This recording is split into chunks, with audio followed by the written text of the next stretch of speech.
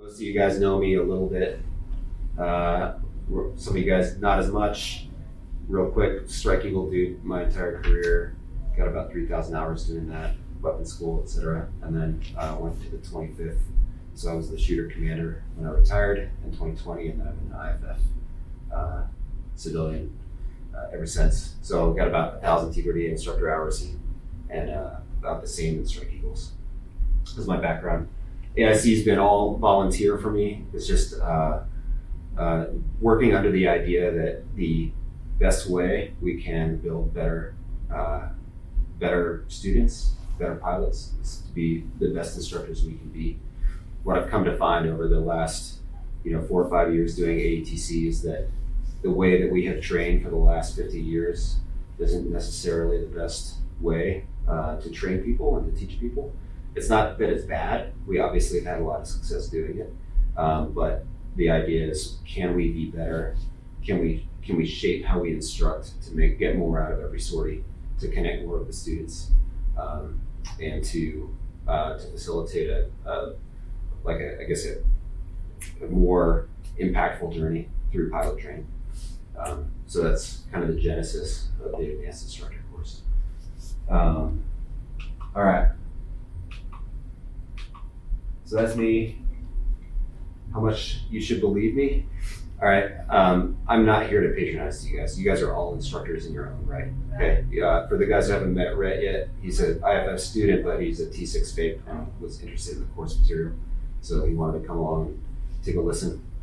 I expect you guys to challenge me throughout the course of this. Okay. This is not academics one way. This is totally a guided discussion is my plan for this. So rules of engagement. Please, let's talk and have dialogue. That's why I wanted to keep it in a small group so that we have the ability to speak up and to challenge things, tell your own stories, pile on, maybe revector. This course is kind of constantly changing as we go through it based on all the IP inputs we get. So the more you guys contribute, better off we're going to be. All right, before we start, we're going to start with the instructional brief here. So what do you guys think we're good at right now? What do you think we do well? Specifically, right, with the use cases, UPT, I know we're talking to a PIC crowd, but Dingo, what do you think we do well? I don't know, we got the rote memorization down pretty well. Rote memorization of how to deliver a brief in a rote memory format? Oh yeah. Oh, sweet, awesome, fantastic. Is that really doing things well? I mean, to memorize numbers and things that you need to know. For the objective of memorizing numbers? All right, fair enough. Pitch, what do you think? I think we're good at getting them to set goals. Setting the expectation that you will show up to the sortie with, training objectives already thought out and put up on the board, and then, talking through them in the brief. Okay. Highlighting them and then briefing towards those objectives. Awesome, great. We're gonna talk about objectives, dude. I'm gonna put that on the board over here because I agree and I disagree with you. I think we do a good job setting objectives in the fact that we set them, but I don't know that we tailor them as well as we could to each individual sortie. But I'm totally open to discussion on that. So that's a good one to open a can and see if we can get better. Macca, what do you think? T6 side. We're getting better at the coaching side of things, but not necessarily full-scale coaches yet. So more the professor kind of thing, give you the information. Great. So you still think there's still more of a teacher-centric model than a learner-centric model going on. Okay, so we're trying, but yes. Well, good. The fact that trying is why we're here. So some guys haven't had a chance to read the handbook yet, which will outline teacher-centric versus learner-centric. Does anybody want a quick synopsis on that so you know where I'm going? Or does anybody not feel comfortable with the idea of what teacher-centric versus learner-centric training is? Okay, great. All right, Jason, you're my T1 representative, dude. Well, what do you think we're good at in the brief, the instructional brief? Just the time management of it. Okay, great. I totally agree with you. We do that every day, right? We have to package information into a specific amount of time. Totally. Awesome. All right, Uncle, what do we suck at? Well, this is something we're good at, but also that we're bad at. We're good at briefing things as standard. Okay. And so what do we suck at? Realizing when we've made assumptions as to the UI or the student's knowledge. Great. So we make assumptions and then we don't even realize that we've made them, and we move out on a sortie under a false set of assumptions. Ooh, good. Like that. Hookline, what do you think, man? I think we're pretty good at covering like the how to do things. Sometimes we miss the why.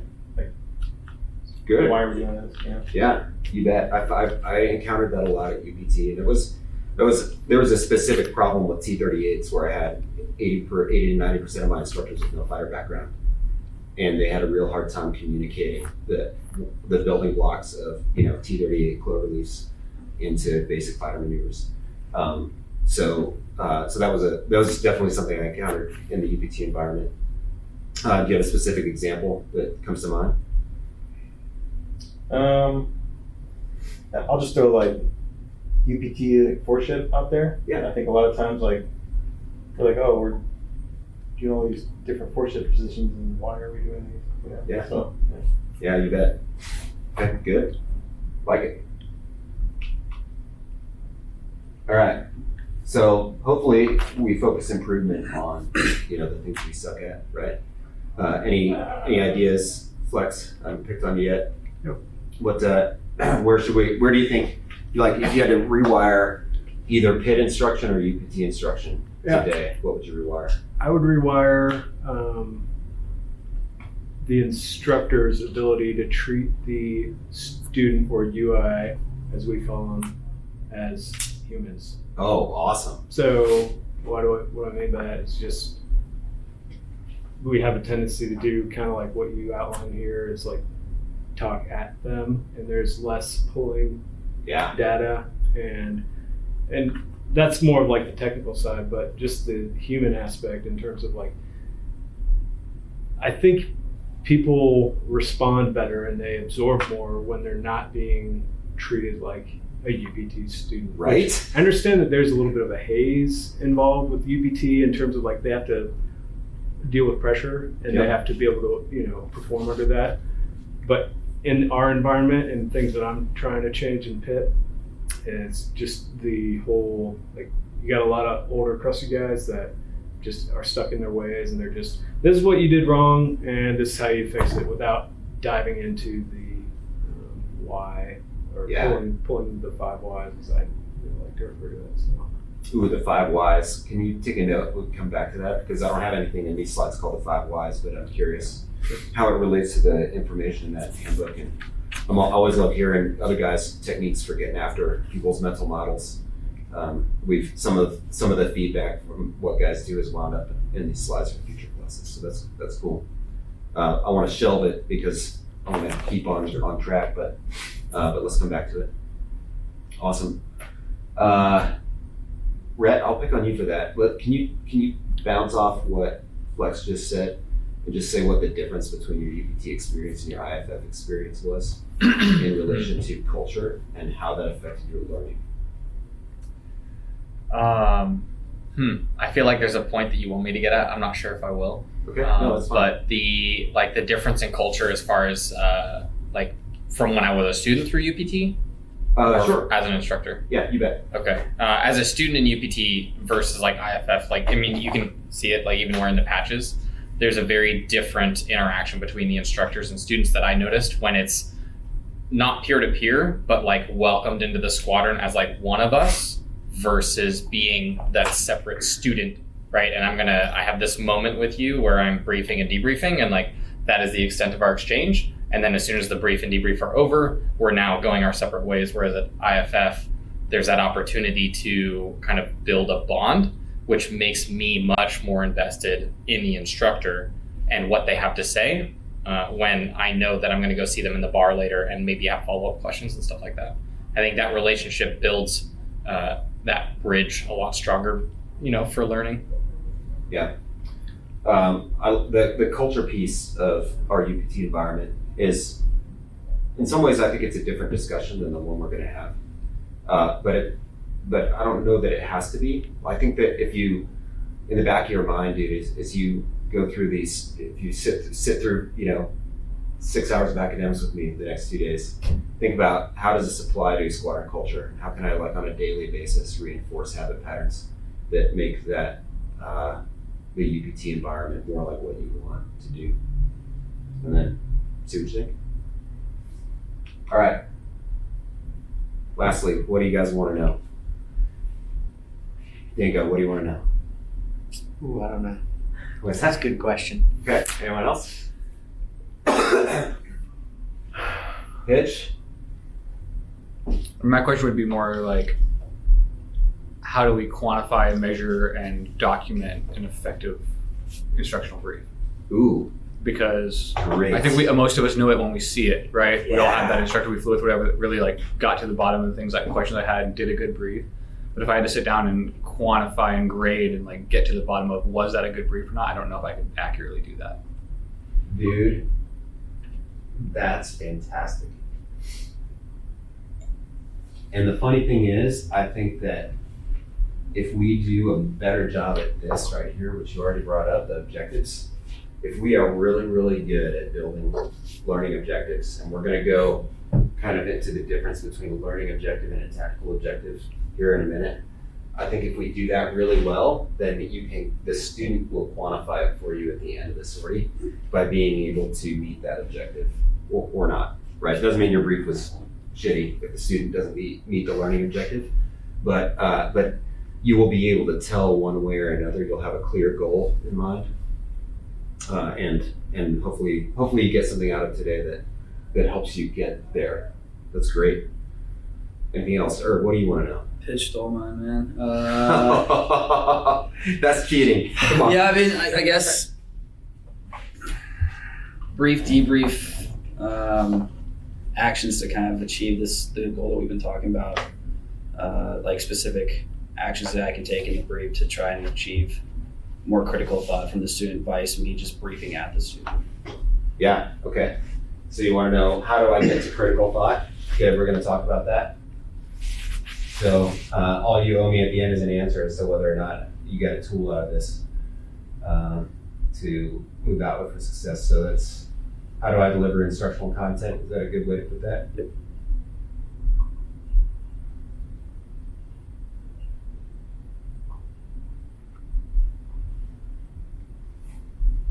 Okay, cool. Anyone else? Get better at Socratic questioning. How do you get better at Socratic questioning? Yeah, something like every time I hear this brief from you, I grab a new tidbit to get better at that. Yeah. What do you think Socratic questioning is? In my mind, it's the questions that you ask to try and help the student get to the root cause or whatever learning objective you're trying to deliver.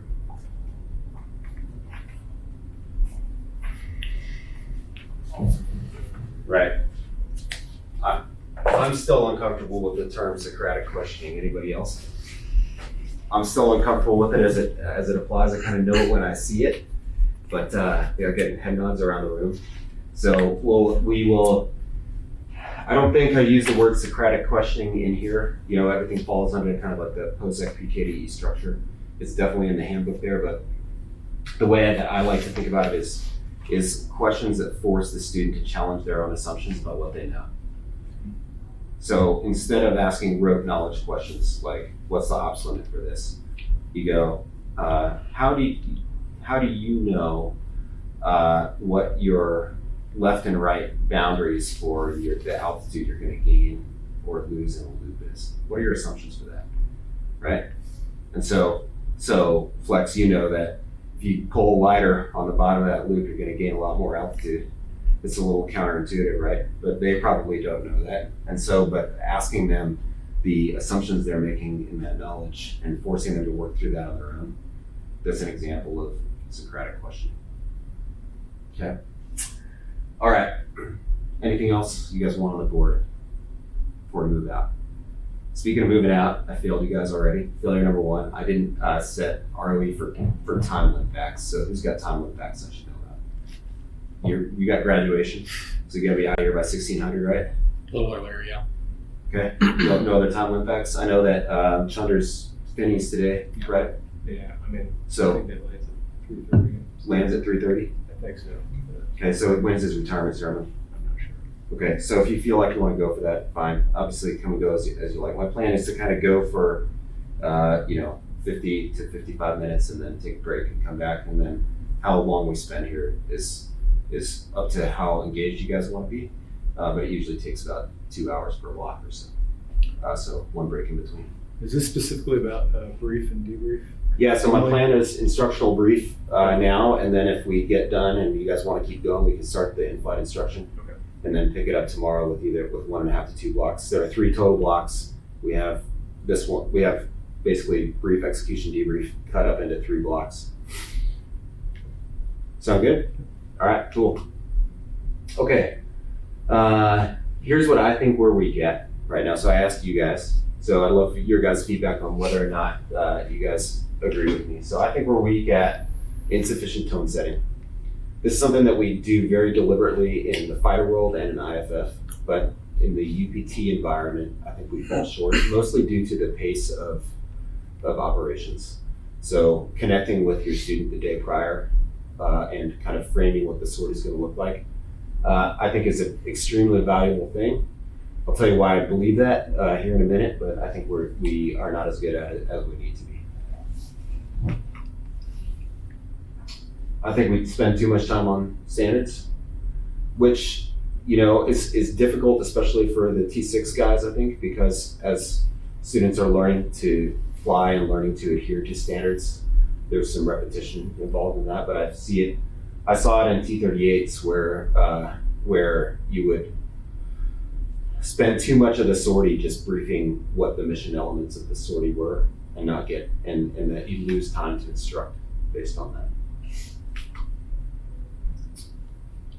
Which kind of leads into this. Really, sometimes those things are the same. That doesn't show, but standard items and so too much time spent on the details of what was going to happen and not how. And then this is the big one. So this goes to assumptions. So was it you who said assumptions, right? So fully agree there, right? Where we spend just not quite enough time asking the students the right questions to be able to tell if they're really going to be able to do something well. And then lastly, who said this? Dingo, was it you who said this? It was one of you guys over here, Uncle, or Macca, it was you who said it. Okay, so too much teacher-centric and not enough learner-centric. So if there's one takeaway from this, it is how do I take the half hour or 45 minutes that I have for a brief and change my briefing style to make it more learner-centric under that time construct and develop a comfort level with that. I think is what I would say. I hope you guys can take away from this discussion. All right, so Rhett, what's the purpose of an instructional flight brief? Holistically, to get everyone on the same page for admin, Okay. what the purpose of that instructional flight brief is going to be, and then how it's going to be executed, and then Yep. I think to prime the student for what's going to happen in the air. Ooh, prime the student for what's going to happen in the air. I disagree. Under a learner-centered construct, I disagree. Okay. Think about it from an IFF standpoint. If you show up to a brief with me and I have to prime your brain for what's going to happen because you haven't chair flown it already, how's that brief going to go? Okay, not well, but I Yeah. think my message was maybe missed. With that, I'm thinking of talking to the student and maybe getting a little bit from what happened last time and what they're going to apply differently, Great. and then the things that I'm going to say in the air that should trigger a specific response in order to achieve that objective. Oh, fantastic. Good. So there's part of this, I'm actually going to cover it in the next block, which is how to do a really good instructional level crew coordination brief as part of your instructional flight brief. I just covered it in the next block because it's more related to execution, but it's definitely part of that brief. So that's really good. Herb, any other ideas? Setting expectations of not so much chair flying, what to expect in the story, but what he can expect to hear from me, so that he has trigger words like, I don't know, heat to guns, like what I mean by pull, what I mean by power, what I mean by like turn circle entry cue, stuff like that. So when he hears those quick little brain bites, he can act upon it. Yep, you bet. So that's two votes for a great crew coordination brief. I like it. Anything else going on in your instructional brief pitch? I mean, I'm using it a lot to assess like what the student's bringing to the sortie. You know, Yeah. where are they at the Perfect. start of the brief, so that I know where I want them to be by the end of the debrief. Awesome. Love it. Great. Cool. So, yep, we're going to push the student to learn and perform. We'll talk about that here in a minute, but that second block there is exactly what you just told me, Pitch. So yeah, so this is a common instructor trap between what you said and Pitch what you said. The difference between those two is actually pretty big, right? If we approach the instructional brief going, I'm going to set the student's mental model for today. And Pitch, you approach the brief going, I'm going to make the student prove to me that his mental model is correct for today. Those are two totally different mindsets. In the first one, you give the student an out to be a passive observer and to accept what the instructor says at face value. But in the second one, the student has to be actively engaged and prepared and cannot be a passive observer in his own training. And so that approach difference, it seems subtle, but it's actually really not. So, Rhett, not saying, I think you had the right idea, but the way you phrased it made it seem like you were going to actively control that student's, experience, and that is exactly the opposite of what we're trying to go for. Make sense? Yeah. Okay. Now, we'll get back to the first blue box up there. And Pitch, we're going to get into learning objectives. And so the takeaway for that, what I would say is think about, let's see, so you guys have standard objectives for phases? Yeah. Jason, do you guys have standard objectives for phases? Cheetahs, I know we do, right? So, right? So now when you look at those objectives, you think, okay, so I want you to challenge yourself to think, are these objectives challenging my student today to learn and perform at a higher level? And if not, could I tweak them and change them so that we get that learning and performance out of the brief?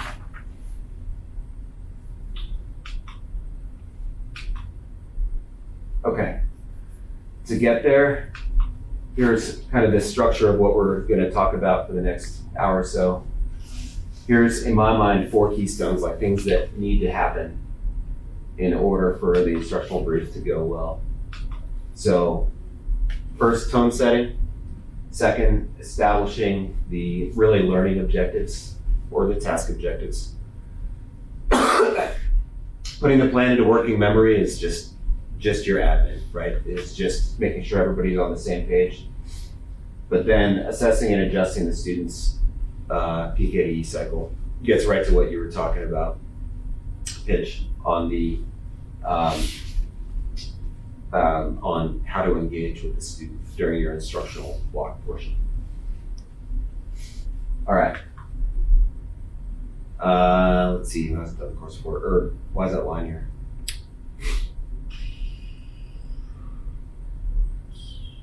The top of the line happens before execution advice. Bottom is more in the moment when they're actually executing their plan. Close. It's definitely a time delineation, but I'd argue that the time delineation is elsewhere. Bingo, what do you think? I mean, sure, you can set the tone the night prior, Yeah. the message, and really the objectives, tasks. So one's kind of before the brief, and the other one's in the brief. Perfect. You got it, brother.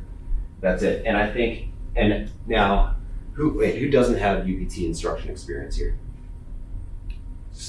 Yes. Done a few reviews. Done a few reblues, but that's okay. So, you guys both have been, you were a Red Bull, right? I was. Where were you, brother? Yes. Okay, when was that? Got there late 2020. Okay, so Right you after your just missed each other. Okay, great.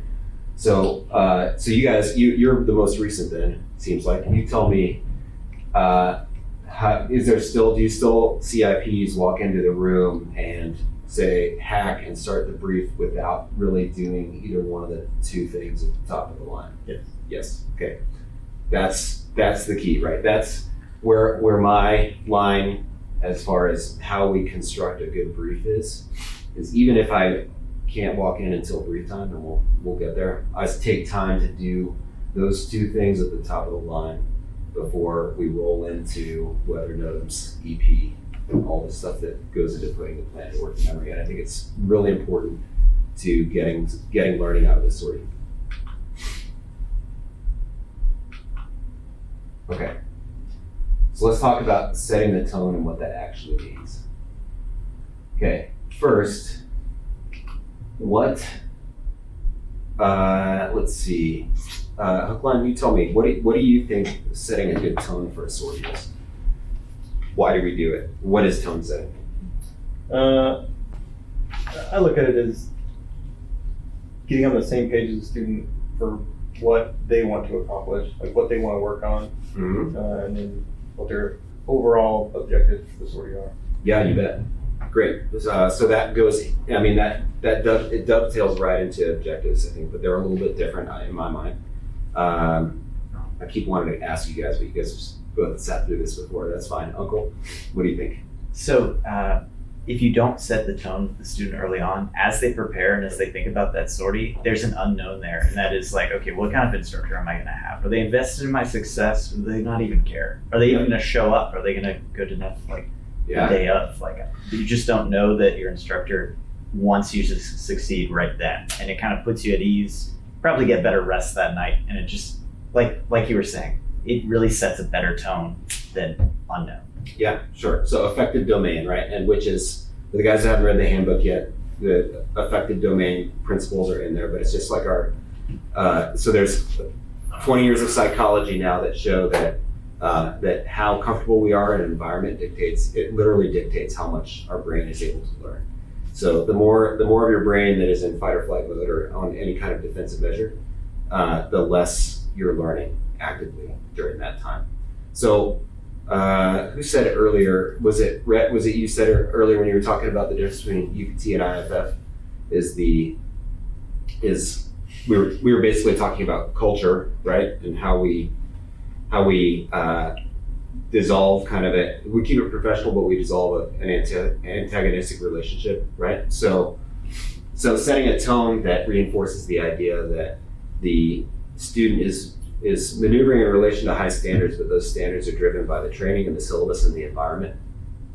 And the IP is just there as a coach, there to hold those standards, but not in a way that is harmful to the student, right? I guess this is the fear, I think, a lot of guys when they see UPT 2.5 and they go, okay, it's all touchy-feely and stuff like that. I understand where that vibe is coming from, but it is, the idea is, can I be a great coach and still uphold high standards and have the student mentally disassociate the high standards of the course from the demeanor of the IP? That's good tone setting. That's part of it. Love it. Thank you, Uncle. The other reason, and the last reason I'll throw out in this story is kind of about that, is a really good conversation when you're setting the tone can actually change the student's preparation for the actual mission elements they're going to do and what they study if you get there early enough. And sometimes we can't do that, but I think it's really important. So here's a story for you. So IFF standards say that you have to check in the day prior, you have to talk about brief time, you have to mention any regressions or unaccomplished tasks or anything you have to clean up from the previous sortie. So I had a Wizzo check in with me, and here's his very first text to me. This is the very first time I'd ever talked to him. So he checks in the day prior, says, "Good afternoon, sir. We're flying DB2W together tomorrow. First go." So not in accordance with the standards, right? So I did something that was not touchy-feely. I sent him that gift back, right? So my very first communication back to him was a meme. But I immediately followed it up with this.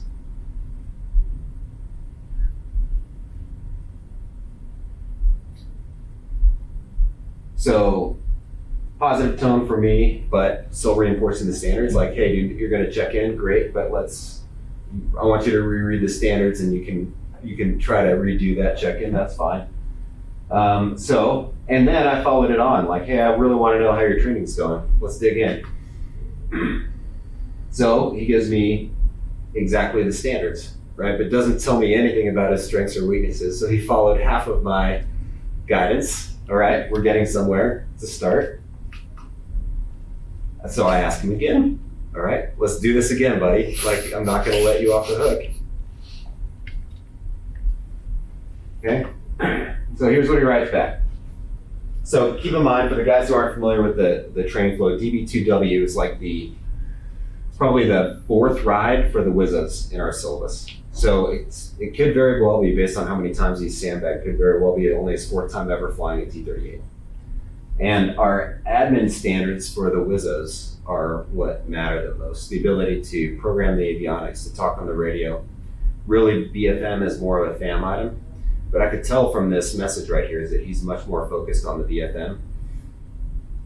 And I also had a knowledge of his grade sheets and knew that his admin was in the street, right? So he sends me a text. He's like, hey, I'm really excited about this BFM. And I'm like, okay, probably not where your focus should be.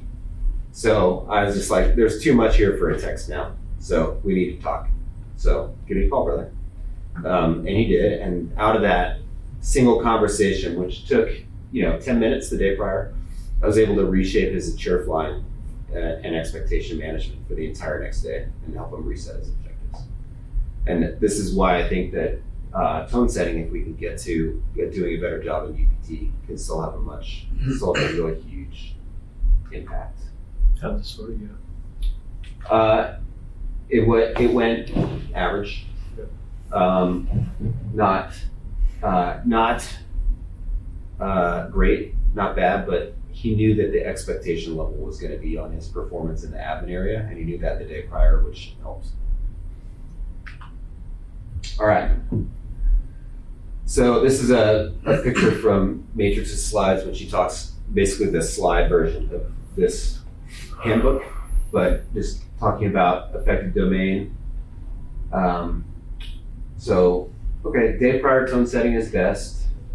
Anytime prior to brief, fine, in a UPT environment especially. But I believe that it should absolutely be done prior to brief start. So failing to do that and then walking in and just starting the brief is like a huge red flag in my mind, because there will already be communication breakdowns before the brief even begins.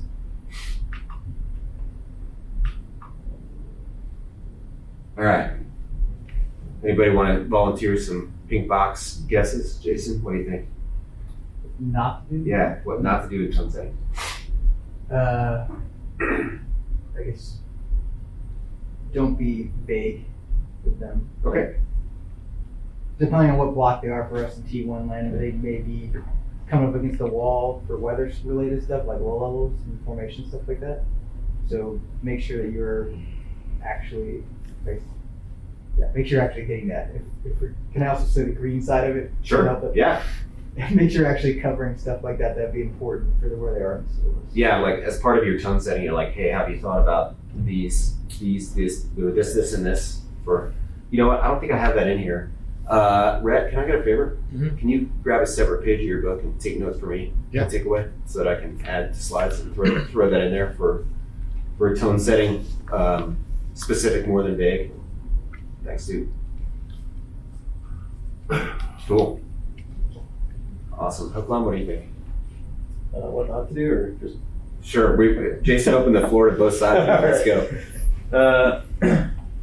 I think for what to do is like ask the student, like, how can I help you? Like, what can I do to help you? Because I think there's two sides to this. Like, we set the tone for the student, but we also kind of set the tone for ourselves. Like, how can I tailor my brief to make you better? Yeah, totally. Okay, great. Flex.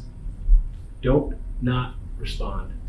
There's like, when I was going through Pitt, there was probably, at least half the time I'd send a message out never get a response. Ooh. And it's just like, okay, cool. Immediately know that this person doesn't really care about your training. Yeah. Other thing that I find is that text messaging, you can just the tone in a text message can be delivered in different ways. So say, okay, sounds good, dude. No exclamation or anything like that. And I'm not like an excitable guy, but I'll always throw an exclamation point on there just because it makes I know how I feel when I get a response where it's like, okay, this person seems excited, even if they're not really, I don't really care that much, like I'm not that excited about the sorting.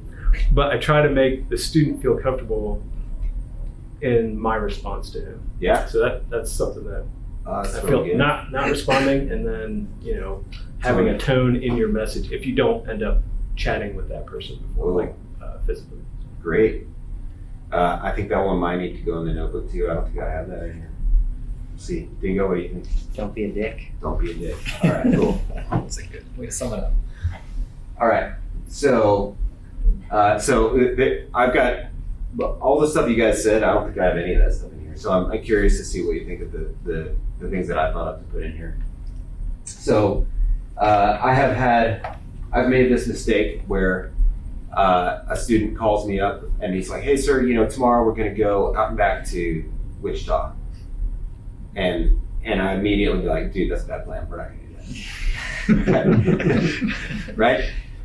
Without asking him why. Why'd you pick Wichita? What was the thought process that went into that? And then if he gives me a good thought process and it's not done dangerous or different, I might be on board with that. But just when my own mental model for what that instrument out and back sorting looked like compared to my student's mental model, I just thumped the plan. That's bad tone setting right there. Don't do that. Okay. Yep. Don't start the brief before you set the tone. Been over that. This one, I don't think my phrasing on this is good when I say open the conversation with okay, what's the plan? This is specific to tone setting and specific to an environment where you haven't even said hello to a person or acknowledged them as a person and shake their hand or whatever, but you just walk into the briefing room and go, okay, what are we doing today? I saw this in IFF like 6 months ago. I was the student's instructor of record, so the student and I already sat down and had a conversation. And the direct support IP walked in, and he didn't even look at me or the student. He just walked in and he goes, and he starts making changes on the whiteboard. I'm just like, dude, good to see you too, asshole. So, that's just poor tone setting.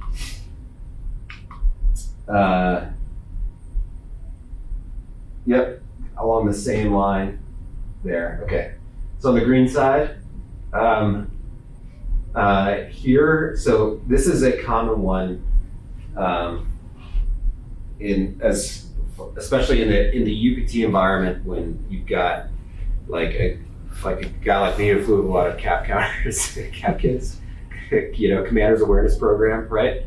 So it is easy to fall into a trap of just assuming that the sort is going to be like slightly below average out the gate. Yeah, Dingo, you're nodding, right? Oh yeah.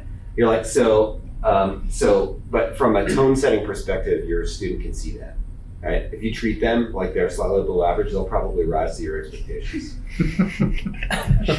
right? So out the gate, every time I fly, especially with somebody new who I have not flown with before, I try really hard to go, all right, this is going to be awesome. Prove me wrong. All right, obviously that second bullet should go without saying. All right, and then the big one, and I think the big one that we miss, and it's going to fold right into objective building, is how can I, in a 5-minute conversation, get on the same page with my student for strengths, weaknesses, and desired areas for improvement. That, I think, is one of the big ones of my tone setting questions that hopefully pitch will fold right into those two things right there and let me go, let me really dig in with the student. an example of this in action, one of my most common things I'll do in the UPT environment or in PIT is walk into the briefing room or the briefing alcove. The student's ready to go. They've got their lineup card, their objectives up, and we'll talk with the student, and then at some point in the conversation, I'll say, hey man, what do you really want to get out of this story today? Like, I see your objectives, those are awesome, but what do you really want to get out of this? And you can, if they're willing to engage, and you can kind of draw out what they feel their strengths and weaknesses are and what they need to learn, and then you can help them rewire their objectives right there on the spot. And that's all part of tone setting and objective building before the brief. And then changing their objectives. Has anybody, hopefully I'm not the only one here, but has anybody here had a tone setting conversation like this, and then based on the conversation, you just change the objectives for the story? Yeah? How often do you do that? Irvin? When I was a flight commander at Shepherd, it was just like you said, you're fine with all the cap counters and stuff like that. And approaching their model. I think while I've been listening to this, the big thing I pull is just showing investment. Mm-hmm. Is kind of the big thing that I pulled from this is it's just like even that text message thread, right? Like, I'm proving to you that I'm not just showing up and getting my captain's pay for the day kind of thing. I'm actually invested in your learning. So with that shared tone, it can be like, I'm with Capster, maybe he's an 87 ride, about to go to his 88, one of the worst days of his life in the Air Force, right? Yeah. My goal may not even be anything quantifiable in the sense of I want you to be GX 420 plus minus 20. Sure. I just want to go out, and I might word it differently. I'm not going to say this, but like I'm going out there to build his confidence. Yeah. And body language has a lot to go into it as well. That's what I was, if you happen to pick me, I was going to say like tone setting, like body language as well. It's something super stupid, but like you get that old crusty that just shows up. Sorry, bro. Hey, you're going United. It's all good, baby. Yeah. But he's like kind of like down, and you can tell he's just like collecting his reserve paycheck. And I'm like, fuck you, dude. I'm not gonna put my work in on you. But if a guy walks in and is like standing tall like he's supposed to, and like interacting with me and showing that he's like invested in my time and he's not just getting that paycheck, I think that's a huge part of it. Yeah. But yeah, so like building confidence is the one that I saw the most with like Capsters. We may have these specific training objectives, but my objective for the most part is trying to, maybe they've had some bad rides in the back, and I'm not going to be a wimp and not call them out for things that they can do better, but also just getting them back to some form of confidence because maybe they did have a bad tone set prior from another instructor that maybe has hosed them down the line a little bit more. Sure. Yeah. Okay, awesome. I got a challenge for you. I'm about to roll into the slides on how to build objectives using the conditions test standard format. Confidence is a feeling more than a knowledge, right? But my challenge would be, is there a way you could phrase that conversation with a student to know by the end of your day, if not the end of the brief, that they are actually going to get that confidence going into their 88 ride? Like, how can you, and I think I don't know that the condition test standard format will apply as much, but I'm just curious to see if there's an application for it there. That's interesting. Cool. All right, who else has altered objectives? Brad, have you ever done it? Do you ever do it in T6s? All the time. All the time. Cool. Can you give me an example?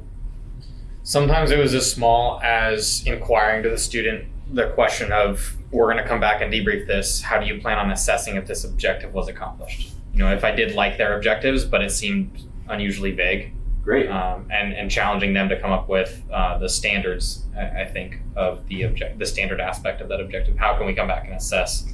Oh, great. Yeah, we did that. Yeah, you bet. That was the most common alteration that I made. Have you had a chance to read through the handbook yet?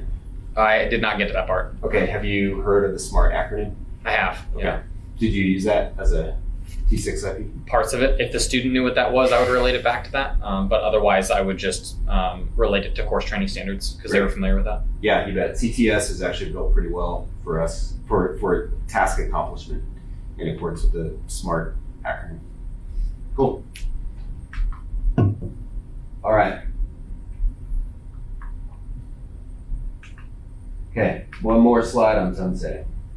So, you just came from UPT. Pitch, when did you finish the It was triples? July of 20. Okay, so you've been out for a while. Rhett, you just finished.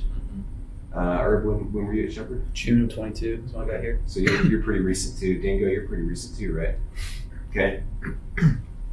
Jason, I don't know. No, you guys are all. You guys have all been here at Randolph for a while, right? Well, May of 21 was my Okay. All right, cool. So my guess is, so you guys all have more recent experience than me in the UPT environment, but I would guess that crew rest and 12-hour days and going door to door, crew rest to crew rest is still a huge factor for a tone setting. Yes. Okay. So how do we legally circumvent that, or not circumvent is a bad word. How do we do the right thing with tone setting and get out in front of our sorties without at the pace that we have to work? Is a better way to put it. Uncle, what do you think? Well, the flight room environment facilitates that. Now that we're getting over the whole COVID thing and we're back in the flight room, the day prior, as you're getting done with one sortie, it can be just, as simple as a 30-second to 1-minute conversation you have with a student that you're on the schedule to fly with the next day because you have a flight scheduler right there in the flight room. Yeah. Who's scheduling you for it. Sure. And in a perfect world, there's no changes, right? But that's another roadblock to this, is when changes to the schedule occur. Sure. And you did such a good job of setting that tone, and then a change occurs. Sure. But in the flight room environment, you can establish that rapport with any students you might be scheduled to fly with the next day. Yeah. And you can advocate with the scheduler, like, hey, keep me with this guy or gal tomorrow, because I've already set that tone. Yeah. Agreed. But yeah, so before crew rest begins, the flight room environment is conducive to setting the tone. Cool. I think the schedule matters less, and it's more reputation.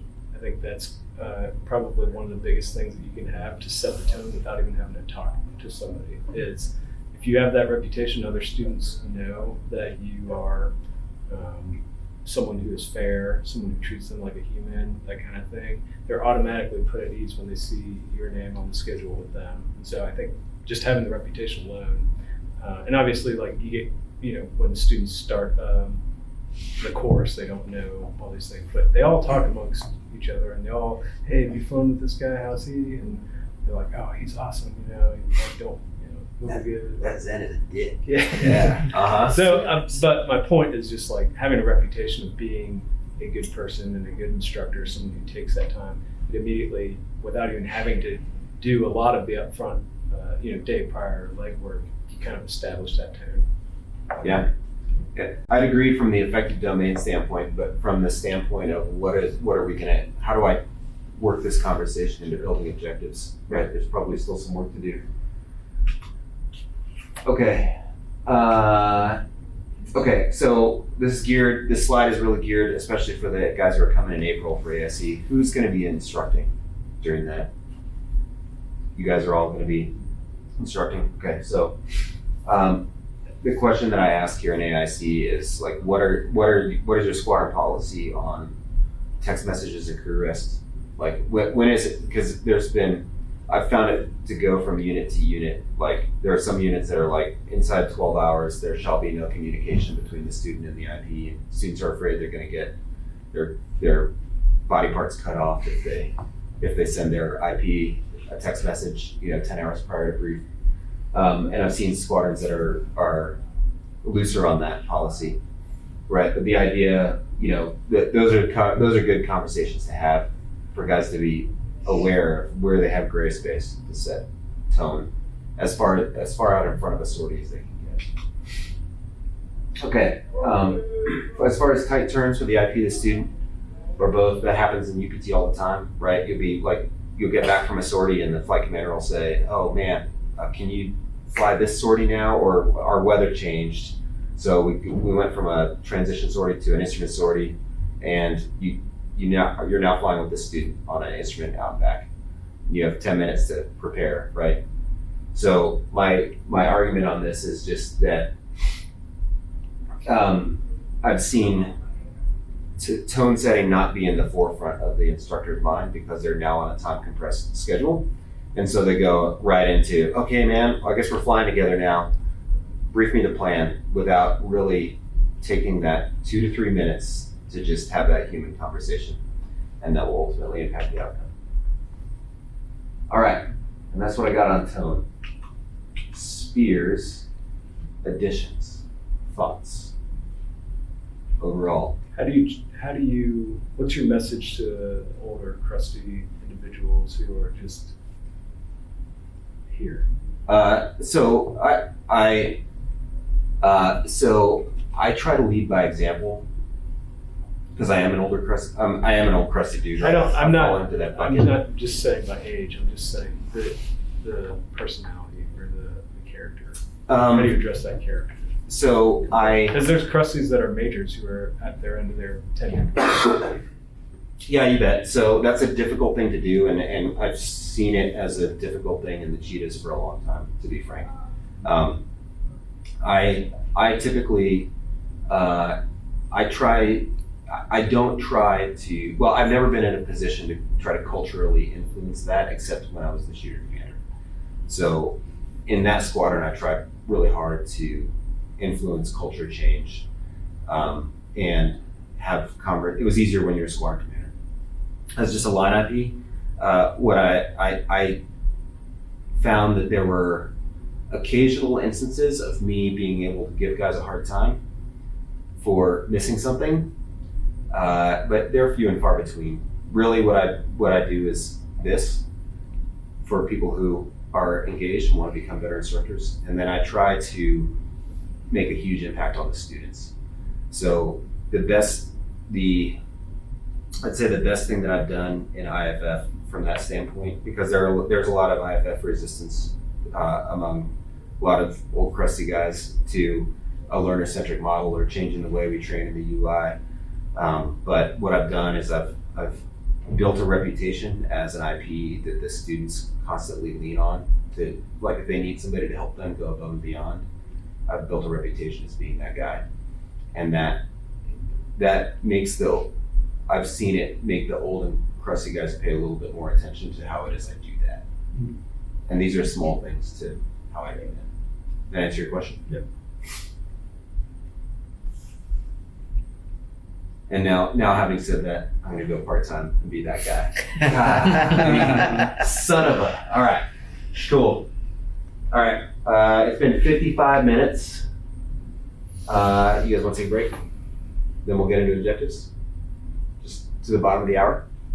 All right, let's do it. Herb. How you doing, man? I don't make it. So good.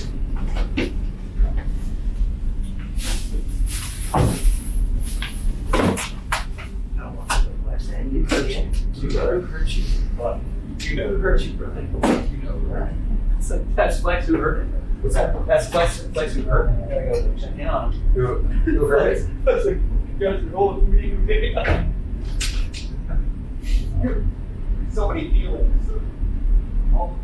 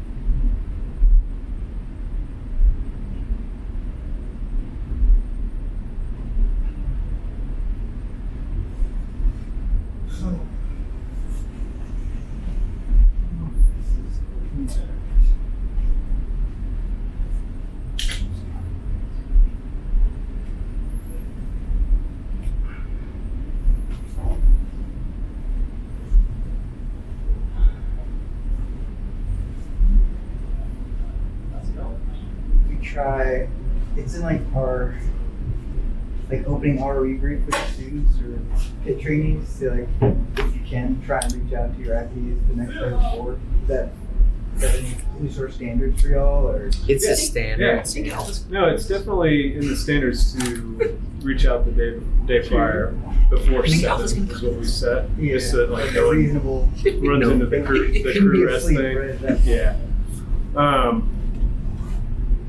I think often we get, I don't know about you guys, but probably 80% of the reach outs, so to speak, are, hey sir, you and me briefing tomorrow at 7:30 for an 8:15 takeoff. dude. Let me know if you have any questions, sir. Yeah. So it's just like No. real brief. Yeah. So trying to pull that out of the Not students. super useful, like, I got that in the schedule. Yeah, it's like I get the same schedule you do. Isn't it fun? So This is a 1 o'clock I think thing. they You've just, heard, like, smoke I think lucky 1 the o'clock, student like, just doesn't you know, know way to what say- to say. Could you take a breath. What was the conversation? I had a quality that had power to it. Oh no, yeah, I used to wind the clock in the bone all the I used to fucking be on time. airplane that gets my head restarted. Yeah, I pretty congratulations. much undecided So that event. I'm disappointed But, in our new standards about I don't that remember. It was like a specific stupid couple comment. fight. Like it was about. Because I got one of those Yeah, messages from a I can't student remember what it was. yesterday. I was like, I almost responded like, dude, check the fucking standards. You didn't tell me how to do that. And then I was like, wait, I haven't looked at the new standards to see. And I'm like, oh, all it says is they're going to contact you about Yeah. the general mission or some shit. Like, it's super vague. I It doesn't literally say got one. anything useful. And I'm like, well, I guess he meant the I literally standards. got a message that just said, "Hey, Herb, checking in." Nice. That's And I was good. like, "Sick, thanks, bro." I didn't know how to Awesome. respond at first. I was like, I recommend a Jon Stewart meme. "That, yeah." Go on. Yes. I'm not a big meme guy, but I might have to do one. Yeah, I don't ever let a student get away with just, hey sir, brief time's this, take off, or whatever, take off. Good. No, it doesn't wind that way. It winds the other way, and it's already fully I get wound. scheduled. Like it operates off of the wind. I'm doing my CT sorties. Like, I mean, I was supposed to fly. And then after it runs out, you just yesterday. wind it to keep it going. But I was Powered by wind couldn't remember my up. Wind up, ears. powered clock. You don't have. But the night prior, Do you want to have a wind sure, up power? you wanna Yes, fly, it fucking like, did. What do you want to do? I used to Did wind the it. both have a up. wind up power? 3. Did he respond? It probably Is this like did. a I LeMay never was thing? able Like, was he to like, draw. "My God, there's my power, it's a wind clock." She's like, Wind the almost clock. again You is never heard the fine. phrase wind the clock. So I'm like, Because I didn't fly bomb. okay, sure. You know, I was like, Okay. It's cool. It's cool. I When you asked him take a twice, breath, take like a to beat, try to don't draw. That's what you guys. anything, That's what you wind guys the do to relax. Is wind It's a clock. phrase Fine, like so I said, like, Currency readout. So instead of You guys are a strange challenging him bunch. to do something more, I sent him a Photoshop of the schedule that showed all the T rides that were like we do on the city, early days T rides, and I was like, "You like to look dangerous, don't you?" Let's just put one more gem in this mix. All right, That is one of the best parts about the sweet. day before Colorado. Like, oh, we're gonna be the 6th jet going to Robert Gray. We change that. Yeah. All right, guys. Let's get back to it. I did let that first section take a little long, so I'm going to try to push up the timing a little bit to see if we can get done by 1600. Okay, but I think that's a reasonable goal. How are we doing so far? Worth your time to be here? Yeah. Definitely. Okay. Even better the second time. Teachers. Okay. I'm just trying to set the tone. All right. Let's talk about objectives. Okay, so a lot of the tone setting discussion folded into objectives, which it should, right? To me, they're part of the same discussion. But how you do it and how we set learning objectives, I think we are both good and bad at these, like I said. So Pitch, hopefully I get a little bit of this with you because you said you think we do it well, and my argument is I think we can do it better. But we'll see where we land. Okay. Yes, we already talked about doing it before the brief. Anybody ever change the objectives mid-brief? Yeah, Dingo, you're nodding. Give me an example. I mean, if you see something that's 1, out to lunch, 2, unattainable, 3, not measurable, Yeah. that type of stuff. Yeah, you bet. Perfect. Herb. When they choose to put an objective just as meeting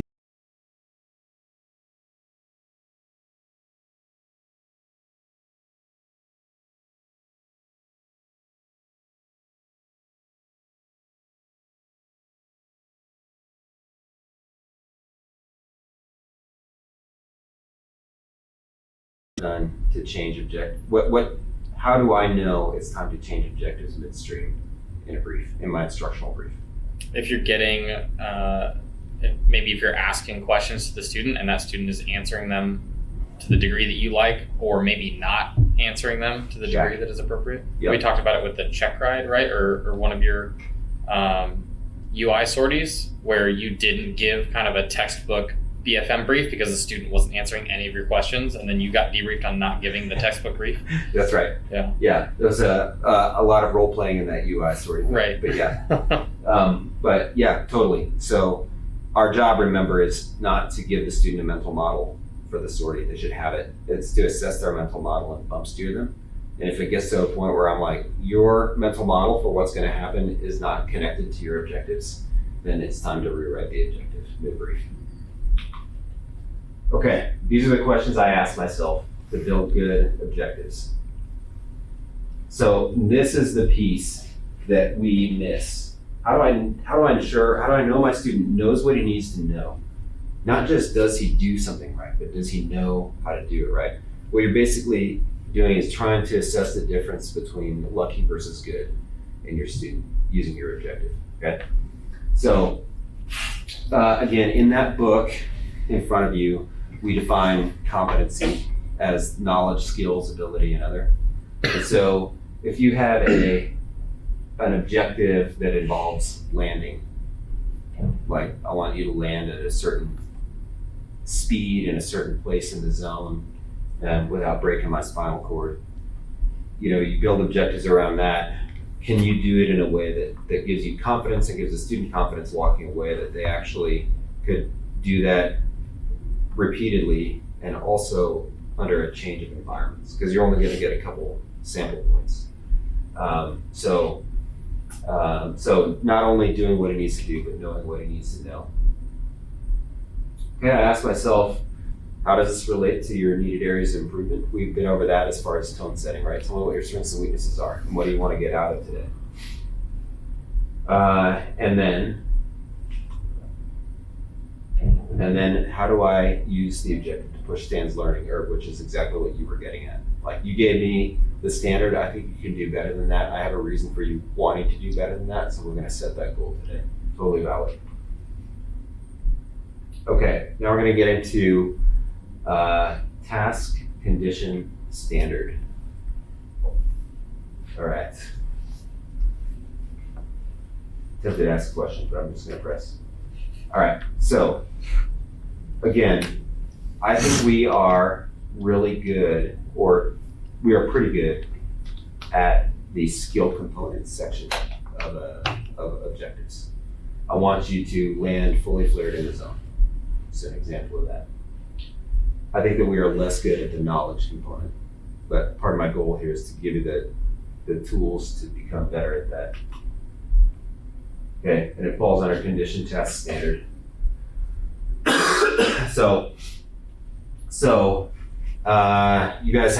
A couple guys haven't read the book yet, so I'll lean on you. I haven't leaned on you in a bit. So can you give me an example of a knowledge component objective for a condition, task, standard?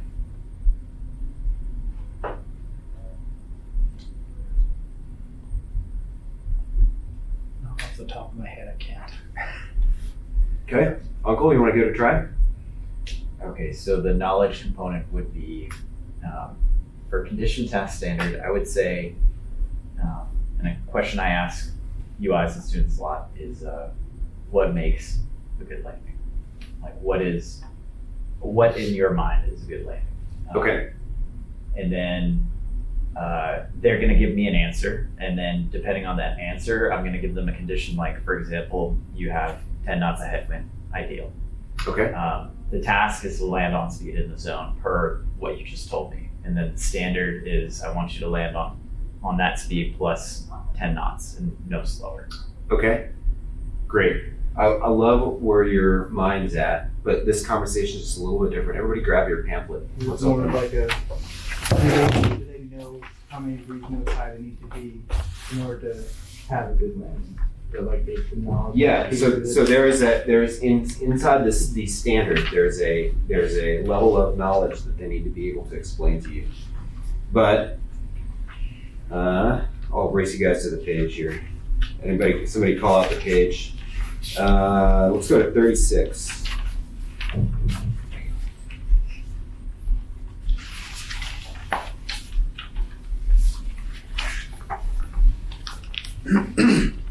Okay.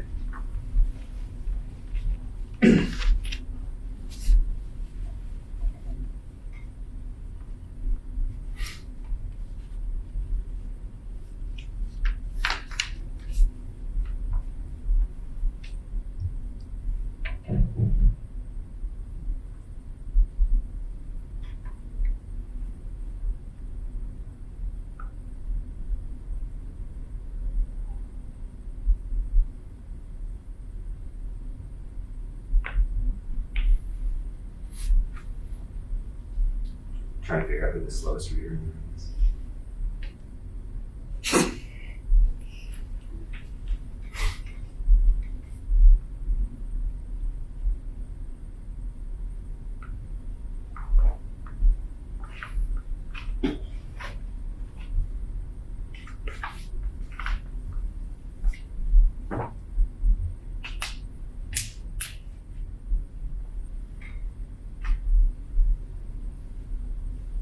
Lex, I see kind of a look on your face like, No, it's not what I expected. Okay. Yeah, it sounds like the condition is basically just like, here's the setup, and then the task is what you're going to do in that setup, and then Yeah. So maybe it's possible that what I think I need to do to make this brief better is to change that word up there to learning. So our learning objectives. Yeah. So under learning objectives, you have a knowledge component and a skill component. You have to know stuff in order to be able to do it, but in order to keep wings on your chest, you have to be able to do it. So you got to know it, you got to do it. And then I just use condition task standard as a way to kind of bullet point how to show that somebody knows something. So knowledge component, in my mind, is when I go, is much harder to quantify than the skill component. And there's a lot of subjectivity in it. But an example of it would be, hey Stan, by the end of our sortie today, I want you to be able to explain to me what you're doing as far as your crack shift idle flare, and what your cutoff points are for making decisions in that environment so that we can find ground effect. So that would be, and there it's very difficult to establish a standard, but I've given him a condition, which is by the end of debrief. The task is explain this to me in your own words. The standard is now, a lot of it's in accordance, some of it's going to be in accordance with published guidance, because 251 has a little bit of guidance on that, but then a lot of it is going to be, as far as my judgment of, does the student really understand this or not? But that's the knowledge component of the objectives. Then the related skill component would be, when you go out and execute this, we are going to grade you to we're going to make sure that your speed crossing the threshold is green +0 -5, that your threshold crossing height is 10 feet or less, or like more than 5 feet, less than 15 feet, call it, or whatever. I'm just like throwing measurable parameters on it. And that your VVI approaching ground effect is somewhere between 200 and 600 feet per minute. Like that's what we're going to look at to make sure that your parameters are good. Now, is what I just said necessarily great as far as like objectives I would really have a student do? Not necessarily, because I just threw a couple of objectives there that you're not going to measure in real time or care about in real time.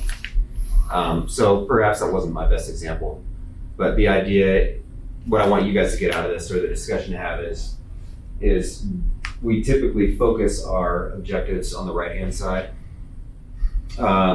Somebody give me a cheetah standard objective that, Execute excellent T38 admin. yeah, okay, great. That's not necessarily a great task objective, right? But we have some other ones that are good, like course training standards are a great example. Like I want you to fly your ILS plus or minus a dot in pitch and course deflection, right? That's a course training standard. And that's a skill component.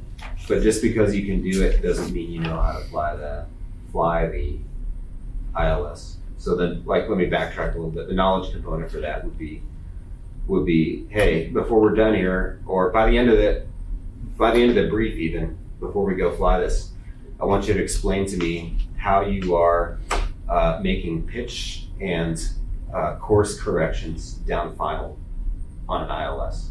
So you get the student to explain their cross-check to you before you go fly, and then you hold them to the plus or minus 1 dot standard while you fly.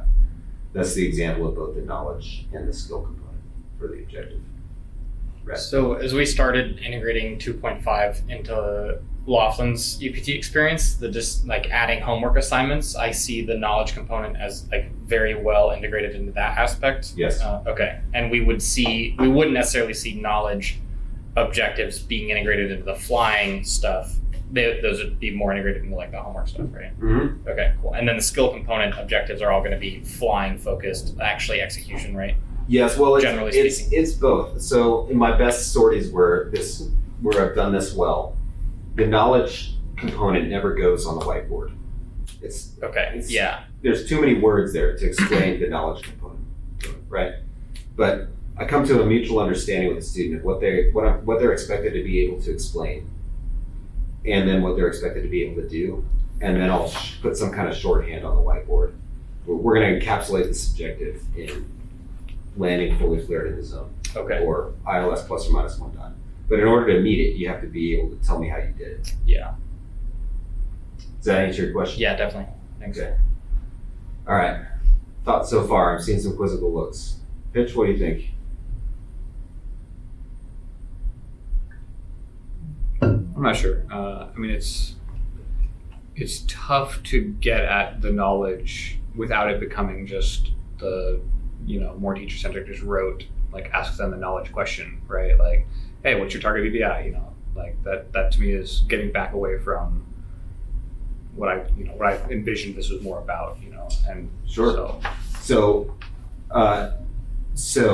part of knowledge is rote knowledge, but we further that to application-based knowledge. And really the knowledge component is having the student demonstrate their knowledge component to you.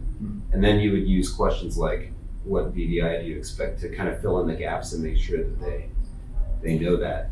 But really, it's very learner-centric when done correctly in that they almost have to instruct you as to what their cross-check is and how they're executing the task. Lex?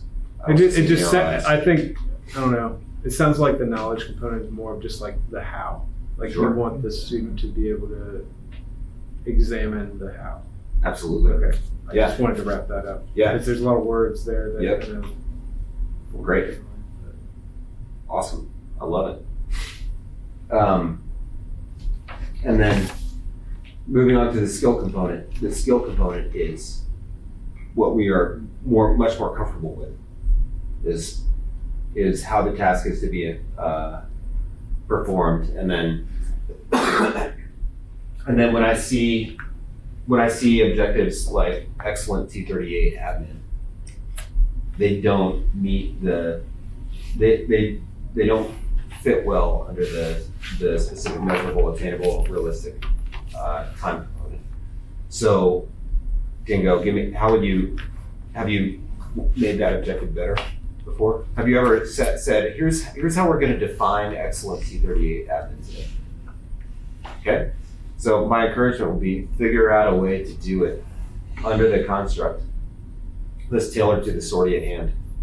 Like we did that cross country. I was with Yeti, right? That objective was on the board. And I said, okay, here's how we're going to define that today. is no misunderstood comm between you and ATC on either way. So every single radio call or request that goes out, even if we do changes, is 100% understanding between you and the controller of what the expectation is, without any say again or repeating of your comm. Go. So I was able to quantify that skill and say that was our EFPD target for the day, or our excellent T38 discipline target for the day, and we met it.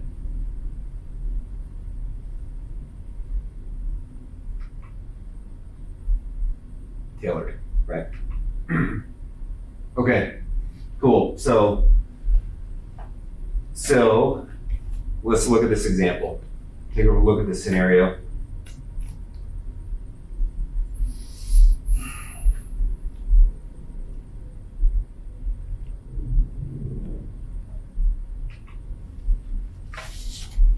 Look for condition task standard in here.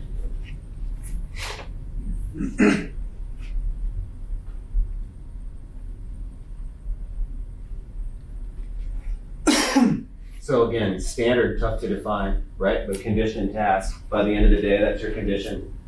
Walk me through your checkpoints, that's the task.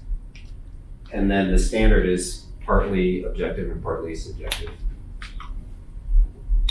And then the skill component in accordance with the SMART objective, or the SMART acronym.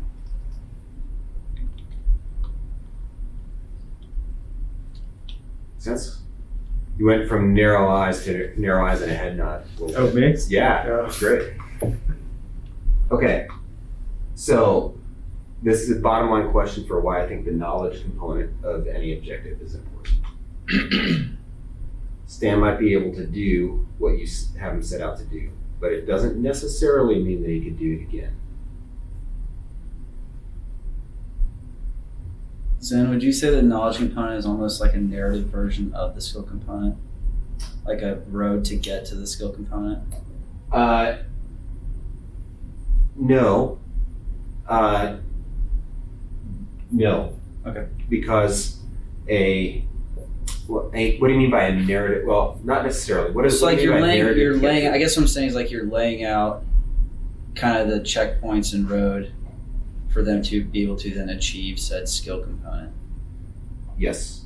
Yeah. I mean, in order for us to do anything in the airplane, we have to know how to do it, right? Right. What we're really striving for in all of ourselves and our students is aviation mastery, which assumes competency, which assumes that you can do a skill under a various set of conditions. So on an individual flight, you only have a data point that shows you how well a student performed a skill. If you're not digging into the underlying knowledge component that drives them to tell you how they did the skill, then you're not getting any information as an instructor for how they would execute that skill if the conditions changed. Yeah. So the knowledge, I mean, ultimately the skill component is something we can measure because we know we can measure what right looks like.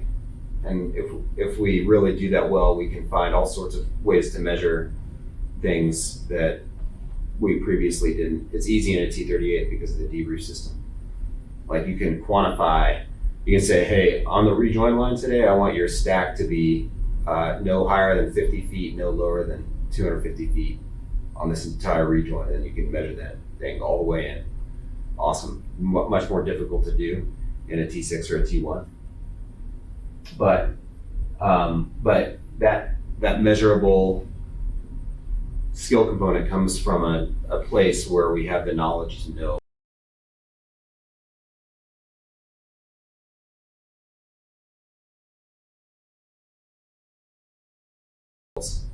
in order to earn their wings.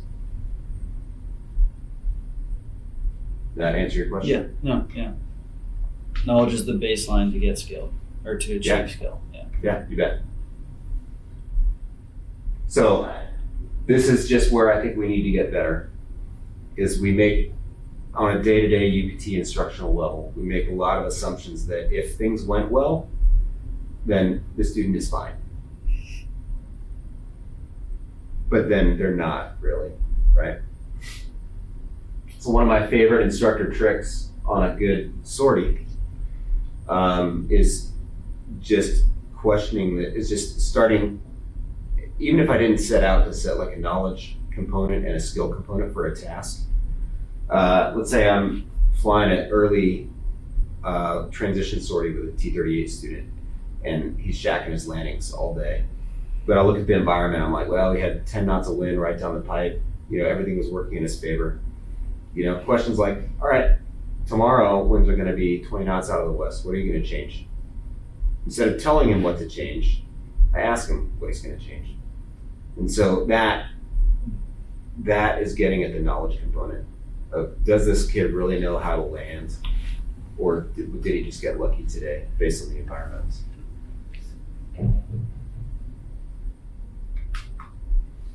All right, for the sake of time, we're not going to go through the exercise. Okay, I want to introduce you guys to it. With the students who go through, or the IPs who go through AIC will do this. But basically, this is just a mental exercise you could do if you want to improve at the knowledge component level and skill component level building. Grab a grade sheet, look at it, see what a student needs to get better at, and then try.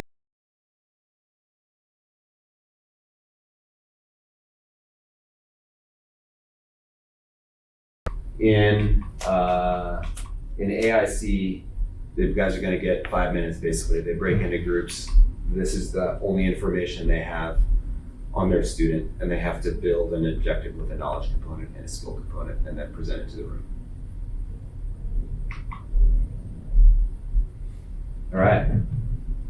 Spears so far. Pitch. I'd say the tone setting piece is well tailored to a specific one-on-one interaction with one student in one flight. Okay. I think it could be backed up a little bit to encapsulate kind of some of the stuff we discussed here of the tone of the squadron, of the environment, of, that kind of stuff. I think that was a good discussion that wasn't captured kind of at all in the slides. So I think that is a really big part of it, right? Like, I could not treat a student in the Red Bulls as a young Red Bull faith the way that you guys treat students at IFF, I think, right? Like the tone setting was just, by the very nature of the environment that we found ourselves in, required to be slightly different. And I think that might have been, it was caught really well in the discussion here. I don't know that it was caught in the slides or the brief as much. Okay, great. Awesome. What else? The knowledge component and the condition task standard is still a little confusing to me. I don't remember you presenting it that way the first time. Okay. Does every single task objective have both components, or are some just capable of being,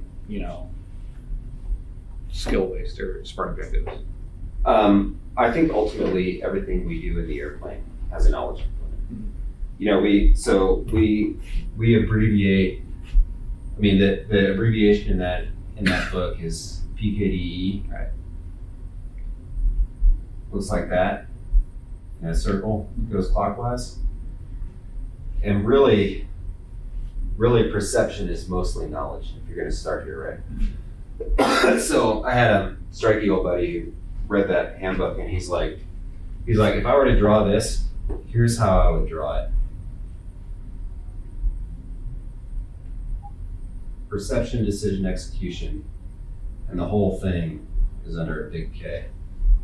Like, in order to do anything, you got to know stuff.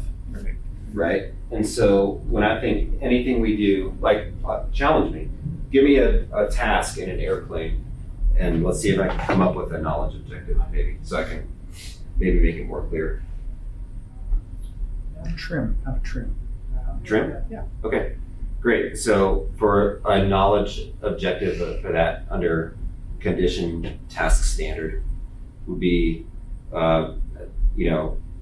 when we're done talking, I want you to give me a summary of what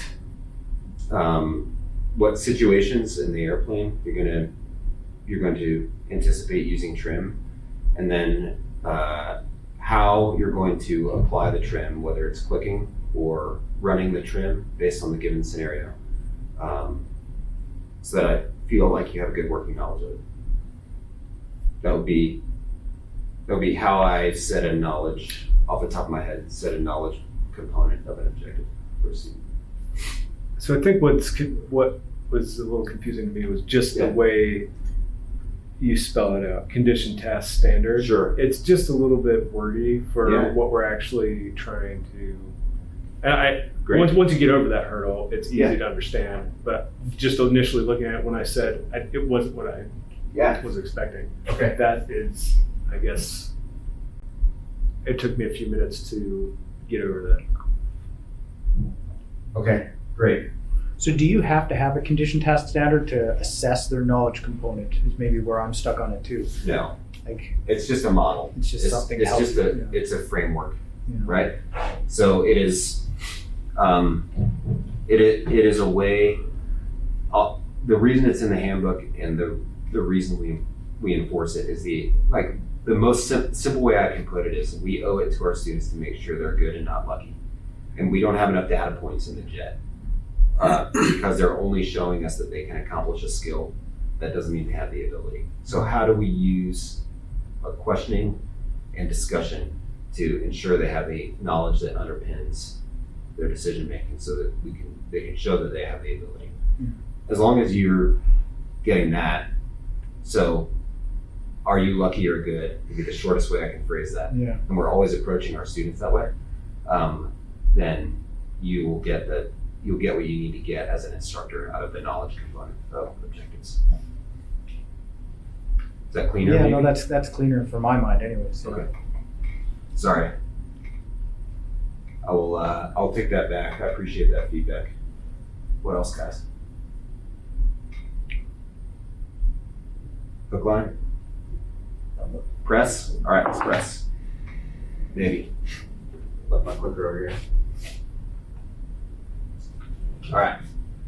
Okay, let's talk about the admin brief, and I'm gonna fly through this portion because you guys are all experienced IPs who brief this stuff every day. Okay. I have a bunch of thoughts on this, but so I'm gonna go from just a questioning or guided discussion to more just giving you my thoughts on where we can improve on this, and then we'll move on to the instructional portion. Okay. All right. So, the only reason we do this is to put things into working memory. But if we don't do it well, it reflects really on our credibility as instructors, I think, if we can't do it well. So a lot of this is mistakes that I see made on a daily basis. So I love the time hack because you have tone setting and objective building, and then you have the hack, meaning, okay, now we're gonna put the plan into working memory and get on the same page. So even in the Apple Watch era, in AETC, I still think the hack is important. Some kind of hack. Okay, but you can still mess it up. So obviously, confident but incorrect time hacks. I've never seen that before. Blowing off the hack, like, okay, hack, it says in my briefing guide I need to give a time hack, but I don't care. So hack, it's Tuesday. That's not cool. And then my hack is pretty close, but I'm the flight lead, so hack off my watch, also not cool, right? So here's some, obviously correct and timely hack. This is my favorite in IFF, actually, because there's very rare times that guys don't have a good hack, but I still want to draw that delineation. And I know nobody needs to actually hack their watch, but I want to draw that delineation between tone setting, objective building, and briefing. So how are those other examples, the bad ones, not that same thing? Because where you're drawing the delineation, but still they're just not. If Yeah. you're assuming that everyone has a good hack by saying hack, it's Tuesday. Yeah, it really is. I think it's just tone. Okay. It's like when you say, I guess it would just be the tone of voice. I guess my example in there is, to me, there's a difference between like if I have a good hack, you and I are briefing, I'll look at you and I'll go, hey dude, I've got a good hack, do you need one? You're like, nope, I got one. Sweet, let's start the brief. That's a lot more, that's just credibility, a lot more than, okay, hack, it's Tuesday, whatever. Right, that's, to me, those are two different things. Like I said, queepy a little bit. It's just really a credibility issue. And then having the student give you one, also good. Assuming that yours is correct, so you know if the student is right or not. Okay, moving on. Mission overview. A lot of times I will, if you do have time to sit down with a student, the mission overview is already done. But one common trend I see in UPT is EP of the day, weather NOTAMs before you actually do the mission overview. So those two things are divorced from each other. To me, the mission overview is the first and critical step. It's almost like building the picture frame, and then the rest of the brief is painting the picture inside it. So this will be the first thing I do after the hack is, all right, everybody grab your lineup card and let's take a look at the mission elements we're going to do today. Those are the big moving muscle pieces, and then we'll move out from there. Hopefully your objectives are already set because you did that prior to the brief, but this is kind of the last chance after you do the mission overview to reaffirm actually what the purpose is. And then into weather NOTAMs EP. So EP of the day, it's common practice in T38s, at least in the cheetahs, to do the EP of the day up front before even starting the brief. Is that the same in the goats? Yes. Yeah, yes, no. It's in the No, same section. It's in that section, yeah. It's in weather. It's further down, but Okay. it's in the same kind of first admin section of the book. Okay. So you do before the time hack is when you guys would do it, or? The cheetahs do. Okay. Or not before the time hack, but it's like time hack EP of the day. That's what I've seen a lot. You see yes, no? Usually time hack objectives, here's what we're going to do, EP of the day. It's essentially the board read. Yeah. Is what a lot of guys will do. Yep. So my pitch on EP of the day is it belongs after the mission. It should belong after the mission overview, and it should be contextualized and it should associative. So we should tie the EP of the day to the mission we're executing. So because every day we do that, it helps us chair fly what we would do in the environment we're going to be in. So instead of all right, EP of the day is a left gen no cross. Here are the indications for that. That's what the checklist says, and being done with it, we're like, okay, let's say we're in the middle of our loop today and we get a left gen no cross. The difference in how our brain connects that information is small, but over time cumulative, so from an instructor level, you're making money every day, I think, if you're contextualizing the EP of the day. This is why we do it this way in IFF. We force the students to actually chair fly through to a logical conclusion what will happen on the exact if they get an EP at a very specific point in the sortie we're about to go fly. All right. Okay, mission elements. This is something where I feel we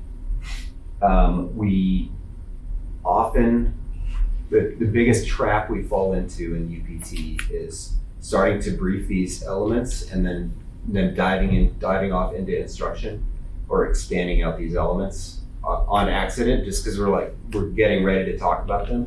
And Rhett, you're giving me the nugget nod. I imagine it's very common in T6s because the whole sortie is often admin, right? And so before you get down to emergencies, contingencies, special subjects, and special interest items, you've basically inserted all of your instructional dialogue into here, right? And so you get to the end of your brief and you're like, oh, we got to talk about special interest items. Yes, head nods. Okay. So the idea is train really hard to just focus on it's really just an expansion of the mission overview. So the mission overview says we're going to do a departure. We're going to do the Zen 1 departure, and then here you just say the Zen 1 departure will be standard or standard exempt. And that's it. That's all you say. But then if the departure is an instructional item later on, you shelve it and wait to get through it so that you can have that good conversation with Stan. Yep. So tough to do in early T6 briefs, I get it. All right. And then we've already done an EP of the day, so the emergency section is often standard, right? How many pages of EP in the Cheetah standards? There's at least a full page in there, right? So good to use standards. I hear the standards briefed a lot, which is okay at first, I think, but once guys are familiar with them, I think they just zone out during that portion of the brief. And then this one, I'll slow down a little bit here. So mission contingencies, special subjects and special interest items. I think we can make a lot of instructor credibility there, or a lot of time value, if you will, when briefing these things correctly. So I always try to, before I give an admin brief, just chair fly what my biggest things that could go wrong today are, or which are the special interest items that actually apply to my sortie today, and how are they going to apply, how am I going to recognize them, and how I'm going to fix them, and then weave that into my instructional brief, or into my admin brief. Okay. Rhett, did you do baked-in contingencies at all in 2.5 before you left? No, but I worked with it in the previous syllabus, Okay. just on my own, of my own volition. Okay. So have you guys started doing baked-in contingencies? At Pitt, no. But I mean, in the AIC program, that's the main thing that we focus on, is actually going out on sorties and doing these. Oh, great. So, to get your contingency. All right. And how about you guys? How much experience with baked-in contingencies have you had so far? Almost done. Okay. This is one of the big things that I think we can get out of 2.5 if we're doing it right. So let me give you an example, since there's not a lot of experience in the room on this one. So I flew with the 2.5 kids who just went through and they just finished IFF. So I was on a sortie with Jake Willenbrock and Ryan Chase with Jacques, and we're going out to do an formation out back to Victoria. So I got to this portion of the brief, and I already coordinated with Jacques what baked-in contingencies we were going to do. On the way out, Willenbrock was going to be on the lead, and we were going to give him no oil pressure on one of his engines as we were leaving the MOA. And then for Ryan, on the way leaving Victoria, I was going to simulate FOD in my cockpit, so that I forced him to hold back and do a single ship takeoff and rejoin in the MOA. Those are the DLOs, basically, right? So those are the controlled helmet fires we were going to give him. So in the admin portion of the brief, I looked at him and I said, all right, guys, today we're going to have a baked-in contingency to the mission. Here's what it's going to sound like. You'll hear exercise, exercise, exercise on the radio. After that, I'm going to give you a tactical problem. It could be weather, traffic, EP. It'll be something. Handle it as you would in the airplane, with the exception of essentially shutting down engines and then making comm outside the two ship when we're not actually having the problem, right? And then ask your IP if you need any help. Beyond that, I want you to go through the checklist if required, change leads as required, do all the other things that you would do until you hear index, index, index on the radio. After that, you're full of code 1 jet. And that was how I framed that in the admin portion of the brief, so they knew what it would sound like and I had an expectation set. Right, so that was how we briefed up a baked-in contingency into those sorties. You're doing that with regular students, not cadet or not? Yeah, those were UP 2.5 students. So we'll talk more about controlled helmet fires, which I think are in the in-flight instruction portion, which I think are really valuable. But the idea is we have this whole idea. There's a little bit of philosophy now, but the whole idea stems from feedback that we've gotten from the CAF and MAF that say that one of the weakest areas for graduates of UPT is their decision-making skills. So, and we have a UPT environment, or our legacy UPT environment rewards sheer performance over decision-making. Examples would be if you look at the check ride construct, like guys are always trying to get a 0E on their check ride. So they would, I flew plenty of elimination checks with students where it was like an instrument 89 ride. And they presented me with an out and back to Tinker Air Force Base. And I looked at their previous 2 grade sheets, and it was the same exact profile out and back to Tinker Air Force Base with the same exact mission elements. And I'm like, that's great, because I understand why you're doing that, because you want to pass this check ride. But I also understand that it has nothing to do with making you a great pilot, because you are not, it doesn't challenge your decision-making ability in the airplane at all. And the feedback that we got from the math and the CAF was reflected in that. And so the idea is, how can we create a syllabus that starts to bake in those decision-making skills into students in a controlled environment, and then reward the decision-making more than the execution somehow.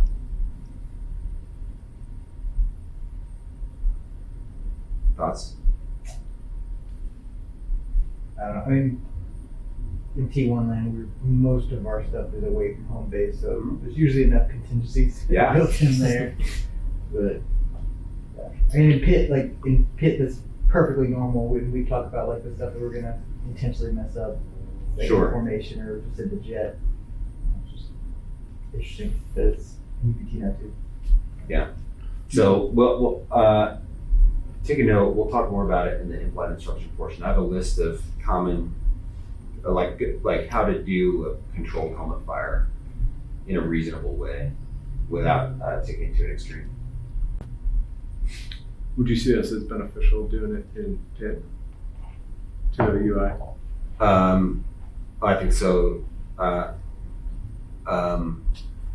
Well, yeah. I mean, I think so as a lead into 2.5. I mean, we're teaching them to teach UPT students who are under the UPT 2.5 construct. So our next class is going to be the Pitt 2.5. Yeah. Or they're going to be under that syllabus. So. Okay, great. I haven't seen that syllabus, so Okay. I don't know what it looks like. But Did your syllabus actually include things like that? Like I don't think I've seen anything like this in the syllabus. I haven't read it thoroughly, but probably should. But. when we were teaching UPT 2.5 here, we were doing things like that, like you did. We did that to them. So I'm curious as to how they did, but it's later. Maybe that's like a SSR or something where they have to develop it's a that special for syllabus. the. Yeah. So we were doing that to them, but our current syllabus doesn't really have us teaching our UIs how to do that. Correct. We still kind of do that to them as stands, Yeah. with throws and curveballs and stuff, but we don't specifically teach them how to do contingencies, which I think is a And this foul. is why AIC exists. Yeah. Now you're getting at it. Love it. Awesome. Do you view that more as like the only way I can think of is like batting practice bias? Because I feel like those decision-making concepts come via practice and seeing them and basing them off of experience and your instructor's experience. So is it less, it's weird because it has to be a graded event, but in my mind that's less of a graded event and more of an exposure. Absolutely. Yeah. Yeah. Airmanship is built on experiences. How you experience it, whether it's chair flying, sim, aircraft, it varies how deeply you ingrain that experience. But the fact that you need to have that experience in order to get airmanship. So that is you're right on. I am not going to, or I'm going to give you this problem, and the value system we use is more that we expose you to this problem and force you to do something about it. That we graded the outcome. Right. An example would be we're going to force a double blind in the MOA today.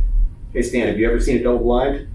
Hey Susie, have you ever seen a double blind? All right, neither one of you have. Sweet. We're going to force a double blind in the MOA today. And you can brief that in this section.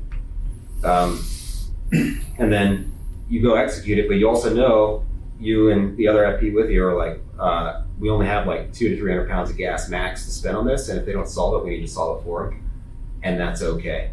We'll debrief to it, and we're not going to hammer them when we get back for not being able to get the jets back together their first time ever seeing a double blind. Right. right? But now, make sense? Yeah, it's batting practice. Yes, you Yeah. bet. Bucket of balls. Yep. Yep, you bet. Okay. Special subjects and special interest items, I'll breeze through this. Bottom line is, the biggest mistake I see made in special subjects is really it's with young instructors who think they need to read every single special subject off and spend a lot of briefing time there. Pick the top 2 or 3. So no laundry list. Not making them special is another one. So like a common one would be like, okay, special subject, bird avoidance day. Well, there are always birds in Randolph. And they're like moving on to the next thing. Like that 4 seconds of your brief was just wasted, right? Make it useful if you're going to talk about it. So here's my quick briefing guide for special subjects. Is why they're special for today, when we're most likely to see them, how we're going to recognize them, and how we're going to cope with them. So why, when, how, basically. Example of that would be like the service attack ride I did earlier this week. Student never pointed the nose downhill before. Say, okay, our special subject today is task saturation. Yeah, you're likely to get this on the range because it's a fast-moving environment. You will probably recognize it if you feel the need to look down at your lineup card to see what your delivery numbers are while the nose is pointed downhill. If you get that feeling, then you're probably behind the jet. At that point, I want you to do climbing safe escape maneuver and then reset. And if you need more time to gather your thoughts so that you can go down the chute without having to look at your lineup card, then let me know. So that would be the example of an instructional level special subjects brief that I would give. All right, sweet. Thoughts on the admin brief? I generally briefed mission overview after weather and NOTAMs just in case it changed like departure recovery planning and stuff like that. Sure. For the students, I found that was easier to follow along with. Okay. Now I'll ask you a question on that. Is that under a working assumption that you don't know what the weather and NOTAMs are before you start the brief and you need that information? And that's not I'm not dissing you. I'm just saying, because I've been in that environment where you're going from one sortie to the next, Right. and you may not have checked, you may not have had time, right? That definitely has come up in the past, and then also I think validating the student's plan against the weather and NOTAMs is once they brief the weather, and then we get into the departure. Now it doesn't apply nearly as much as you get further along your aviation career. Like here at IFF, we don't even put the departure on there, right? Right. We just get at that point, we just say what kind of takeoff Sure. it's going to be. But at least in T6s, where the emphasis is, more on departure recovery admin, Sure. I found it flowed easier for them to follow along. That makes sense to me. And the UPT kids don't necessarily know how the weather would change the mission. Like, Right. They're like, yeah, the ceilings are 1,000 feet. Sweet, don't need an alternate. Well, no, things like that. Like they don't know how the weather impacts things necessarily. Yeah, that's valid. I would say, my mental model is that I walk into the sortie already having looked at the weather and NOTAMs myself, and when I see the student's plan, I already know the pieces that need to change, and we solve all that stuff before the brief. Okay. But I know that's not necessarily coincident with reality when it comes to the pace of UPT operations, so I can understand why you do it that way. I think either one works. One is just going to be a little bit more like forcing the student to see the problem versus the way that it's written here is going to be like the IP then would have to intervene and question, bring it up on the student's behalf, if that makes sense. That's going with the point of why we do things this way, or why I have it listed this way. Yeah. Is the mission overview. The point of that is like your last chance to change mission elements. Like once we do the mission overview, we've all come to an agreed shared mental model on, what departure we're doing, what airspace we're going to be in, what we're going to do inside the airspace, what recovery we're doing, and what pattern work we're going to be doing. That's our big rocks, right? So if this impacts this negatively and you need to make changes up here, then I totally understand why you would want to do it that way. That makes sense. So yeah, that's still meeting the same purpose. Love it. Awesome. Great point. Any other points on the admin brief? You guys want to press? Sweet, let's press. Okay. All right, now let's talk about the instructional brief. Finally, we're here. Coaching the students' working memory. All right. So, pardon the words, okay, but each syllabus has text written for both instructors and lawyers, because sometimes that's a thing. So Matrix showed me these because she's working on Pit next at 19th Air Force A5. And I was like, man, that's a lot of words. So I tried to dumb them down. So notice they're written in the condition task standard format, okay? I'll give him previous grade sheets and performance. You have to figure out what Stan is thinking. And then you have to ask questions, predicting the outcomes, tailoring your coaching, and then do it on a certain number of events prior to the check ride. Okay, so the good thing I think that is happening in the cheetahs right now is the 83 sorties. You guys have similar, do you have 83 rides or rides in the T6 syllabus that you play Stan the entire time for UI? How many of those do you have? 3? So, Oh, you guys? 7. 7? Awesome. I'm curious, what's the end of course feedback from your students on those rides? I think some of the most useful rides in the program. Yeah. Because they're most excited about the instructor block. Yeah, do that. It's the same in the cheetahs. So the 83 rides, no? Dingo. I wouldn't say they're excited about, from my experience. It depends. Oh, they if don't hook or like not. doing that. Yeah. But afterwards. Right. But they're good. Yeah, they're good. Yes, so they're good for them, and the feedback that I've read, and I could be wrong, but the feedback that I've read is that they get the most out of those rides. So, where I think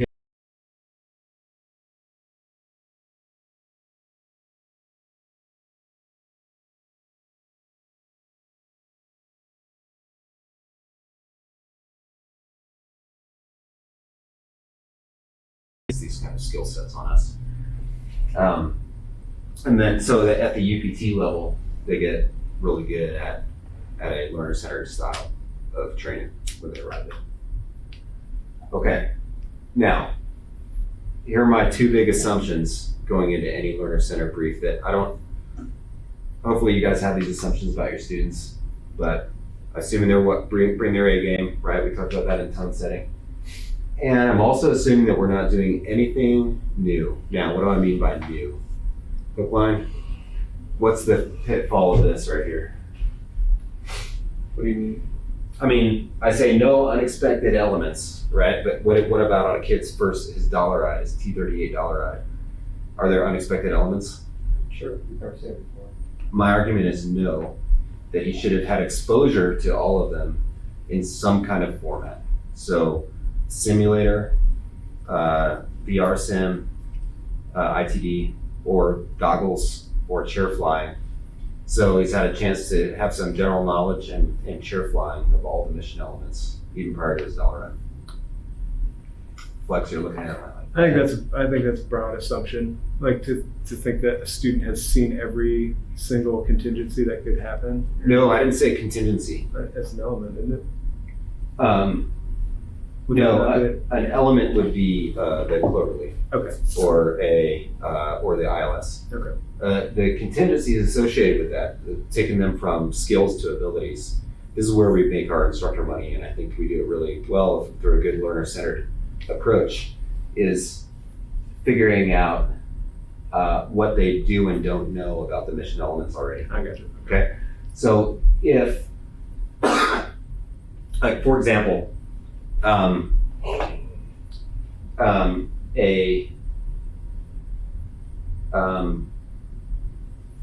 trying to think of a good real world example because I've had a few of them in,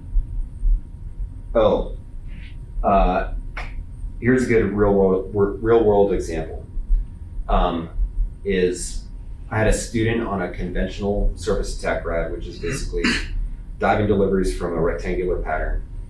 And the plan was at the end of the sortie, if we had enough gas, we were gonna do a demo of our tactical pattern, which is pop attacks. So popping from a low altitude environment and then rolling in. So different styles of attacks. So, but I asked the student, I was like, hey, have you had your tactical sims yet? It's like, no. It's like, have you looked at the tac pattern parameters? No. Right? So I asked enough questions to know that he doesn't have any exposure. So he has never had a chance to even think about tactical patterns. And so I go, hey, let's just not do that demo today. Because now I would have to spend a ton of time in the brief explaining what's going to happen to mentally prepare him for that, when I could use the gas to make him better at the stuff that he's already mentally prepared for. All right. Sorry, I saw unexpected elements. Yeah. That's the contingency. Okay. I got you. Yeah. So does that make sense now with that? Okay, great. So if I get to a brief with a student and the student doesn't meet those assumptions, that's basically grounds for a no step for me. Like I don't even have a starting place. If you don't even have the general knowledge or the chair flying put in for me to be able to engage you in a learner-centered construct, then you're wasting my time. I think you said it last time.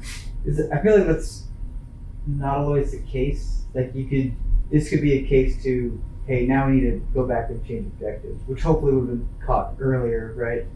But are we just saying because we're this far into the mission brief that we're considering like, well, maybe we shouldn't go. You really don't know what's going on. Yeah. Yes. I mean, yeah. I think if I'm explaining these well, it would be grounds for a no step for me.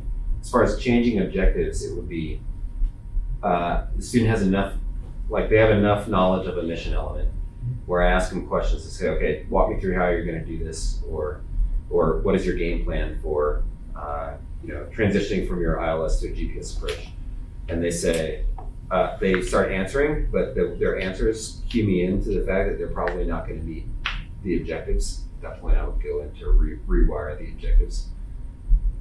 But if they can't even tell me what a GPS approach is, they're just, oh, sir, I was hoping you were going to walk me through that. Yeah. Right? That's the level where I'm like, okay, if you're expecting me to pull you through this sortie, that's not what I'm here for. So the difference between misunderstanding and just bullshitting, kind of like they don't misunderstand what they learned. Vice, I didn't put the effort in. Is kind of the absolutely. Difference, I think. I mean, and you can, if you ask the right questions, you can quickly come to a conclusion on that, right? You will. I mean, this happened with an international student of mine like a week ago, where I asked him one question and he just gave me this look like he didn't know what I was talking about. But then I asked him two more and he started explaining himself and I was like, oh, you did actually put in a bunch of work to chair fly this, you just did it entirely wrong. So, okay. Let me rewind this, let's peel this onion back. But I was able to, instead of stopping at the first moment and just going, get out of here, it was whatever. Does that answer your question? No, totally. Yeah, I think it's a question of work ethic. It is. Yeah. Yeah. So there's a false assumption that's still circulating that learner-centered training means that the students are just like allowed to do whatever they want and it's going to be okay.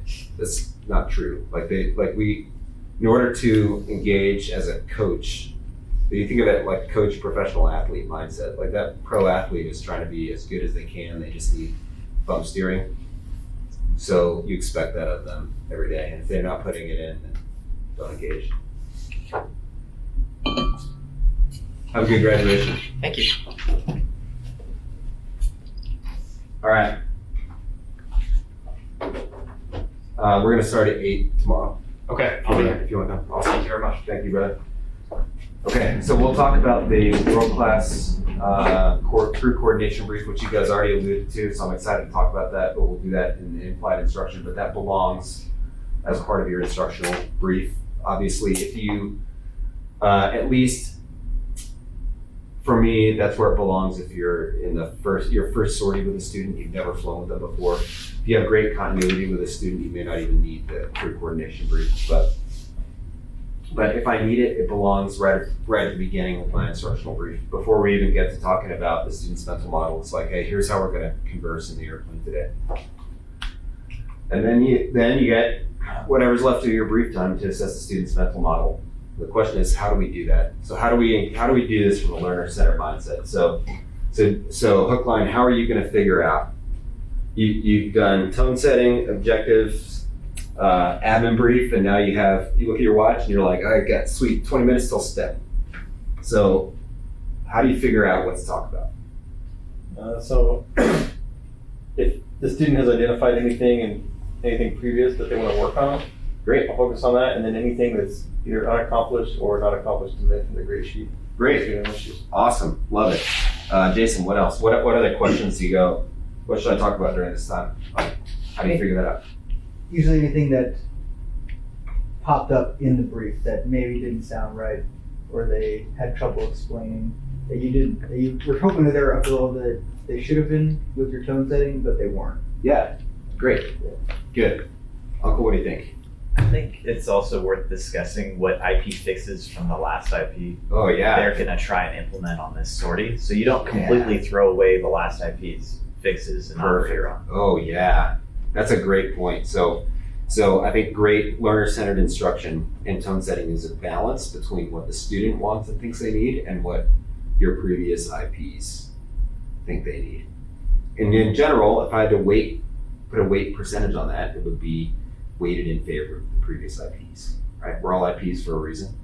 So if a student's like, Flex said my landings were shitty, but I think they're fine. I want to work on this. I'm probably going to go, let's pause and I'm pretty sure Flex knows how to land the airplane. So right? So very good. Yeah, love it. Mac, what other questions do you ask yourself, brother? Anything that I had to kind of help the student with, or maybe, again, go back to the how-tos, or you keep bugging Flex about the squinty eyes. Yeah. I talked about anything and they were getting do you really understand this? If we've got time at the end, let's go and maybe ask it a different way and ensure that the knowledge or understanding is there. Yeah. Gentlemen, seem to I just squinted. Okay. I mean, maybe something that the objectives cue you in that they want to work on, Good. and or something that they specifically said that they wanted to work on and get Yeah, better. you bet. What are my objectives? You're going to see that here in a second. Perfect. Herb? Piggyback on what Uncle said, seeing what their understanding of the instruction they received from the previous instructor, Yeah. and their understanding of that, and whether they're understanding that correctly or misunderstanding. Okay. Because I've had that before. They get an instructional fix, and you ask them about that, and then they just say something, and you're like, where the hell did that come from? Right. And they're like, well, I was thinking about chair flying, what we talked about, and they develop their own kind of course down the road to how to fix it. You're like, let's hold on, no. Yeah. So I've had that a few times in reference to, you also have to check the grade sheet beforehand, right? So like see what the instructor wrote, see their understanding of what the instructor wrote, and hopefully debrief them on, and then try to bump steer that between what they kind of figured out on their own chair flying and whatnot afterwards. Great. Awesome. What about risk management or let's talk skill versus ability, maybe? How can that play into this? When you're thinking, what should I talk about today? Are you talking specifically about the crew cord section, or No, more this just is what in the 20 minutes you have to Okay. do the instructional portion of the brief when you're actually finally digging in with your student to assess their mental model before you go fly. What am I going to talk about right next time? Is it like we owe it to ourselves to figure that out before we open our mouths, right? I mean, I definitely, assuming you establish good objectives, I definitely lean on those. It's Yeah. kind of the primary focus. Kind of what you said. But Yeah. and then I after that, I'll take a look at their lineup card and just see the list of which there's usually a few things that aren't associated with the objectives, and I'll say anything you're really struggling with this that you want to talk about or you want to learn. So I'll Good. go through that, and then something I tried this morning was just to have the student brief me.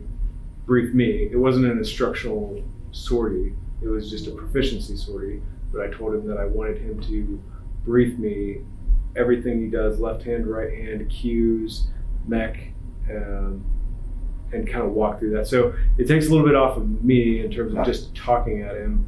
It's more of a conversation. And I told him, I was like, I'm probably going to interrupt you in between, during your explanation, and just like offer considerations or changes that I might make. So. My pitch, so to speak, is that this is the way we should be training our UPT students. Allow them to explain themselves. And then depending upon how good that explanation is, you move out from there. Okay, what is on here that we didn't quite get at?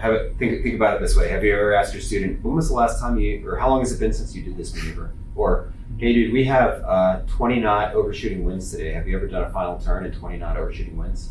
I assume you guys have asked those kinds of questions of your students before, but those are also played big time into what I'm going to choose to instruct to. Currency and recency. Remember, we're taking skills and turning them into abilities. So that's also on my list. So you guys got most of them. What are the objectives? What do the grade sheets say? What does Stan want to get out of it? Ooh, new subjects, recency, currency, unique context, and then that's why we make the big bucks, right?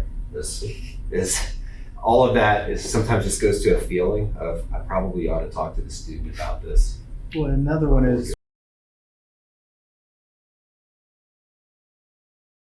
up to MIF on their clover, and they haven't done the clover leaf. Going back to your recency, for like 3 or 4 rides. Why haven't you done that? Well, I got MIF. I don't want to do it again. Ooh. Right? Like, do you really have that skill, or was that the luck that one time? Yeah, you look at the blocks on the left side, Yeah. Tim's grade sheet, and there's like 18 white cells between the last time. Exactly. Yep. Sounds like we're doing it, though. Yeah, exactly. Yeah, in some ways, so that leads more to what are we doing in the sorting? What are our mission elements? And that's part of tone setting and objective building, and knowing what kind of student you're up against before you even start the sorting. Because if you get to this point in the brief, then you've already established the mission elements, and that cat is probably already.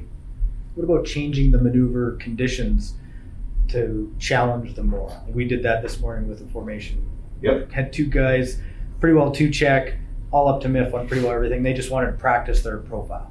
So they're like, well, have you seen high aspect rejoins? Have you seen the double blind? Perfect. What about all of those things? So we kind of came up with some plans doing that in this time period.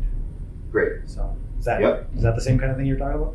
Yes, totally. And so in a CT sortie, I've done that in plenty of CT sorties where it's like, all right, dude, we got 20 minutes to step, and I'm like, I don't feel like we're pushing ourselves enough in this. Can we get more out of this? And then because we're both pretty competent aviators, we're able to come up with a plan, set objectives, bound everything in a safety bubble that's appropriate, and then go do it instead of doing it beforehand. So I'd say the further along a student gets, and especially in a pit environment, the kind of thing is appropriate for this section of the brief. Thoughts? Yeah. All right. So, and then you got to do it, right? Once you figure out what you're going to talk about, you just got to go. So this slide may seem silly, but I literally try before I go into the instructional brief, I organize my thoughts so that I maximize my learning time. So I think I want to talk about this, and this. Often if you guys walk into a brief with me, you'll see a bullet list like this written up on the board. Like these are all the instructional topics we're going to talk about before step. Figure out how much time I have, segment my time into how much time I need to get after each one, and then start picking them apart. All right. And then when we're picking them apart, now comes the coaching, right? How do I ask? How do I bump steer Stan's model? Dingo, what do you think? I mean, you got to start by understanding how they're going to do it, or said maneuver, right? Sure. Maybe have them talk through their game plan, left hand, right hand, and then kind of like Flex was talking about, maybe just add some things to look for, some cues or some different techniques. Yeah, that's probably the easiest way to get after it. That may run you out of time, right? If you just ask the student to explain everything. Is there a way you can go into that discussion already knowing where you're going to target your questions? No. Maka? You're going to get some of that out of the grade sheet or what you've already discussed. You can kind of gather an idea of maybe some deficiencies or areas that they're unsure. Yep. Okay. Lex? Just from an example, I have a few things that I know I want a student to conceptualize for a certain thing. So say he has, I want to be stable 1 mile out after the final turn. Well, I have 2 big things that I always talk about. And so I want to make sure that he knows what those things are. So I may just ask him, what do you think the biggest 2 things are that we need to consider when we're entering the pattern? And so, and he, probably give me one of them, which is wind, right? And then the other one I think about is weight. And so like just those kind of things where it's like, those are like 2 big things that really affect our spacing and our final turn mech and all that, or our perch point. So I try to like get that kind of the broader brush. I go in with those kind of questions and just try to like understand if he actually knows what kind of those overarching things are that impact a certain. I guess that's how I approach a topic, if you will. Great. That Makes sense. Yeah, it sure does. Yeah. Any other thoughts, Pitch? What do you think? I feel like I almost do it the exact opposite way a little bit. I start more specific. Because I feel like you said if I start just with a big open-ended question, all of a sudden I lose 19 of my 20 minutes to his, wandering, meandering discussion. So a lot of times I'll start like, hey, did you read the 251 description of that maneuver? Yes. Okay. What are the interparameters? Okay, good. Now we've got the basic core understanding. Now I start backing out like, okay, so today, what considerations are there that might need you to modify those or, like that. So I want to make sure that I'm starting smaller first and then backing out to getting into the, okay, now when you see a UIP start, what's your current level of comfort with the minimum altitude you're willing to let them start at and why? What, experience goes into that?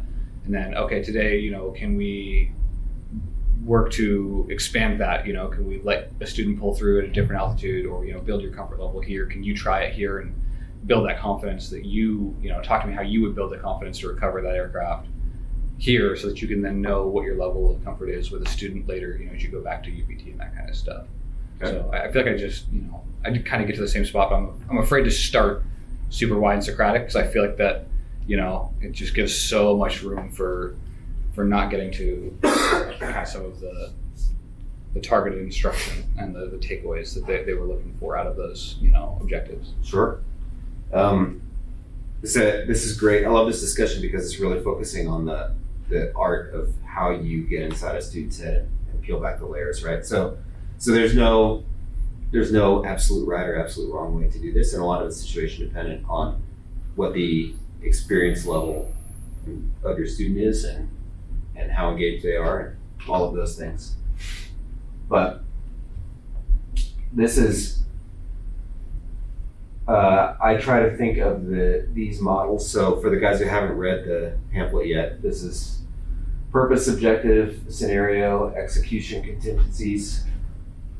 That's here. This is the mental framework for pretty much any maneuver we do. You think of that construct, and then we break execution down into habit loops for things that are habitual, which is cue, response, reward. And then for things where there's decision making involved at a higher level of thought, it's the PKDE loop from there. And so it's a lot of words to read from the back of the room, right? But basically,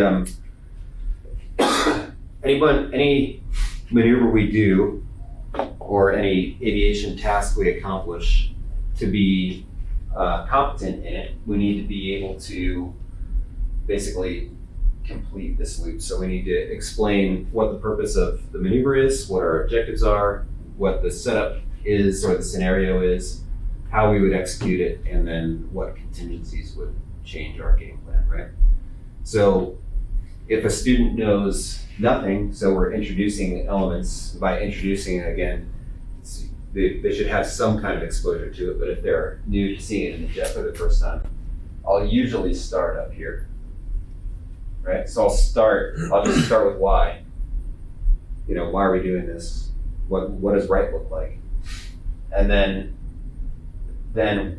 assuming they know those or they show in their previous grade sheets that they've had that level of instruction, then I start to jump in right here as far as the how of what's your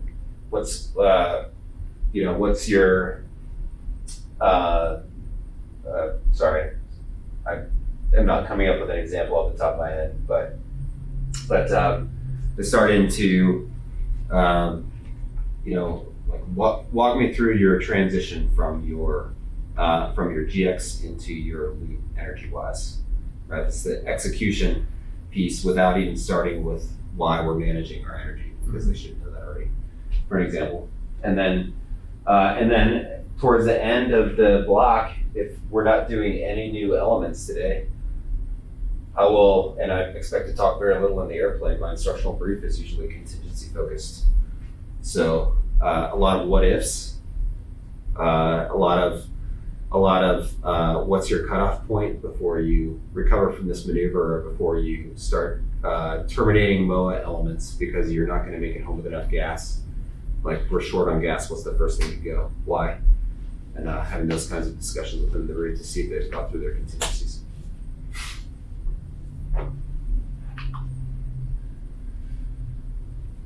Okay, so some quick examples, and then we'll be done.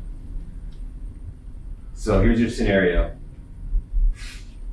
4th instrument sortie, student's been late to configure and rush at the final approach fix.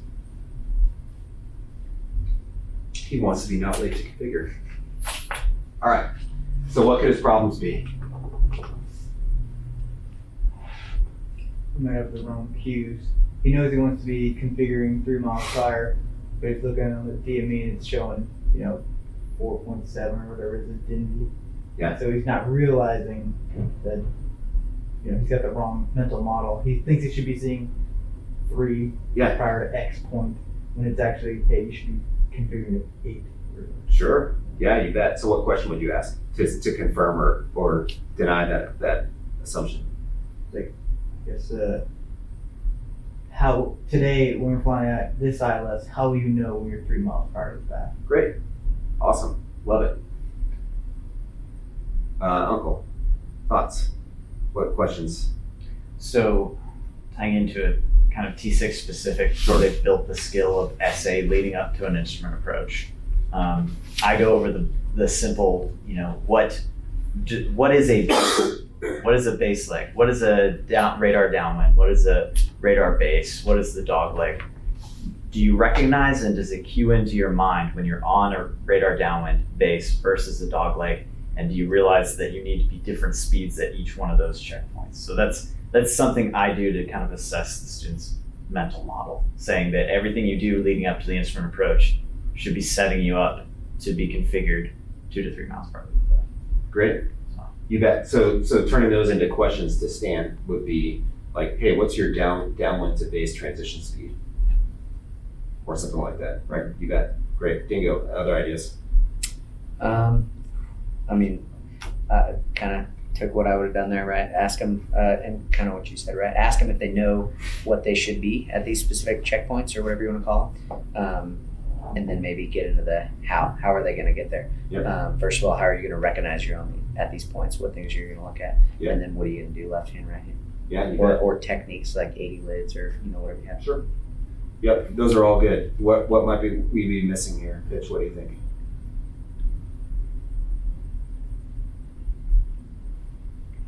I mean, I don't know. We haven't really assessed his knowledge as far as like, hey man, what are the FAA regulations as far as like how tight they can dunk you? Like what's your expected intercept angle? Like some of that kind of, and that's a little creepy, but that type of assessment of like, hey, like do you have any idea like what this is gonna really look and sound like? Like what experience with instrument approaches are you bringing to this brief? And especially for 38 guys. If they got 2 trans rides in, they're opting for instruments. Weather gets bad, we fly 4 I rides. So their 5th or 6th ride in the jet, or they're coming from a T6. So they've got 200 knot brain, and now we're doing 300 on radar base. So capturing that like their background and experience and what they're bringing in on how that could be contributing to the problems they're having. Great. That's the lead in I was hoping for. The question that we haven't answered here, or that we need to answer, is why are you late to configure? And it could be because you don't know checkpoint speeds from download to base. It could be because you're rushed, because your brain's still working at 200 knots. It could be because you haven't studied or cheerful the approach, right? What other things are you doing? Yeah. So, and we don't know. We don't know if Stan got slam dunked on his last sortie, or he just didn't slow down on base. Like, there's a lot of unknowns in here, right? So the bottom line is, in the scenario, solve your unknowns. First, let Stan solve that for you.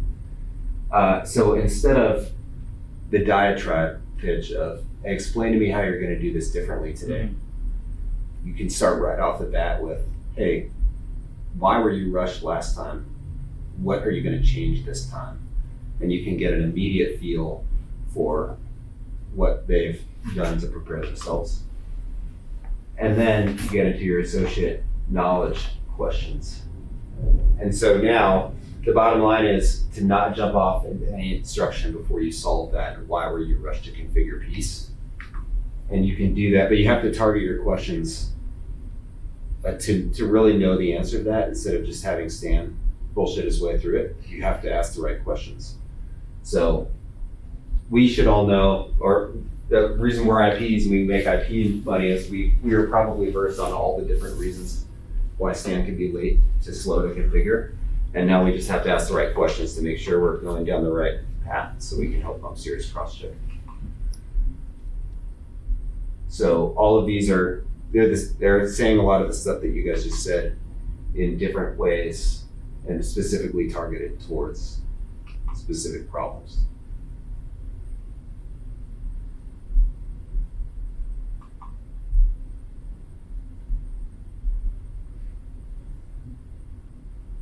So usually what I find, if I'm on my game, I'm communicating well with the student, I'm trying to get to the heart of this seems like you would have to ask all these questions, but you really get through 2 or 3. Sometimes you hit it on the first one. Sometimes you get through 2 or 3, but if the student knows to do things and they're missing a piece, then you ask them a question, they'll pretty rapidly give you a right answer. You're like, okay, that's not the cause. Ask them a different question. They give you the right answer. You're like, okay, that's not it. And then you hit on a question, they're like, oh, I'm looking here at this thing. And you're like, that's the exact opposite place of where you should be looking. Let's talk about that, right? And that's how the coaching goes in a good coaching instructional brief. And then after that, once you find the question that they can't answer, then you can go back and use kind of POSEC-oriented questions to get them to the fix. So you could just tell them the fix, but if you run down the list of questions, they can usually arrive at the fix by themselves, usually. So let's say in this example that Stan's issue you find out is that he's late to slow from 300 to 250 on the dog leg. Then a purpose-oriented question would be, why do we have a base leg? What's it for? Bound it, objectives. It's an objective-related question. Cue, like the 80 lids check, right? Or something like that. Like you should have a cue that tells you it's time to slow down. That's an execution phase. Also execution phase. Execution phase. Execution phase contingencies. So this is really, we call this, POSEC style questions. There's a little bit of Socratic method in here, right? So remember Socratic questioning is to challenge students' assumptions or challenge people's assumptions about what they believe. So like, when's the earliest and latest you want to slow? From a student coming to T6s to T38s, that answer is totally different It's different in timing and it's different in miles, and it's different based on how fast a T6 can slow down compared to how fast a T38 can slow down. Those are two totally different things. So if a student is using T6 assumptions for his decision making for the latest time he wants to slow down in a T38, you can unearth that with that question. And that's a way to get after Socratic style, if you will, inside his head. Okay. And that's it. So for your instructional brief, you're picking your top X number of topics. Usually it's about 4 to 5, because we only have about 20 minutes. And then digging in this style to those 4 or 5 topics to bump steer Stan's mental model before you go out the door, and then you go step. So that's the instructional brief. On a UPT timeline, prior to the hack, hopefully you get to a point, the goal is to get to a point where you can set the tone and establish the learning objectives in about 5 to 10 minutes, starting the day prior or anytime leading up to the brief. About 10 minutes to put the plan into working memory, 2 minutes for a crew coordination brief, and 15 or so minutes for a PKDE. And that will bring you into that total time on the board is 35 minutes. So you should have 45 for a UPT brief, but it often doesn't work out like that in reality. So that's about where I think it ought to land. All right, sweet. Book line, haven't picked on you in a while.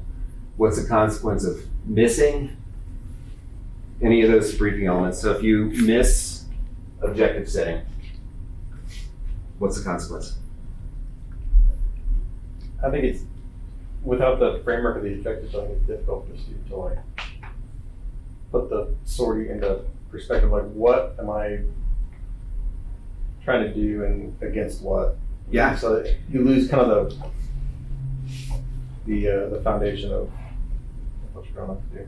Yep. So if you let the student ride with their set objectives or whatever's written in green on the board for their training objectives, you don't address them, you don't make any assessment of them, what is that? What's the cumulative effect of that over time to a student's training? I think if they see it, hey, I put these objectives on the board, we didn't really like tailor them to the sortie or the sortie to them, then the objectives lose their weight, right? Yeah. So they become less important to that student. That's right. And so the student, in my mind, the student loses a sense of whether or not they are actually improving at their desired goal, right? They lose a sense of whether or not they're doing what they need to do to be successful, right? All right, Macca, if we miss the crew coordination brief, what happens? You don't know what's going to happen. The student sure doesn't know what's going to happen. Yeah, the student doesn't know what's going to happen. The formation may not know what's going to happen, and you're just going to waste time and money and fuel. And yeah, there you go. That's usually what I find is sometimes it goes fine, but often there's a miscommunication in the airplane, and so now you're basically wasting gas. Where if you just talked about something, taking the couple of minutes to talk about something beforehand, you're now you're getting a lot less out of the actual experience that you're having. Great. All right. But it's a UPT, right? So sometimes you may get 10 minutes to brief. So, Herb, what's the first thing to go? The stuff we talked about in the crew cord briefs can be briefed as standard. Okay. Cool. I would agree with that if there is a standard for it. I would cut something else first.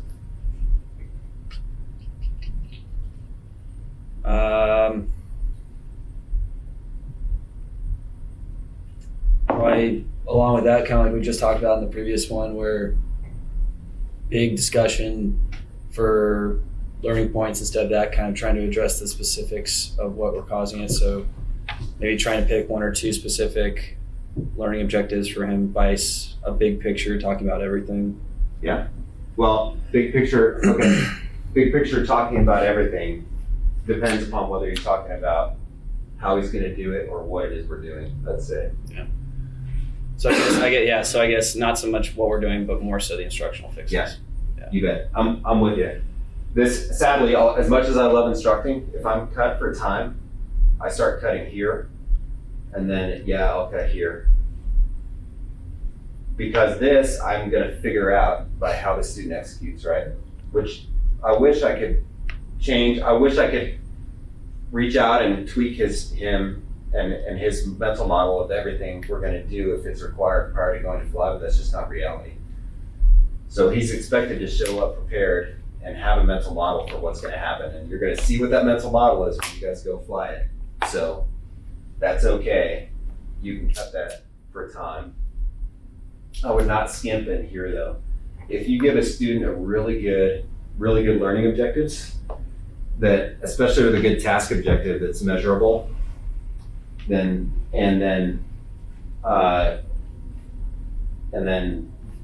go execute. Usually the student will be able to figure out if they met the objective before you even walk back in the building after the sortie's over. Okay, minimum required, I would say the absolute minimum required is just that by regulation, right? You just have to brief the mission elements and the required regulation items. All right, gentlemen, happy Friday. First things first, I failed yesterday to recap and making sure that we answered what you guys wanted to know. So should probably start there. So Pitch, I think it was you asked how you quantify a good brief. Is that right? So how do you feel, like, did you get anything from yesterday's academics to help you figure that out? Yeah, I mean, a little bit. I don't know that there was an end state like where you could, sit down and watch a video of a brief, give it a grade like to that level. Yeah. But there was good information and ways to improve from wherever you're at to a better place. Okay. Anyone else? Can you be more specific on that? I have a mental model in my mind for what that looks like, but go ahead, Uncle. This isn't always the case, disclaimer, but a good sortie is usually indicative of a good brief. Yeah. The sortie matches the brief, and in the debrief you talk about, hey, we did all the things we set out to do, and you applied my instruction appropriately, so the brief must have been effective. And I would say, for the most part, I agree with you. Sometimes it's out of our control, right? How well the student prepares and what kind of game they bring. There are some students who are going to do well despite your crappy brief, and some students who are going to do awful despite your great brief. And somewhere in the middle of there, this is where good instructors get their money for, like, the meat of the students. We see that the average student, you're going to give them one or two nuggets in the brief that actually helps them perform better. Anyone else? Bingo. No. All right. That one. For me, I think it boils down to with what was my most poorly delivered section of the academics yesterday, which is those knowledge, the combination of the knowledge objective and skill objective for any kind of given task. Like if a student shows up to the brief with questions or a misunderstanding of how to do a given task, but they either get to the sortie or by the end of the debrief have a greater understanding level so that they can actually explain the thing that they couldn't explain when they woke up that morning, then that's probably, in my mind, indicative of a good brief. There as well. Who asked about instructional content? So somebody asked that. How do I deliver instructional content? If you guys remember who it was, I don't. All right, so Reb, what'd you get out of yesterday? Should I call you SpongeBob today? You can call me whatever you'd like. All right. For that delivery of instructional content, I think one of the things that was not explicitly talked about, but that I kind of took away from the admin brief as it flowed into the instructional brief, was that ability to look at things that are flexible in time and the things that aren't. And so, like, blitzing through that motherhood and kind of making sure that you have a clean motherhood brief allows you the opportunity to be flexible with the time remaining on the instructional brief. Yep. And then from there, making sure that you get the student talking way more than you at the beginning so that you can figure out what direction that instruction has to go. There you go. Good. Awesome. Anyone else? Cool. Crickets.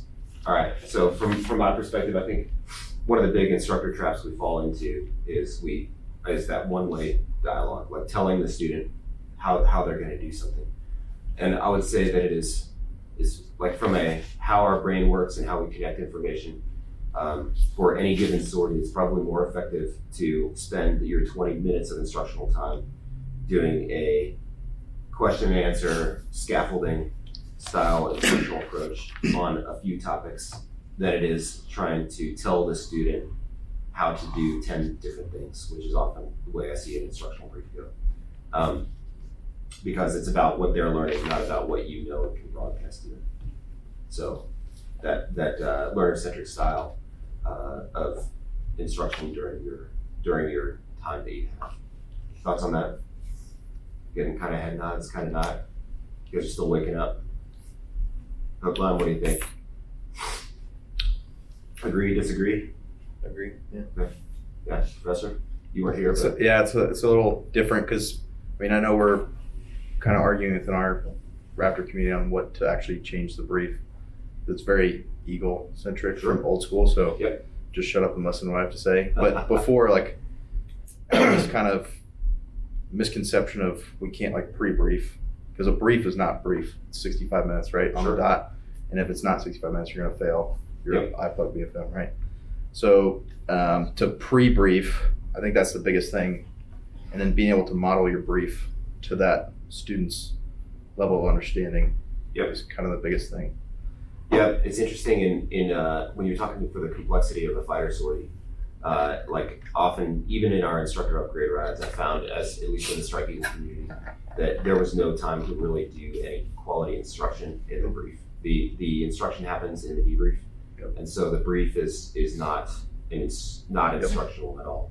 But here in AETC, we've got to have a different take, I believe, because the students are learning, and also the mission sets are simpler and they repeat items a lot, and that's the big difference that drives the approach.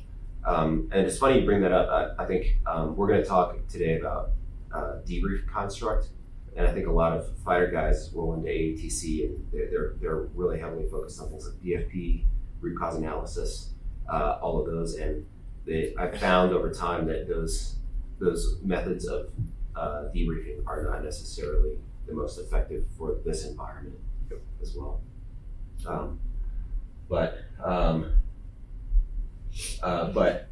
circling back to what you said, I like that when you say the pre-brief is really important, because that's where you're actually getting the instruction, that two-way dialogue to know what your MPT student knows and doesn't know, so that you can actually tailor the information that you deliver in the brief to maximize the effectiveness there. It's very, very key. Cool. All right, last one. How do we get better at Socratic questioning? Dingo, what do you think? Knowing the questions to ask based on what you've learned from the student, from their grade sheet, and from the setting the tone, just talking with them. Yep. So if you were, let's try to be more specific. So let's say you have a student who you think is like slightly above average, right? So things are going well. You're clicking. You're going to go out and do like let's say you're doing a high approach at an outbase that he's never seen before. So you're like, hey, you talk me through how you're going to do this approach, and you're doing like the descent gradient calculations, and you see that you're probably going to need a 7-degree nose low descent to get the high pen done. And he gets to that portion, he's like, okay, I'm going to set 80 and 5, and I'm gonna descend on the high pen. You ever seen that before? All the time, right? So how can you use Socratic questioning now in that moment? What would an example of a Socratic question be to where you can help the student surface the appropriate knowledge on their own instead of being the instructor and going 80 at 5 is done here? I don't know. I would say either why did you choose 80 and 5 for that descent gradient, or where is that going to put you leveling off at in this approach? Perfect. Exactly. Yeah. What are your assumptions for 80 at 5?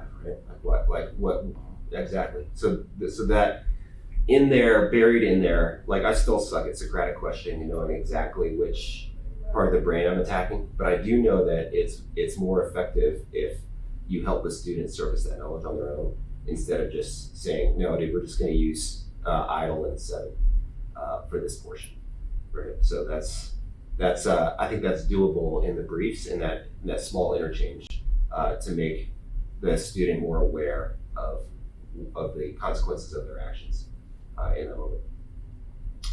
Thoughts? Yes, no? Comparative questioning too. Sure. I don't know how often you guys do high pens here or at out bases, but not a whole lot anymore, I'm assuming. Or 80 and 5, I have no idea what that is. So 80% power, 5 degrees goes low. yeah. So a lot of times, like in T1s, it's not so much, hey, what's going to work here? Because they're going to give me 65 and 5 degrees outside. Okay, cool, got it. How's this compared to an approach at Robert Gray? How's this compared to the approach at Randolph? Great. So bring out their base knowledge of, I've done a high pen at Laughlin. Well, how's that high pen compared to the Widowmaker at Oswell? So Great. just Awesome. bringing out comparative, something their baseline foundation they know. And it's like, is this going to work here based on what you've done before? Great. It won't. Perfect. Love it. Cool. All right, that exhausts the bullet list for yesterday that I have. Before I erase it, because we're going to put bullets up for today, any reattacks on the instructional flight brief. All right. Cool. All right, let's move on to in-flight instruction. Yeah, buddy. This is hilarious that I have this slide in this brief since I'm leaving for the airlines next week. But I have my last instructional story today, and it's going to be awesome. So Your hypocrisy. what's that? Your hypocrisy. That's right, the hypocrisy. Welcome, Crush. All right. Sweet. In-flight instruction. Uncle, what do you think we're good at? Let's see. So, I think we're good at just generally keeping the aircraft within the safe bounds. Yeah. Within our comfort level. Sometimes we're too good at that, and Yeah. the learning isn't happening, and you're just kind of, all right, student, you do this, and I won't admonish you. Yeah. Great. Can you remind me, if I don't bring it up, take a note, please, that I would like to talk about, this may be a PFA, but I'd like to open it as a discussion for how we train our UIs going through PIT to intervene when we are playing stand and stand is flying the airplane. Based on that, it's a good one. But yeah, in general, I mean, our Air Force safety record with some, I mean, we obviously have our share of accidents, but compared to all the other Air Forces in the world, we're pretty fucking good. Especially with the number of sorties we fly. So our level of intervention, I think, is good. Dig it. Cool. Ian, what do you think? What do you think we're good at? I think initially an instructor is very good at kind of narrating errors, like, hey, you're high, you're fast. Yeah. And not necessarily getting to like, hey, you've got a jacked up power setting or whatever the actual root cause is. So I think initially narrating the error to the student, and then the student's just kind of an autopilot and not letting the student make errors. Ooh, narrating errors. That's good. We might be good at that. Is that necessarily good at effective in-flight instruction? I don't think it is personally. I think you can give targeted instruction that will solve the narration of errors. Yeah. Let them fly for a bit and then say, I noticed a trend of due to this. I mean, that's just something I see kind of newer instructors going through here. We're flying formation. They're just like telling me what I'm doing wrong, but not telling me how to fix it. Yeah. We'll retech that when we get to the sliding scale of progressive coaching. Like narrating an aircraft parameter can be okay based on what information the student needs to complete their PKDE cycle in the airplane. But I think in general you're right. We do it frequently when we don't need to do it. Pitch, what do you think we're good at, man? I think we were pretty good at having like a consistent vocabulary across like the instructor force. I could fly with any student on any day, and if I say, crack half a knob with, like, that means the same thing to every student, across the fleet basically. Dingo's laughing. I don't know that he agrees with me.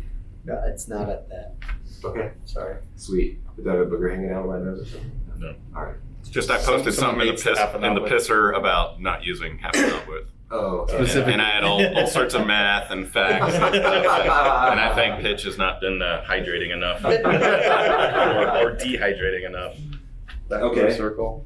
What's He that? goes up Get back. back to our circle. Okay, so this is humorous and good, right? Because Pitch, I think you're right. Like Crunch may have reasons for it. That is mathematically incorrect. But in general, if we tell a student to crack half an hour, they're going to get close enough to get the job done. So that's interesting. It's funny. I like it. I'll let you guys meet and answer and debate that one. We don't meet in the. Yeah. I mean, Information is posted so we can talk about it. So, I have a captive this audience. is all on tape. By the way. All right. Okay. Hook line. What do we suck at? I think sometimes just being pressed for time, especially in like the UPT environment, taking, I don't want to say that we suck at it, but I think we could always improve. Like getting down to, hey, you got all these errors on the story, like what's like the one thing that you could fix to correct? Let's talk in-flight instruction. Okay. In-flight instruction. What do we suck at in the jet? Okay.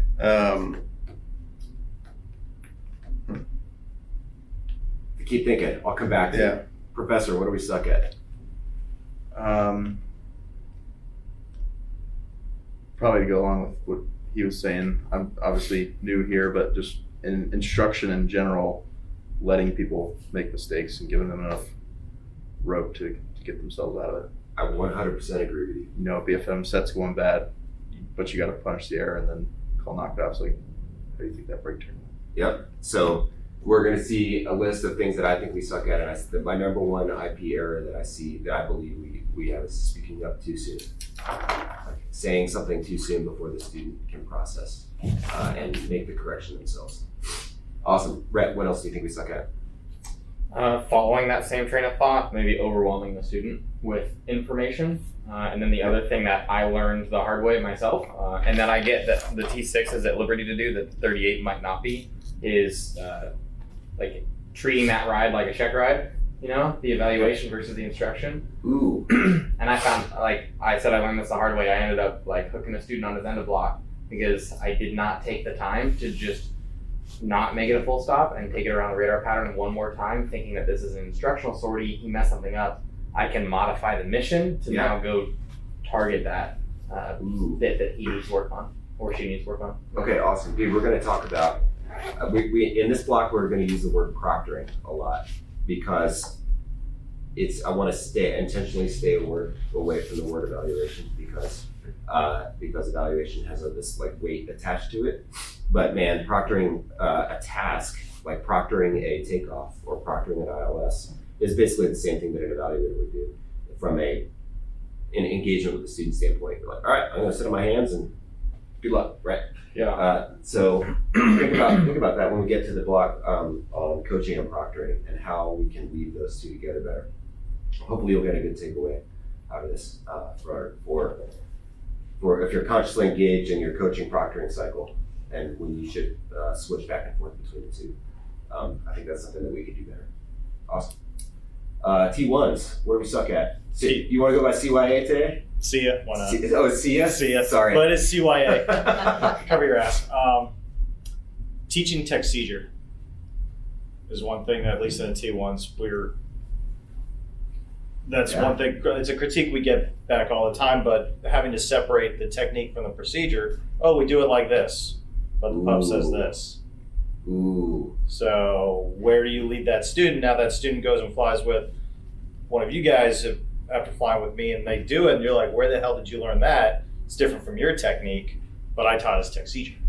That's great. I'm going to put that on the board, CF, because I don't have any discussion in this block about tech seizure or how to mitigate it. I think you're right. I would like to, maybe that belongs in these slides, is just words we can use to minimize tech seizure. Because I see it, I've seen that across the board. T1s aren't the only ones guilty of it. I don't even know how to spell it. Tech dash seizure, CEDU, whatever. That's perfect. But just the words we can use to make sure students know that it is a technique and not a procedure, and that they're clear on that. Because I don't think we'll ever fully get away from teaching techniques, or should we? Like each of us flies the team a little bit differently, and there's goodness in that. So because it's great that we're not robots, right? But knowing when you're crossing that line is really important. If we suck at it, we should do better at it. Awesome. I think it's more of a problem here than UPT based most of the time because we're an older core of instructors and we know our ways. Most of us second or third assignment this jet. Yeah. So we're like, okay, yeah, this is what I've been doing for the past 20-year career and it works for me. Yep. So it's going to work for you for the next 20 years as well, there, Stan. So, but UPT, especially the young FAPEs, if they're like, didn't work for me, they might find something else that works for them. Thoughts on that, young Faith? I agree. I definitely see more creativity coming from some of the younger guys. Does it cross the line into tech seizure? Right. Sometimes it crosses the line into stupidity. Yeah. Yeah. Absolutely. Okay. What do you guys want to learn about in-flight instruction?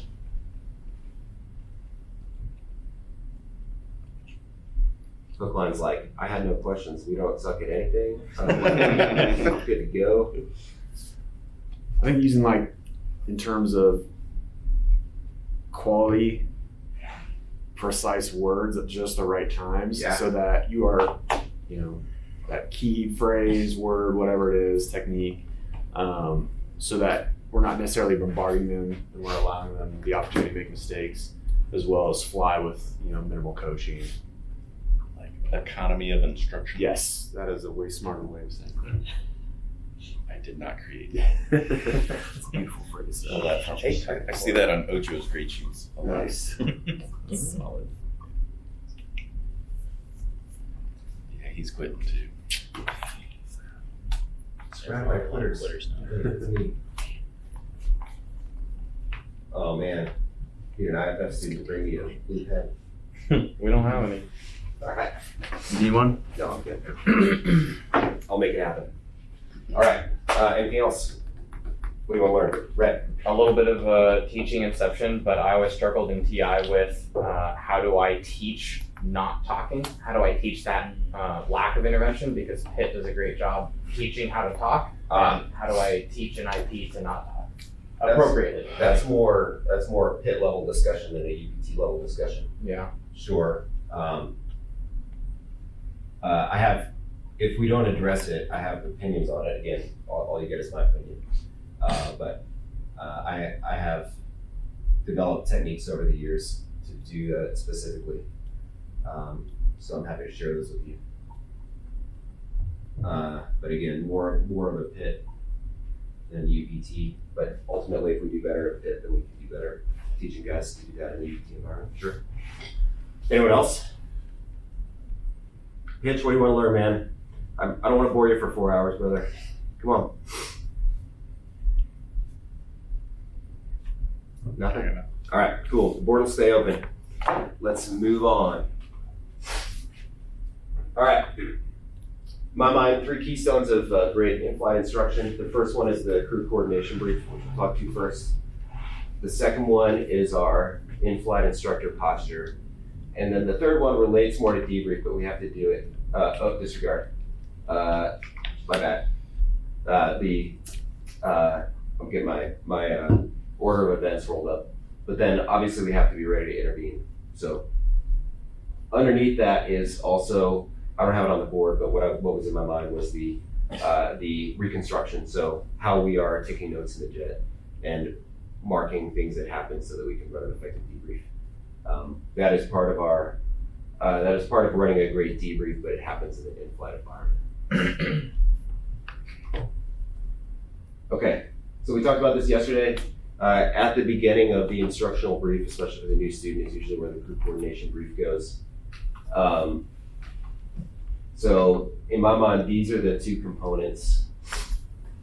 And I think we do okay, or I think we do pretty well at the expectation management piece. I think we're hit and miss on the effective domain piece Professor, you're new here today. Do you know what I mean by effective domain? Setting a environment conducive for learning. Yeah, you bet. Awesome. Perfect. So good. Since you knew that one right off the bat, let's see if you can get ahead of the slides. So what, like when you give a crew coordination brief to a student, what are some of the words you use to impact that? I'm going to be pretty quiet today. If you need help with something, just ask. Okay. And I'm going to let you fly the jet as much as possible.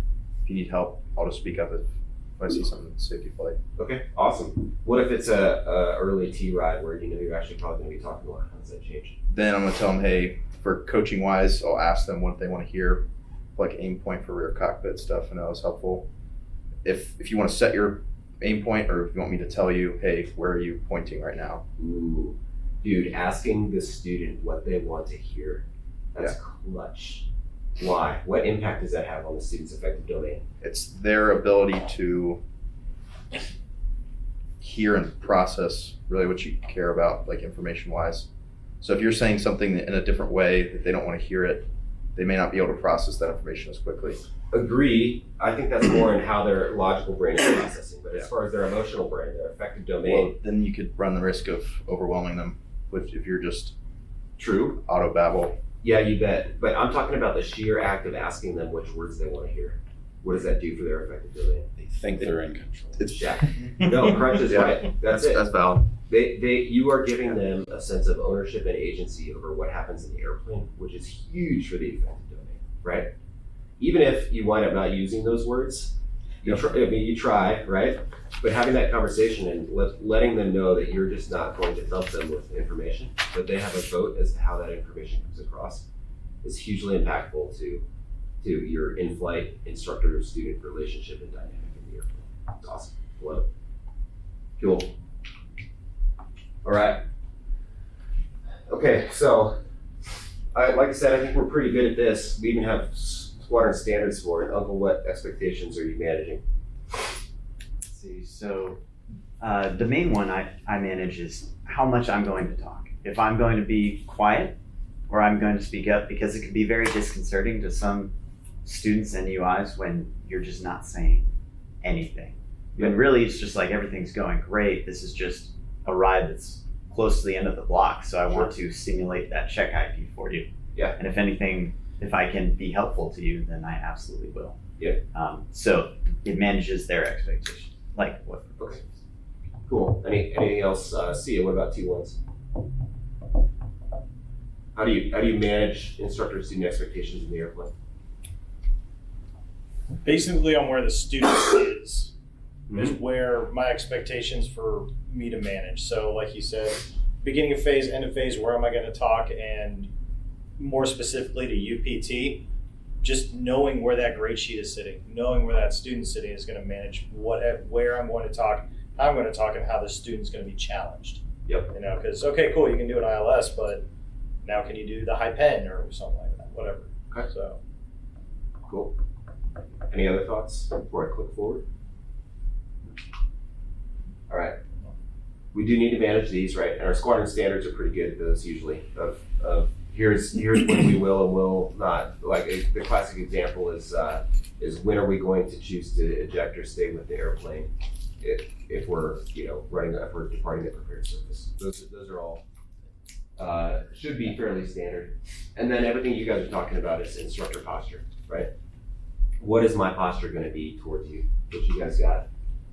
And so the bottom line is, you guys seem to know this pretty well, but I see it missed or assumed a lot in the UPT environment, where the guys are going from one sortie to another day after day, and they know what their instructor posture is, but they forget that they still need to communicate that on a daily basis to the new student in front of them.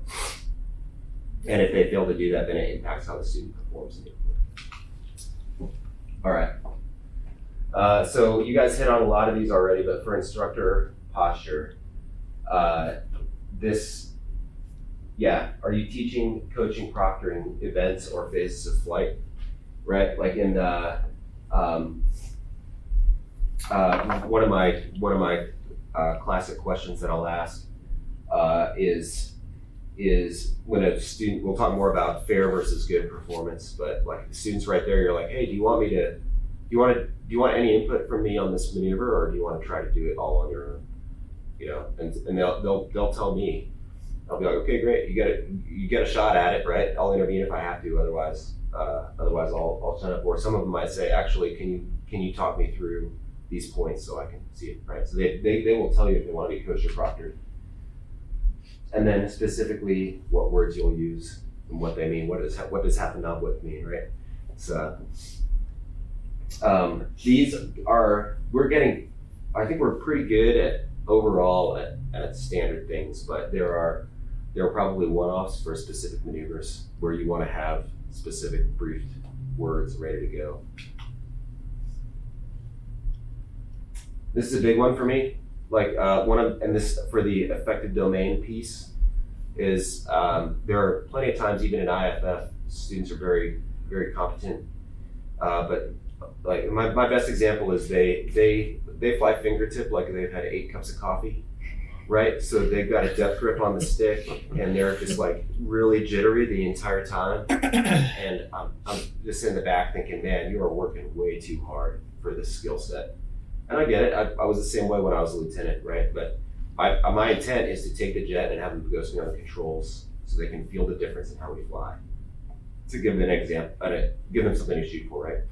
And I probably know that going into the sortie, but they're not expecting me to take the jet and fingertip unless it's safety of flight. And this is a big affected domain piece. So it's part of my expectation management brief when I do crew coordination. An example would be like, hey man, if there's something I feel like I can demo by showing you instead of telling you, and it's not worth saying for the debrief, I might take the airplane. If I do, don't worry about it, right? It's not because you're sucking, it's just because there's something I want to show you. And then as soon as we get the demo done, then I'll give it right back to you. Would be an example of how I just prepare the student's mental model for that. All right, expectations for EPs and mission contingencies. Ian, have you ever done this before? Yeah, so I usually brief for the UIs here, like if it's a minor EP, I'm going to be looking for you to handle it. I'll be a good crew member. I'll be confident and provide inputs as required, but I want to let you, if they have a display go out or something simple, I want to see them run through, kind of go through their decision-making process. And then mission contingencies, just, hey, where do you think the profile crunch points are? What if we always brief this, take off information, treat someone like a brick wall, that stuff. So, hey, have a plan. What are you going to do to deconflict and then get back to low key or what have you, depending on what the malfunction is. And we may, depending on the competency of the student, I may say, hey, talking with the other instructor, we may give you something today in the MOA, and we'll preface that with simulate only. Hey, number 2, just or hey, we have an engine malfunction, notice a chip light, and then we can walk through that so they can actually see what that looks like. Okay. All right, maybe a little bit above and beyond just the just the crew coordination brief portion of this, but in general, you guys think it's for the majority of UPT sorties, is it better to brief the student that you expect them to handle EPs and mission contingencies, or that you will be part of their journey if there's an EP? Which one do you guys think? Glenn, what do you think? I think let them know that you're working together as a team. Okay. To bring it back. Okay. I agree and disagree with you based on what we're trying to do at UPT environment, right? I'd say pre-solo, typically, I'm very much like, hey man, I know you've only flown the jet 4 times, like if we have an EP, you can lean on me. But especially post-solo, my brief, it's delicate because you want to let them know that you're there for them, but you're also going to be standoffish. It kind of what we talked about yesterday for the baked in helmet fires. It's kind of my brief is kind of the same. It'd be, hey man, if we have an EP today, I want you to do your best to handle it. Don't expect me to take the airplane. And I will be there to back you up and read checklists for you and things like that. But I want you to be decisive as far as what we're going to do about the EP and where we're going to take the airplane. So I want you to make the decisions, and if they're really bad or really wrong for some reason, I'll trump you, but I'd like you to take ownership over So kind of giving autonomy again to the student and not letting them use you as a crutch.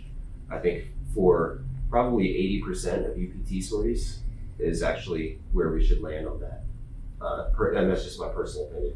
Thoughts? Yes, no? Agree, disagree? I agree now with UBT 45, we're getting wings out of sixes, so for sure. Yeah. I think we should be able to handle that.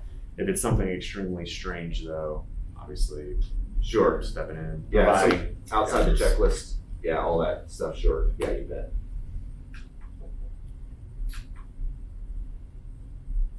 All right, expectations for performance on graded items. So typically there's typically the CTS will handle this, but there are places where the CTS is vague.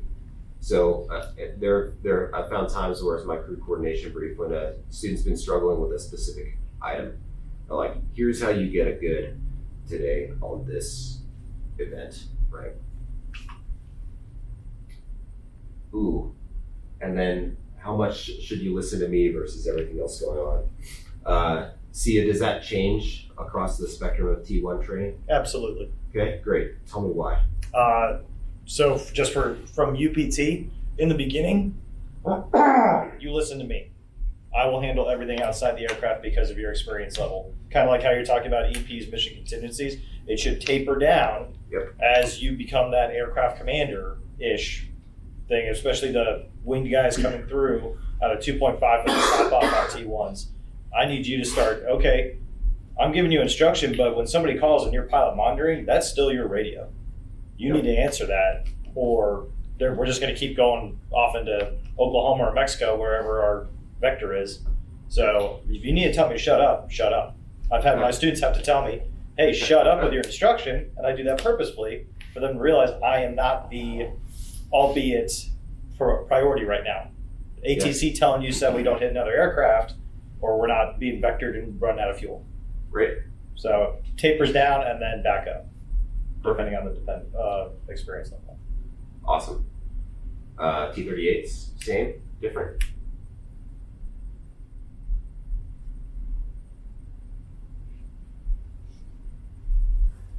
Not a rhetorical question. I feel like I pissed you guys off or something. They don't have the pilot monitor. I think you need to take that into account though, as an instructor, know where the critical points are. That's where like the specificity of verbiage comes in. Sure. If you're on a fucking diatribe in ATC's column, you can't just keep word vomiting to the student. True. Yeah, you bet. So how do you set up your crew coordination brief to set expectations for the airplane? What's a way you could brief your student to overcome that? If I'm talking too much, just tell me. Shut up, be quiet. Yeah. For a second. You bet. Exactly right. That's almost my brief. File a hurt feelings report. Yeah. Yep. You bet. All right. Now let's talk about affective domain. Okay, we've already gone over why that's a critical part of setting expectations and what our goals are, right? We want them to be in a learning mode and feel like they have ownership and autonomy over the airplane. So we should know that. And then this is another way to put that, and this is the one that always shows up in the end of course critiques, is the students, as I know in a UPT utopia, even though instructors or students would have preferred instructors because some people just relate better to other people, that's fine, but they wouldn't ever walk into a sortie, they would never duck into a hallway because of a certain instructor who's like that guy that I'm always trying to maneuver in relation to, right? And that still happens. Okay, so these are just examples of questions that I ask or statements that I'll make in the crew coordination brief to get around the affective domain. So again, just what you were saying, Professor, about giving the student a vote or a voice. I actually get good feedback from this in IFF. In UPT, I didn't as much. Maybe it's because I was a squad commander and the students are like, no, sir, whatever you want, right? So I was always wary of that. But in IFF as a civilian pogue, like the students they're full up and they're like, who's this effing guy, right, with a stupid beard. So I'm like, I say, hey, here's my plan for how much I'm going to talk, or we're going to demo do this. Is there any way you prefer it to go? And they actually have a plan, and they're like, actually, I want to, instead of the demo, can I just do this and have you coach me through it? Okay, sure, you got it. Kind of the same, right? Reinforcing autonomy. I've actually used that very early on in T38 training, specifically on like the takeoff departure phase, like because the kids, they always chair fly the sortie forwards. So I've flown with men.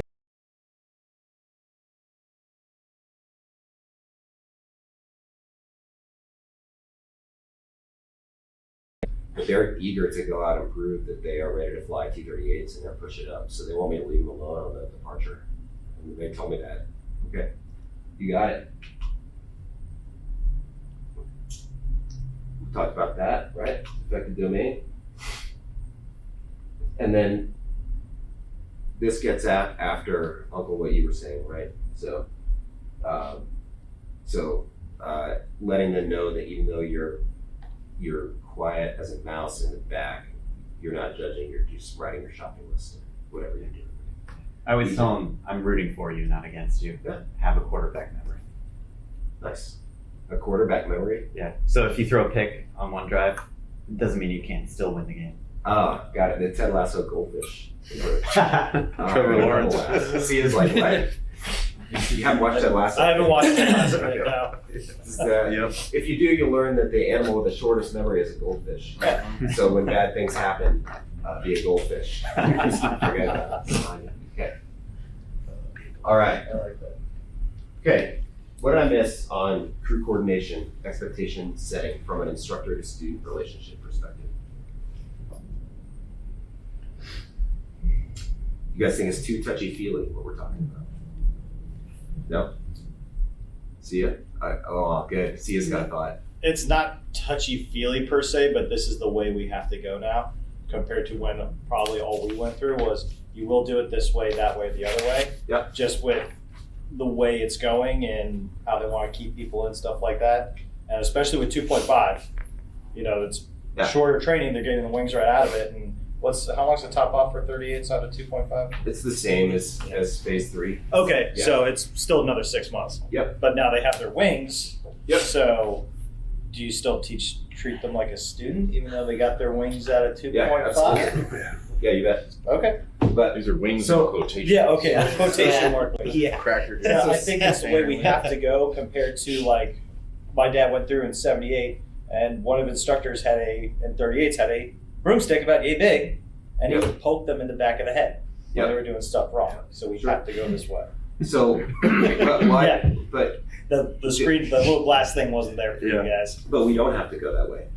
We're making an organizational push to go this way. If we don't go this way, we're going to fail our students. Why? Because now that we're just making a carbon copy of ourselves, we will not be able to change with either airframes or threats that come this way. Yeah, I'd agree with that. I'd say from the perspective of this course, let me rephrase the question. What is the when picture yourself in a student role instead of an instructor role, when you're trying to learn something, do you feel like you learn more when you have agency over your learning or when you're getting poked in the back of the head with a broomstick?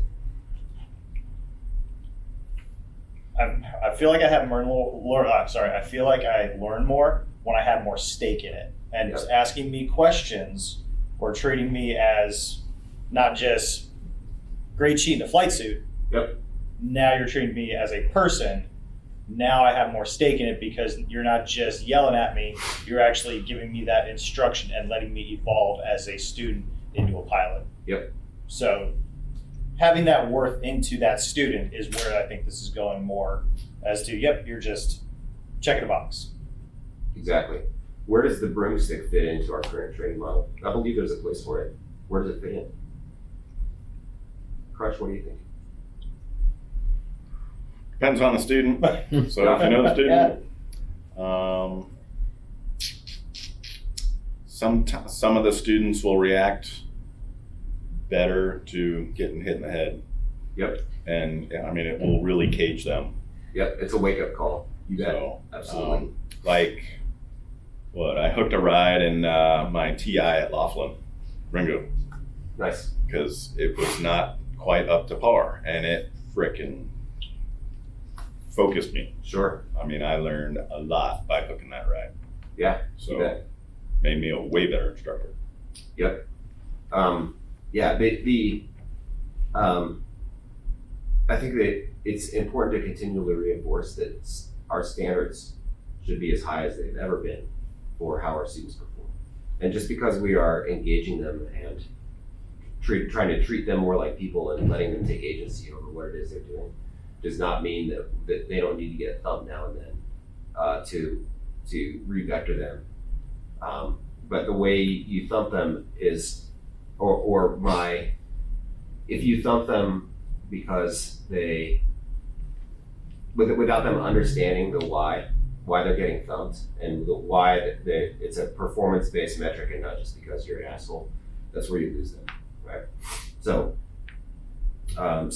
absolutely, ground or no steps, hooks, regressions, all of those things should always be in our toolkit all the time.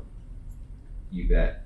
But they are not, because it's instead of I don't think you did this well enough, you're making it personal. Here's the course training standard, here are the expectations, we set objectives for this, you didn't meet them. That's a regression. So it is the same level of thumping, maybe expressed slightly differently, I think. Are there thoughts? See you? No, sounds right. I mean, it's no longer the physical abuse, fear, ridicule, and humiliation. I don't know if it's still on the TVs or not, but fear, sarcasm, and ridicule will have their place. Absolutely. Right. We're gonna do. We did some of that at graduation yesterday, I'm sure. Oh, yeah. Right. And then we can do some more roll call. But I think that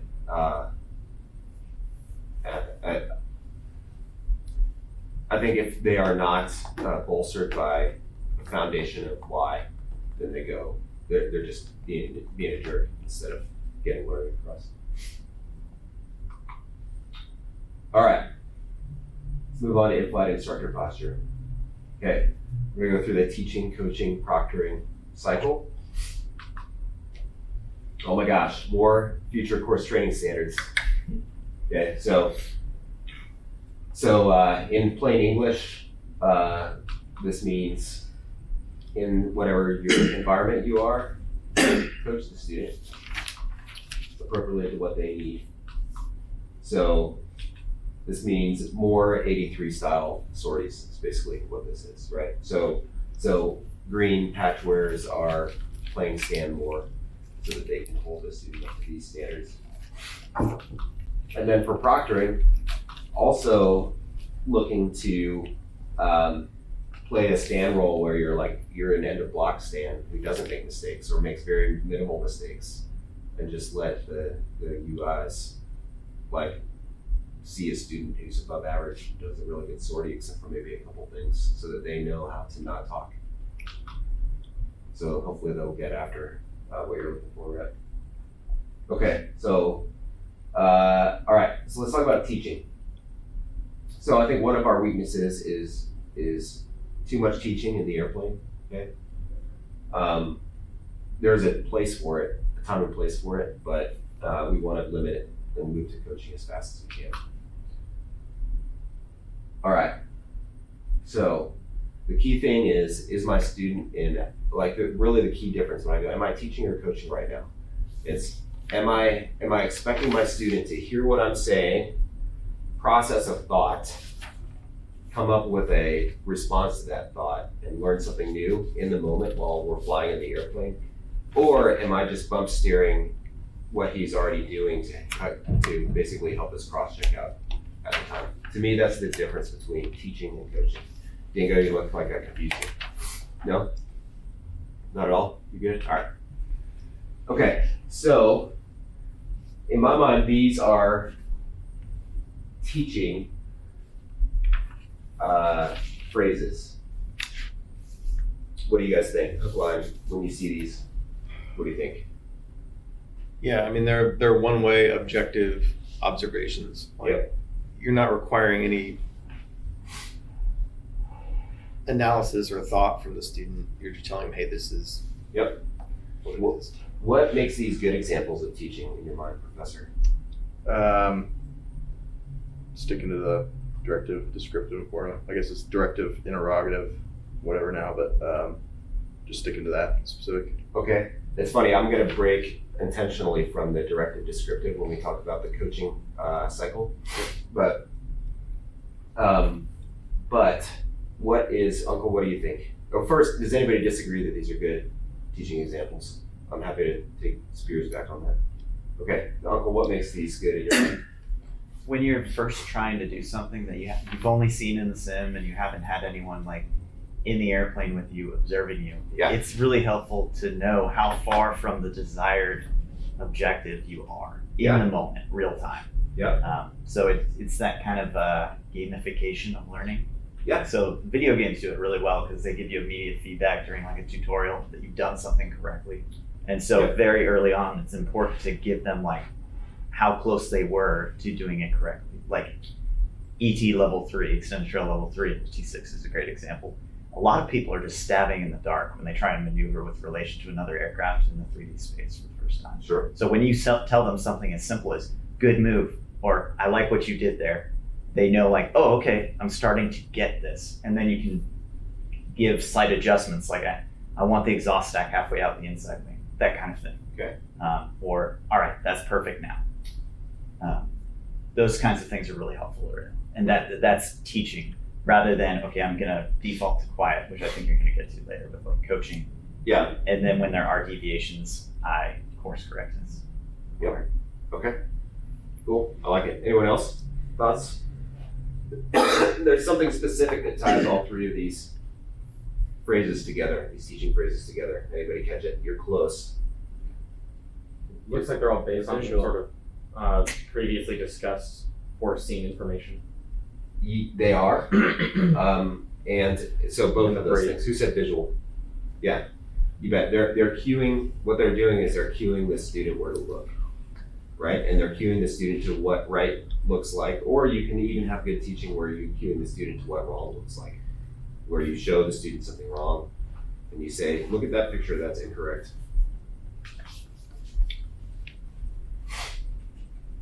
Okay. All right. So, bad examples. You find yourself talking about whys in the airplane. You probably didn't have an effective debrief or effective brief, right? The same for the debrief. And then this one is a pit trap, in my opinion. This is where pit annoys me so much, is when we're teaching our UIs to basically explain to the student what you're doing in the airplane while you're doing it is, in my mind, pretty ineffective teaching. But we do this at PIT all the time, so I'm looking for Spears back on this. Training standards say they have to. Right, I know that right now. Sure, the training standards say they have to, right? Don't hate the player.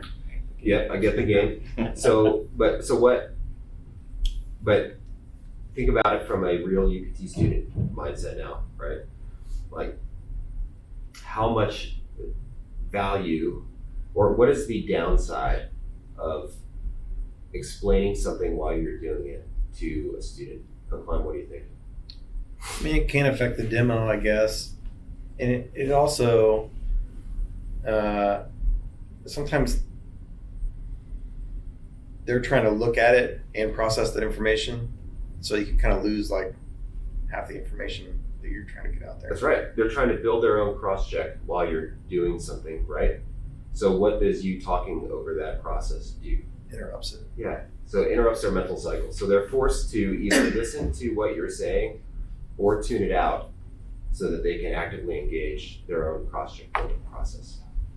So if they choose to listen to you, that's fine, but they're not actively engaged in what's happening as much with the airplane. They're actively engaged in listening to you. So you're basically stepping on their learning cycle while you're talking over a maneuver, essentially. Would you modify that and say,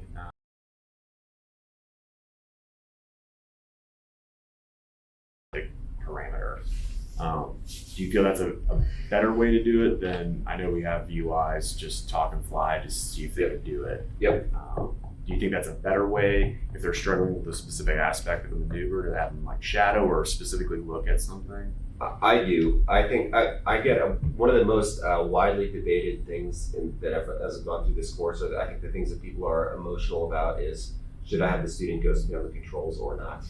I think that's a separate discussion actually from cueing a student during a demo. I think to answer your question, let's go back to this, because this in here, like let's pick this bullet right here. So in a good teaching example, let's say I was doing a demo, I would say, all right, dude, I'm going to demo you what a high glide path looks like inside the final approach fix. Okay, and then you just take he goes, okay, that's what I'm looking for. You take the jet, you put it there, whether or not he's ghosting on the controls, and you say, this picture is your 100 feet high. That's pretty much all I'm going to say until the debrief, when I'm going to revisit it and say, what did you see that was different than on glide path, right? Because you don't have time in the airplane to have that discussion. But you say, hey, dude, freeze this in your mind. We're going to talk about it later. But then the bad example that goes with this is okay, to set my 100-foot high pitch picture, I'm going to decrease my VVI by 300 feet per minute. I'm going to actually increase the power by 4% RPM. I'm looking for this many degrees nose low. And then there's the sight picture. And so you've given the student a whole bunch of information that's really irrelevant to how he may get himself 100 feet high until later, and you're trying to teach him all that in the airplane instead of just showing him the sight picture. I think that would be where I would come down on the difference. Did that answer your question? It does, yeah. And I mean, I've caught myself doing this too, where I'm talking through something, even though they've probably seen it or heard it before. Yeah. Good question. Thoughts? Professor? Yeah, I hate it. Talking while flying? Yeah. Yeah. Yeah, me as well. So I think, one of my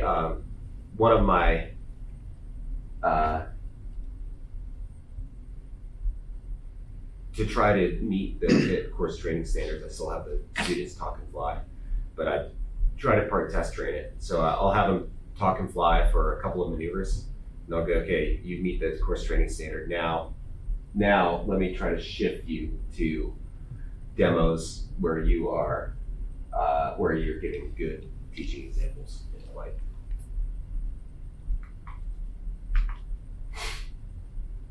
All right. Obviously, long explanations are bad, but then the big bullet on the bottom, where I think we can get better at PIT and all this is if you're talking about what you're doing, but it's not cueing the student to look at something, see something, cross-check something, figure something out, but it's just a description of what you're doing with the airplane, it's probably ineffective teaching. Thoughts on that, Crunch? Agree, disagree? I agree. Okay. All right. Let's talk about the voice activated student. CA, you're laughing. All the time. Yep. How often does this happen in T1s?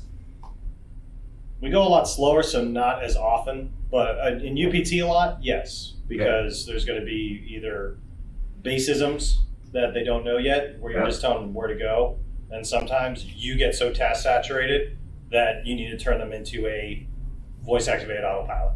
Okay. So it depends on the experience of the instructor. As a fate, this maybe happened a handful of times. Here, not so much. Okay. So my question is the voice activated student teaching, coaching, proctoring, or none of the above? oh, that's just, you are now, you better do this or I'm just gonna take the jet. Sure. Um, Yeah, you bet. It wouldn't, it's instructive. It's not like coaching, no. Teaching, you're not really teaching anything, you're just telling them what to do. Yeah. You can tell a dog what to do. Right. Is any learning happening? No, absolutely. Exactly. Sweet. It's neither. Okay. Remember, learning and the student has to engage in their own perception, knowledge, decision, execution cycle. As soon as you go to full voice activated student mode, you are now the student can do all of those things without actually learning anything. So you're not really teaching anymore. So, least used Inflight Instructor tool. I have used it. So if I am in a situation where I sense like a weather environment or something where I recognize, well, the student has never seen this before, we didn't brief it, we're now into unexpected element territory, like we talked about yesterday for the instructional brief.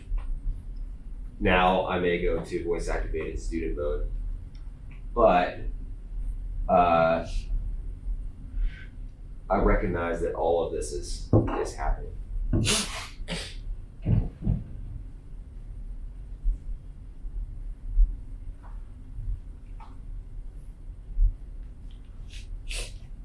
Okay. So I often could just go right to I have the aircraft and not out of hate for the student. It's usually like, okay, I have the aircraft, and I chuckle. I'm like, you probably haven't seen this before, have you? They're like, no, okay, just try to pay attention to how I'm maneuvering the jet and the radio calls that I'm making. And as soon as we're back to normal, I'll give you the jet back. Okay. And that's about usually how that goes instead of the voice activated student. Rhett, thoughts? Yeah, definitely. That's exactly where I was going to go with it, is that sometimes a good example of, even if something's going wrong, is a lot more powerful than just getting the student to accomplish a task. Because they're not necessarily processing as much as they might, or learning as much as they might. Now, definitely depending on where they're at in training, you could probably, in a lot of these situations with a more experienced student, get into a realm of coaching where the student can test out their decision making. Yep.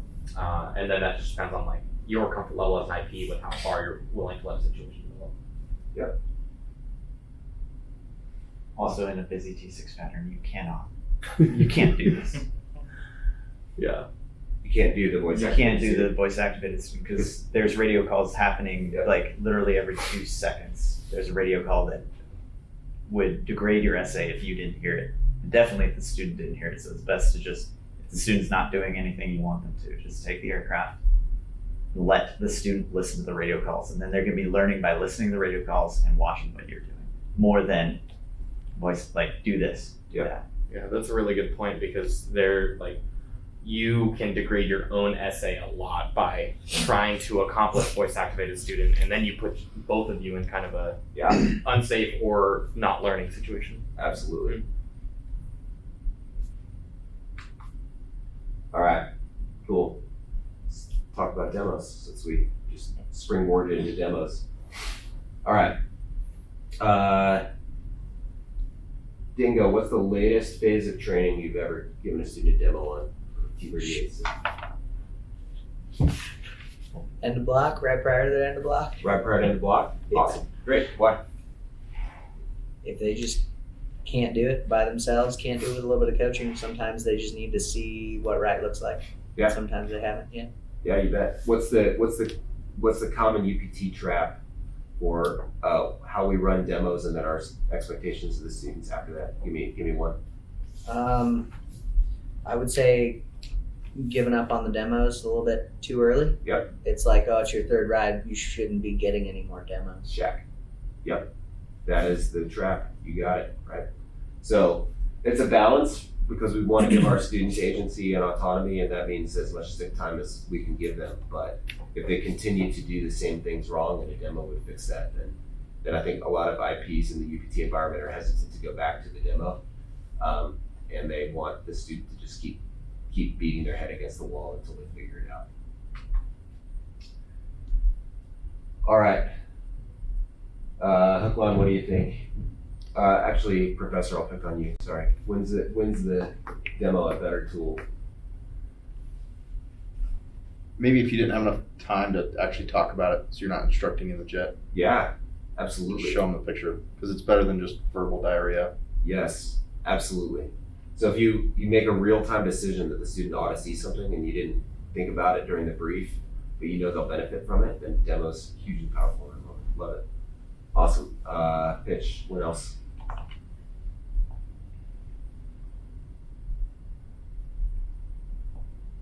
I think that's the big one. Okay. Uncle, any other ideas? Well, when site picture is key, like the example I'm thinking of is during a turning rejoin. Yeah. And so even late into the program, if a student doesn't quite have a perfect site picture, like they've got that safe rejoin, but it's not textbook, we usually do like 3 rejoins on a typical 3 turning rejoins on a typical sortie. I'll take one of those. Yeah. The middle one usually. Okay. So good. So a do demo do. Mm-hmm. Ooh. Awesome. I'm jealous of you guys for that. Yeah. We got the right. Yeah. I mean, we have the Gucci debrief system, which at the end of the day, I think is more powerful, but I miss not having enough gas to actually do multiples. Although 2 1.8s in a day. Kills. Yeah. It's bragging. Okay. How do you, 1 through 4. Dingo, how do you preface a demonstration? Probably pre-cage them on a couple of things that you're hoping that they pay attention to. Perfect. Got it. Give them specifics. Here's what I want you to get out of this. I'll look for, feel this. Even as, hey dude, I'm gonna do the next tack turn. All I want you to pay attention to is my roll rate and G onset and how it's different from yours. Done. Demo, you do the tack turn, you have the aircraft. That's it, right? Just little shit like that. Great. Okay. See what's different about this when I do it, and then make them tell you, right? So you're trying. I use this with above average students all the time. Like, all right, dude, I have the jet for the next perch, right? Brett and I did this in the jet the other day, actually, where it was like he's flying from the backseat in a T-38, sandbagging with me, and doing overhead patterns, and I'm like, okay, I got the next one. Just pay attention to what's different about it when I do it. We'll talk about it on the ground. Opens the door for those kind of discussions.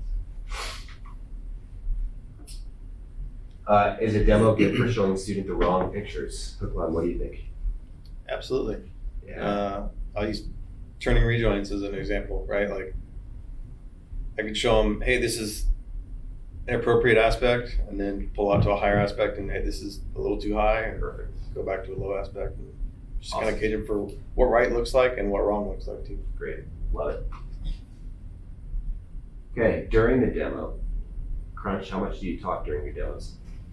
Try to minimize. Yep. Try to keep short syllables, minimum words. Yep. And then it's the timing as well is obviously very important. Yep. So. You bet. Do you even have to talk? Brett, what do you think? Not necessarily. Yeah, I Depends agree. on what the objective is that you're trying to teach. Sure. If you've prefaced the demo well, Right. say I'm demoing this for this reason, look for this, then you can just focus on flying your very best jet and just do the demo and then talk about it afterwards. And that's okay. It's still instruction. How does this relate to the conversation we just had about course training standards in the UI? Conflict. Yeah, there's definitely a conflict there, right?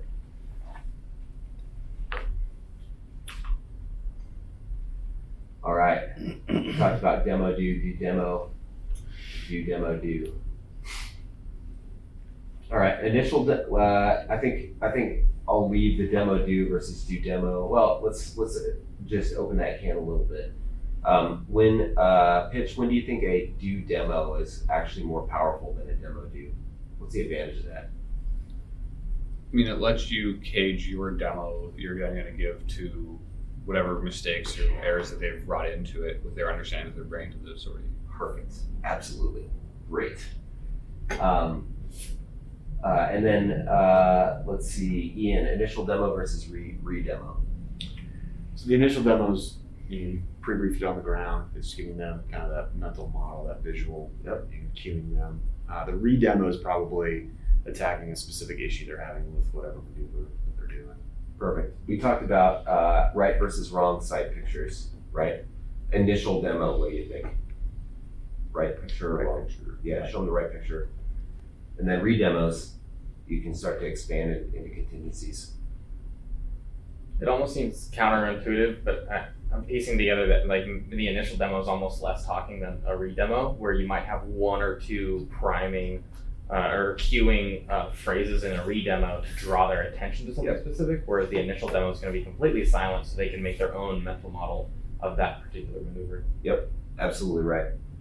In an initial demo, I might like if I'm doing the cloverleaf demo, I'll brief up what we're going to do, and then in the air, I'll probably use cueing words still, since it's their first time. So you know, at the initial pull, I'll say, okay, check the G. Then as we get 90 degrees nose high, I'll say check the wing line. So I'm cueing their cross check to the various places through the maneuver, but in very sporadic phrasing, very spare words. But beyond that, I think you're totally right. Like my re-demos are very targeted towards, usually instead of an entire maneuver or sequence, they're towards a very specific part of it. All right.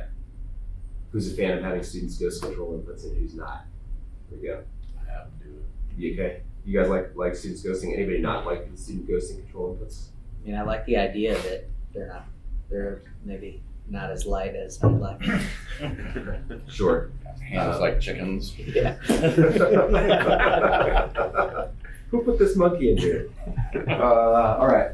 All I had. So I don't have guidance on this or an opinion. I mean, I have an opinion. I have an opinion on everything, but I prefer my students ghost my control inputs during most phases, with some exceptions. Like there are times when the picture is more important than the control input, like a rejoin stack with high closure or something like that. But I'd say in general, if ghosting helps them feel your flight control inputs so they can make their flight control inputs better, then it's valuable. Okay, let's talk about coaching. So moving on from teaching to coaching. For that, we've been going an hour and 10 minutes, so I'm gonna take a quick break. Reconvene at like 18 after.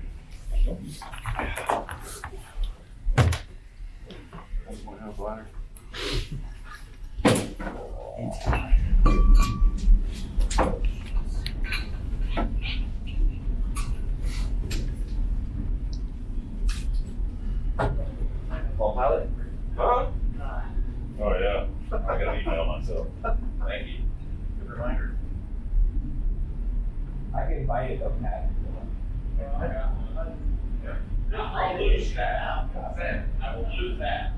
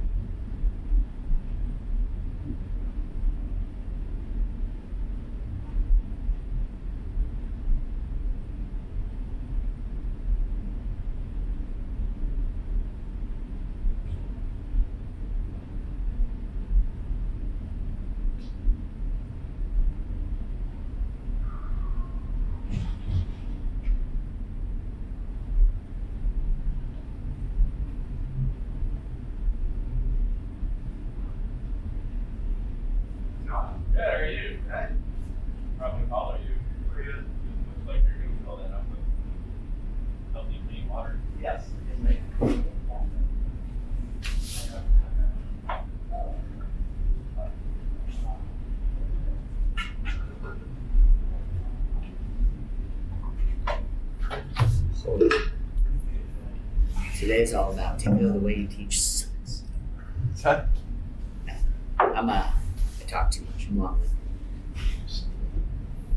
I'm aware. It's working. P squared and Gonza to attend this. Yeah. I have to care.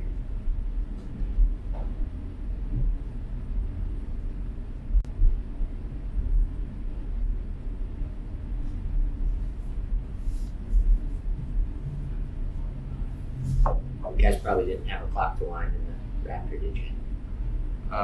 Sure didn't, but there are a lot of clocks in the jet itself, but I miss having a clock to wind.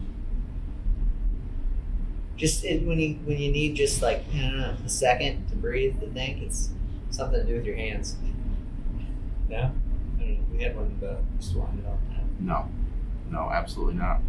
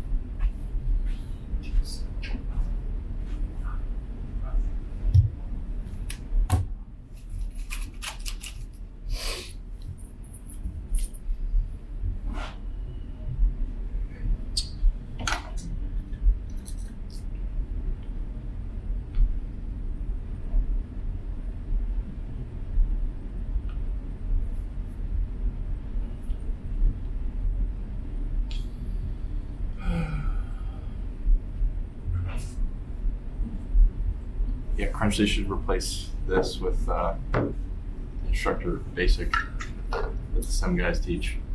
That was the most useless course ever. That wasn't even like, that was like elementary school. Who taught it? Taz. Actually, I heard he does a better job than. I mean, he does a better job, but the material's just not good. Yeah. Yeah. It's like, hey, you two draw this picture, and yeah. Why is it different? I think I sat through it when I first got here. Yeah, it was very warm and fuzzy.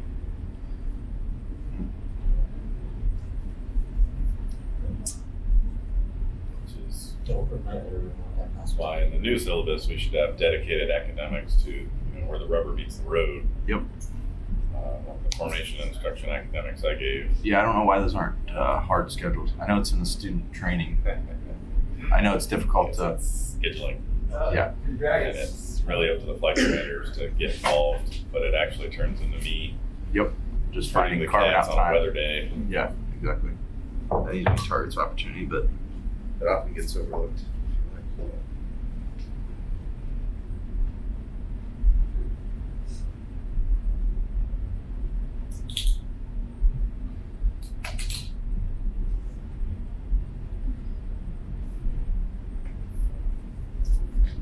Sam, did I tell you every guy there at the Mill Day ATP seemed to know you? At where? At Goldsboro Mill Day ATP? Oh, yeah. Every one of those guys knew you. For better or worse. Just goes to show you how old I am, Dingo. Yep. My beard and my back hair are all turned gray. Gross. Silver. It's silver.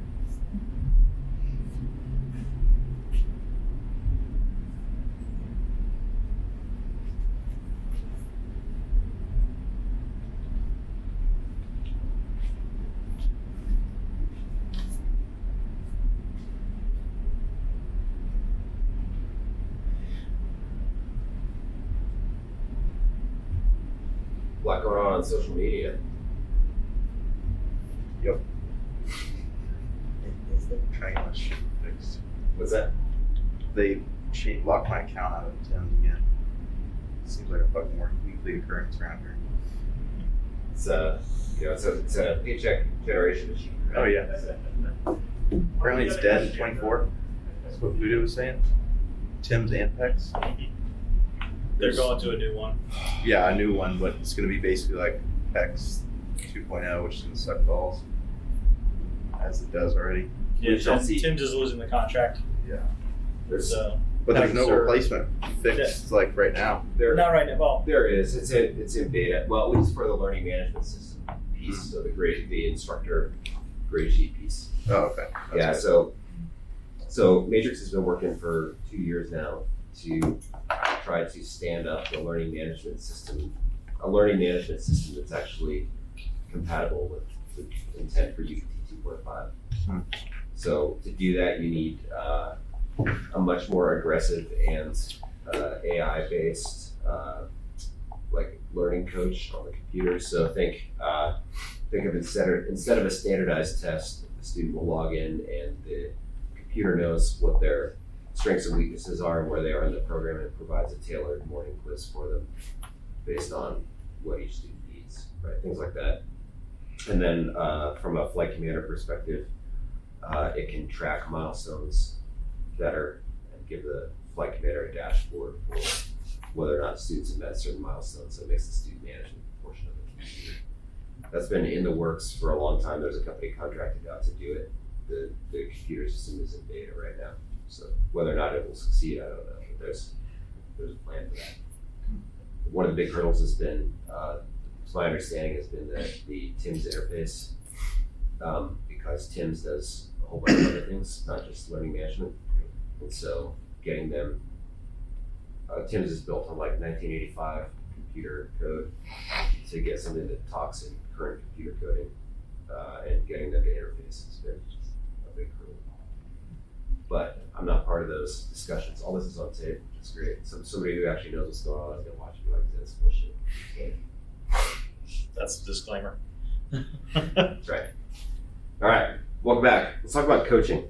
So hopefully we get at economy of instruction and how to use the words at the right time in this section here. So I love this section, at least from the feedback we've gotten from previous AICs is guys seem to really key off on, like even senior instructors are like, okay, there's something I can take away and implement tomorrow in my in-flight instruction here. So hopefully you guys feel that way about it. We'll see.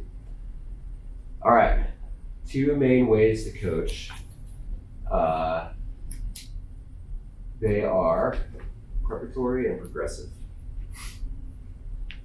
So Rhett, what do you think preparatory coaching is? Probably more, definitely more preemptive, maybe less involved in the moment, but priming the student and then letting them execute. Perfect. You bet. And then progressive pitch, what would that be? While it's occurring, providing. You bet.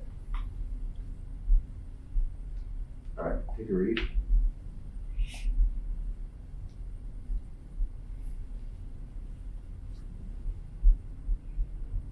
Preparatory coaching, right? Instead of a do demo do, now it's a do, because poop jokes. But the do, right, is there's coaching in between the events. Also totally valid for part of your instructional brief, you bump steer a student, you recognize what their cross check is, and then before they go to an initial maneuver, you get, okay, remember from the brief, these are the things that you need to look at to be successful on this. All right. So, Professor, you brought up descriptive and directive earlier. Those terms, we're going to use those terms when we get to intervention, but specifically, I've tried to pull those words away from the idea of coaching. We're going to talk about progressive coaching on the PKDE cycle instead, and why I think that they're different. All right, let's talk preparatory coaching first. Makes sense, right? Also should make sense, right? I'm going to use my coaching to focus you where you need to be paying attention. All right. This one's critical, right? In order to do preparatory coaching, you have to talk a lot, maybe several sentences. So you need to make sure your timing is good. And you need to mince your words well. Taking the jet to coach. What do you think? Anybody do this? Yeah, you bet, right? So again, take this back to your crew coordination brief, right? Some students get really pissed off when you take the jet from them. But if you prime them in the crew expectations brief, like, hey man, if I'm gonna coach you on something, I may take the jet so you can listen to what I'm saying. Don't let it offend you that I'm taking the jet. As soon as we're done with the coaching, I'll give you the jet back. You can execute. All right, let's talk about progressive coaching now. Okay, so how do you figure out, Dingo? How do you figure out what kind of progressive coaching the student needs? That's a toughie. It is a toughie. I mean, it starts with what the error was, and then if there's time to ask a question or two to figure out what caused that error, or hopefully you recognize enough to have a good go in an argument for what caused that error. Okay, copy. Let's keep going off that thought. Crunch, what do you think? How do you figure out what words you're going to use? I have my set words for the most part. Okay. But then just making sure if I am going to ask that question, that it's a very specific question and can be answered very quickly. Excuse me. Bless you. Okay. All right. Anyone else? Thoughts? You guys have been through this course before. What do you think? Like, what's a critical question we can all ask ourselves to know what level of coaching I've got to give this student right now? Broad general. How do we look right now? The final term. How do we look right now? Okay, what if I ask you this? Would you use different words to a student on their first ride in the final term than you would to a student on their pre-solo? Why? They don't have the knowledge of what right looks like burned in their mind yet. Correct. So what's the question we're asking ourselves? Where are they along this loop? Yeah, where are they on their learning journey, right? How close are they to being able to execute this without my coaching at all? How close are we to proctoring? And then can I gear the words that I use in that moment to the correct part of their PKDE loop so that I put that right word in that's in the right place on the spectrum. And that's what we're going to dig into here in the next 10 to 15 minutes. And hopefully it answers that economy of instruction piece. Okay. How much of the PKDE cycle do I need to shortcut right now? And that's the question that I ask myself, and try to pick words that are in the correct place in their decision making to get them where they need to go. So we can turn our cross check into their cross check.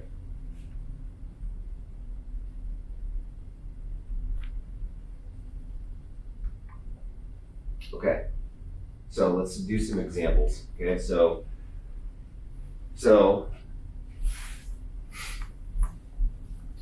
this is the PKDE loop, right? We're actually going to move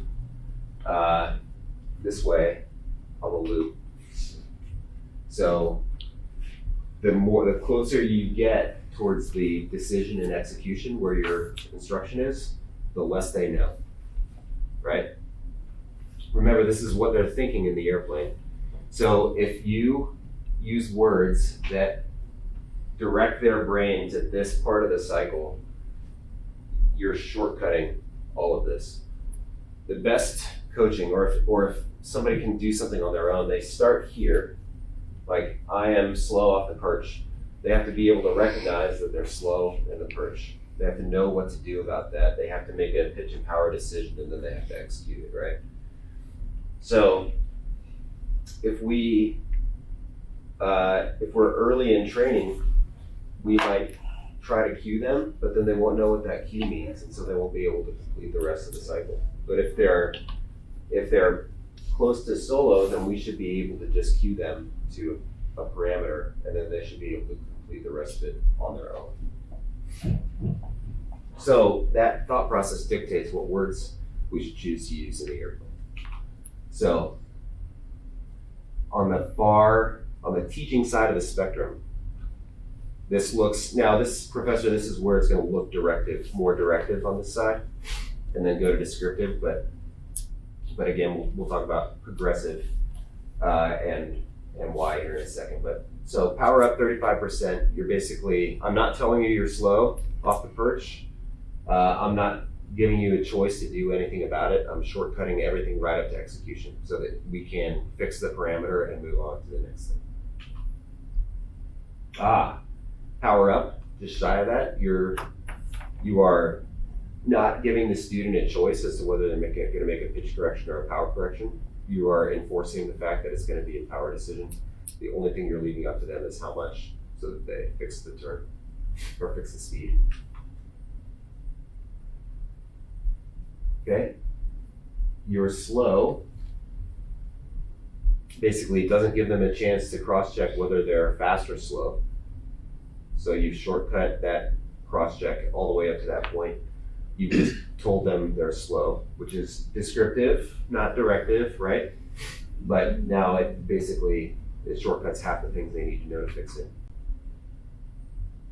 If I give them an airspeed, then now they have to make a determination as to whether that's fast or slow, and then choose the appropriate action. And if you guys really think about the way our brains work in that PKDE loop, there's like a bunch of mini loops going on. Every single little thing is a decision in this cycle, right? Okay, now we're getting someplace where we just say, we know that if they cross-check something, they should be able to figure it out on their own. And then at the very left side of the spectrum is just cross-check. So the student needs to figure out what they need to cross-check, pick the correct thing, make the correct decision. All of those to fix being slow off the perch. All right, so that word right there, cross-check, is one of the reasons why I want to go away from the directive versus descriptive model when we're talking just about coaching. Because directing somebody to cross-check or cross-check airspeed is directive. I'm telling you to do something. But really, when it comes to how close are you to getting this done on your own without my input, it's actually pretty far to the left on the spectrum. Thoughts?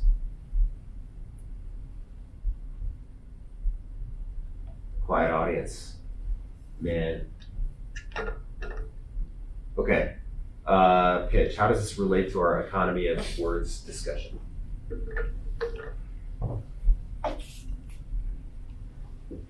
I mean,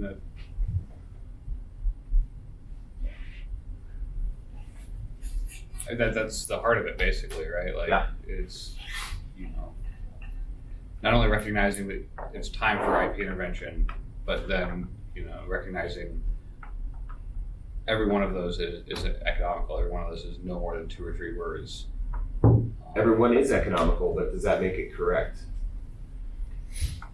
I mean, correct depends again on where the student's, at. Right. And meeting them where they're at and where they need to get to. Exactly. What's your first indicator as an IP if you're using words on this side of the spectrum and the student is not performing? Professor, what's your first indicator? Say cross-check and nothing happens. Yeah. Speed keeps going below yellow. Yeah, exactly, right? This guy's fucked. Yeah. Yep, I tell him to cross-check, he doesn't get it, and now I've got to immediately start moving. Power up yellow. Yeah.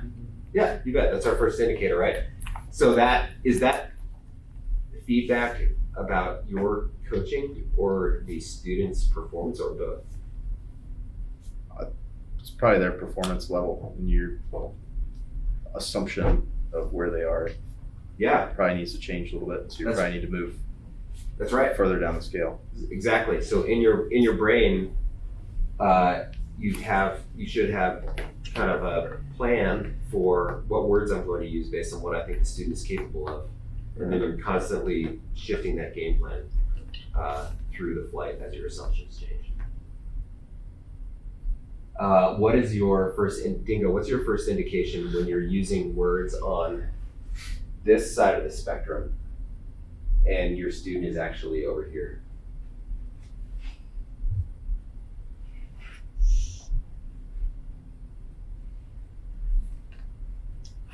I mean, hopefully not, but occasionally a sigh, like a Yeah, you got it. Dude, that's exactly right. Your student will get frustrated. Why? because they probably already recognized it potentially, and they were half a potato from actually putting in the fix. Chef, you got it. Right? They are like, God damn it, Dingo, get out of my chili. Like I know that when I'm slow, I have to put my power up to this percentage. You just told me to do that. It's not like I don't have that GK, right? You're just not giving me enough time to see it by myself. You bet. All right. So both of those in their own way are ineffective coaching, right? We gotta constantly strive as instructors when we're coaching in the JET to meet the student where they're at in their PKDE cycle, and then use the right word at the right time to engage that cycle. And then as we move from teaching to proctoring, walk it back until we're saying minimal words and maybe just cueing one thing at a time and letting them engage that full cycle on their own. Thoughts? Yeah, maybe something that I've noticed with UIs. Sometimes I'll do a little brain work exercise with them because it means economy of instruction. And oftentimes it seems like when we start out, they'll start coaching me, hey, stack, line, spacing. Yep. Just like our instructors before them have. And then I'll ask them the question, hey, what if I didn't understand this? How would you coach me through in that way? And it's exactly everything you talked about and the responses I've gotten from them in those moments have been positive as far as like, hey, I didn't think about that. That was a nice exercise to go through. Okay. Right. Anybody got any examples of places they've messed this up?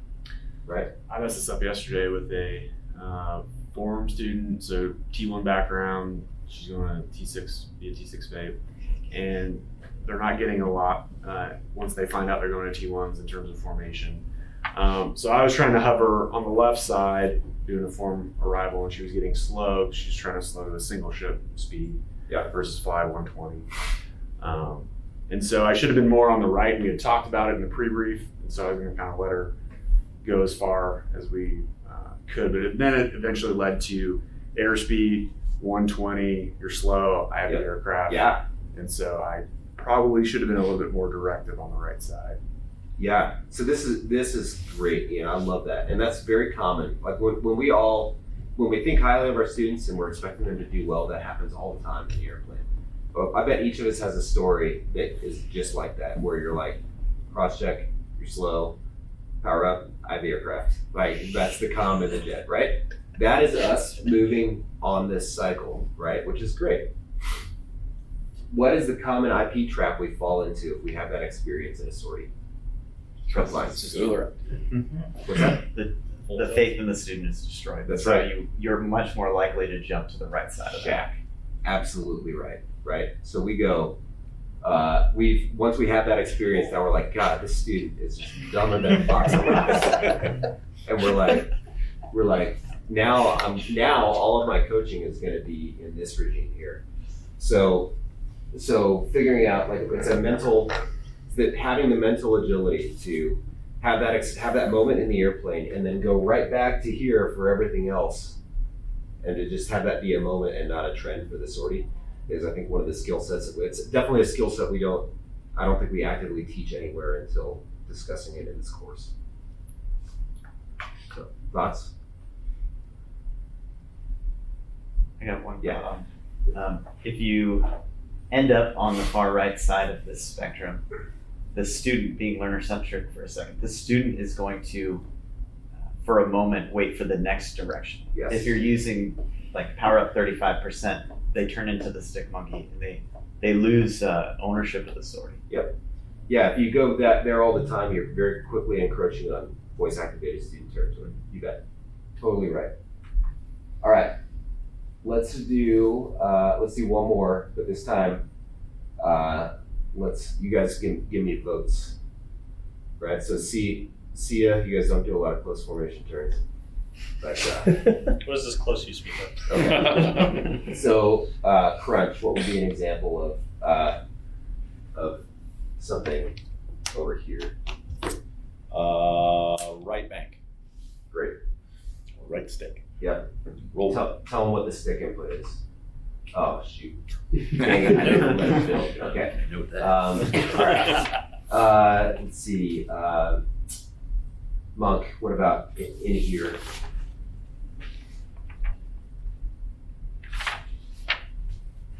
I think it's looking at bank paradigm.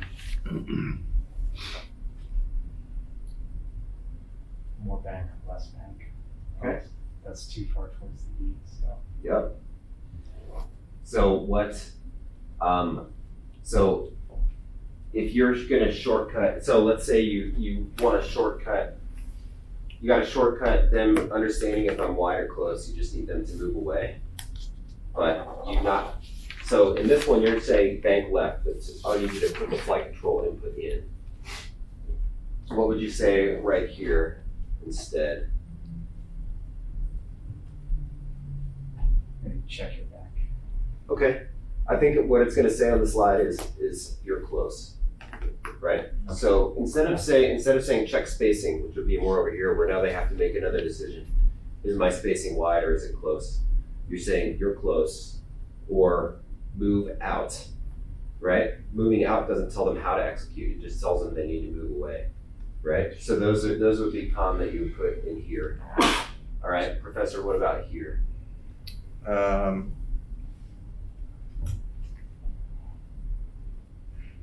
That one just be the check spacing. Yeah, check spacing, right? Or assess. Yep. Okay.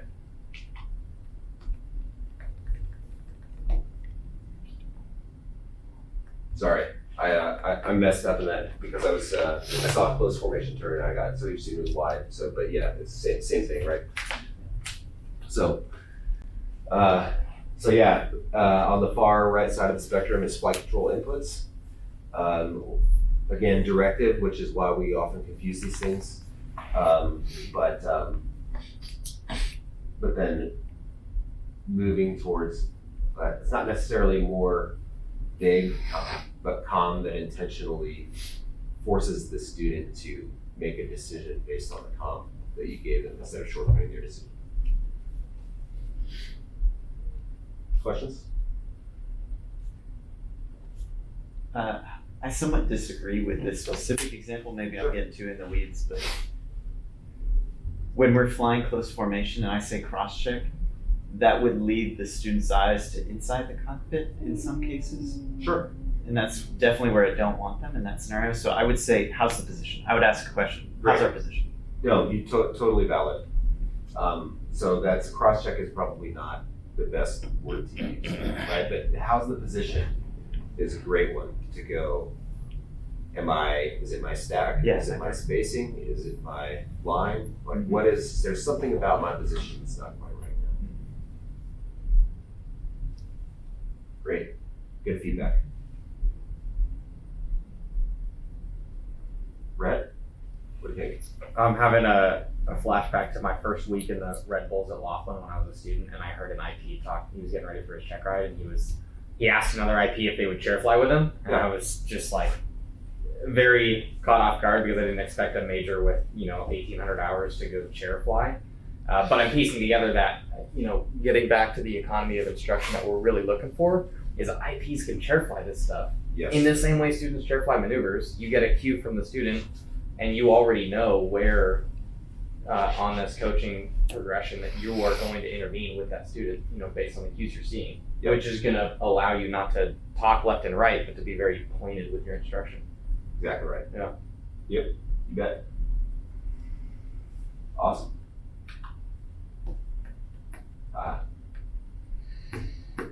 talk intervention. Before we do that, let's talk proctoring. All right, spheres or thoughts on coaching. Was that useful? Not useful? Thoughts? Learn at least something new you can take back out? Okay, all right. Cool, let's talk proctoring. All right.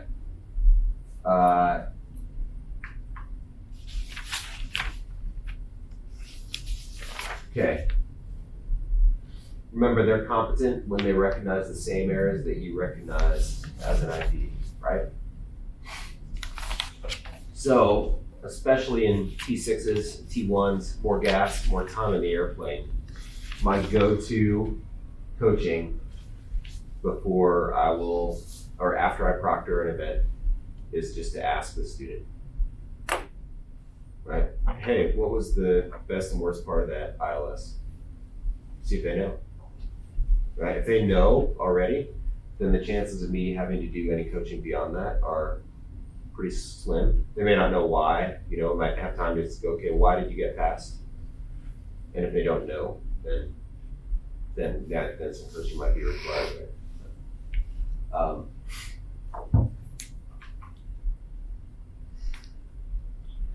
All right. Okay, we already talked about taking the jet in late phases of training. And really, if you do preparatory coaching, is it proctoring, Professor?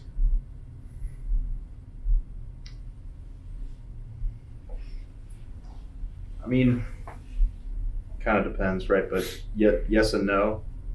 You can also just say, hey, I'm not going to say anything on this one. See if you can get it yourself. Sure. Hey, this is our last pattern.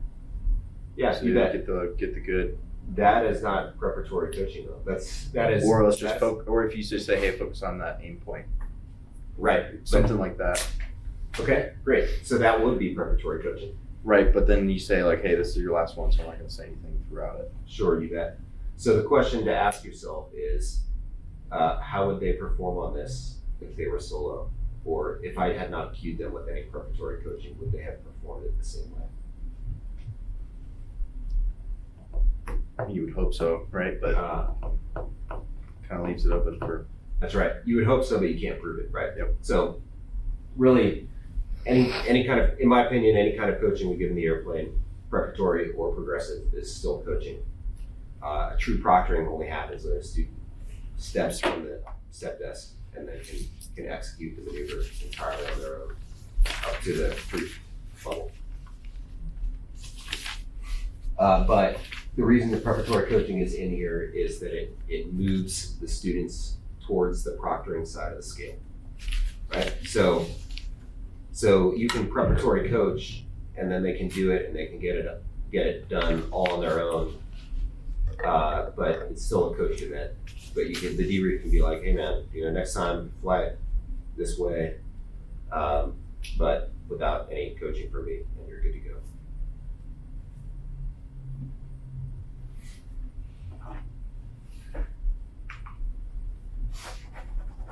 All right. Let's talk about reverting to coaching. This is one of those scenarios, or one of the things that I think we're weak at in the UPT environment is knowing when we should revert to coaching, even though you think a student is capable of something. So, Ian, when do you think is a good example? If they're struggling with something in the pattern, their cockpit pitch picture, and maybe they just kind of lost it for whatever reason. Maybe a little bit of coaching can kind of re-cage them, just due to if you're seeing the same inconsistencies. Sure. I don't want to, I guess, build habit patterns before aim point control, whatever the issue is. Yep, that's true. I would say maybe in this case, it's not kind of what maybe I'm not asking the question in the right way, because I'm thinking more about something that you thought or assumed the student was going to be good at. Now you're like, he's not as good at it as I expected. What are some other reasons where we might go back to coaching? Let's think skills and abilities. The difference between a skill and an ability. And then I'm going to get semantic for a second here. Sure. We have to draw a distinction between proficiency and and competency as defined by the book. So Yeah, proficiency is just the one-time demonstration of a task. Yeah, you bet. And competency is achieving proficiency in any realistic scenario circumstance. Yeah. So a great example of this is calm wind day, student was able to land. Next day, we've got 20 knots of headwind, student can't jack. So frame this question then. That's exactly what I'm trying to get at with this. So maybe my word usage isn't right, but the idea is a student has achieved MIF on their grade sheets. Does that mean they have a skill or an ability? How do I figure that out as an instructor, and then how do I gauge whether or not I coach or proctor appropriately? It's when the circumstances change. Yeah. On if they have the ability, lucky versus good. Okay. Yep. We just introduced 15 not there you go. Right. Environment, pretty much. No, sorry. No. Why are you apologizing? I'm asking you guys haven't figured out yet, and I'm asking these questions so that you guys can answer before I click next slide, right? That's great. It's perfect, right?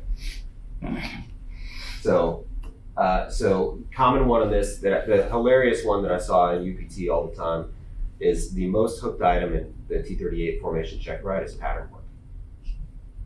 Right? And pitch is like, fuck yeah. All the time, pattern work. Why? I think it's a lot of the recency and the stress, you know. They've gotten away from doing multiples, they've been doing one to a quitter, and they've been getting away with IP saying like, it was good enough, we're safely back on the ground. Yep. Right, not holding quite the standard, and then you get done with the check ride and you feel like that actually went pretty well. Yep. I'm back in the pattern. They kind of just, that stress dump and then they end up, giving up on maintaining the essay of the pattern and then do something really stupid, try and land on top of somebody else or, bridging to a conflict and all that kind of stuff. Yep, absolutely right. Right. So is that a student problem, a syllabus problem, an IP problem? Who's responsible for that trend? McCline, what do you think? I think there is room built in the syllabus to maintain currency and repetition, but for that example specifically, I think it's a student, maybe more so an IP problem, right? So the student they're like, I want to focus on just formation stuff, but they can make the decision to be like, no, I want to leave the MO earlier to get 2 patterns, right? But as IPs, we can be like, hey, you've done one to a quitter for the last 6 rides. Let's get 2 or 3 back in the pattern. Yep. So I think it's both. Flag commander issue where use a T56 ride. You bet. So how does it relate to proctoring versus coaching in the airplane? Think about the 4 or 5 rides leading up to the formation check ride. You're the IP in the student's pit. What's your posture? Proctor. You're in a proctoring posture, right?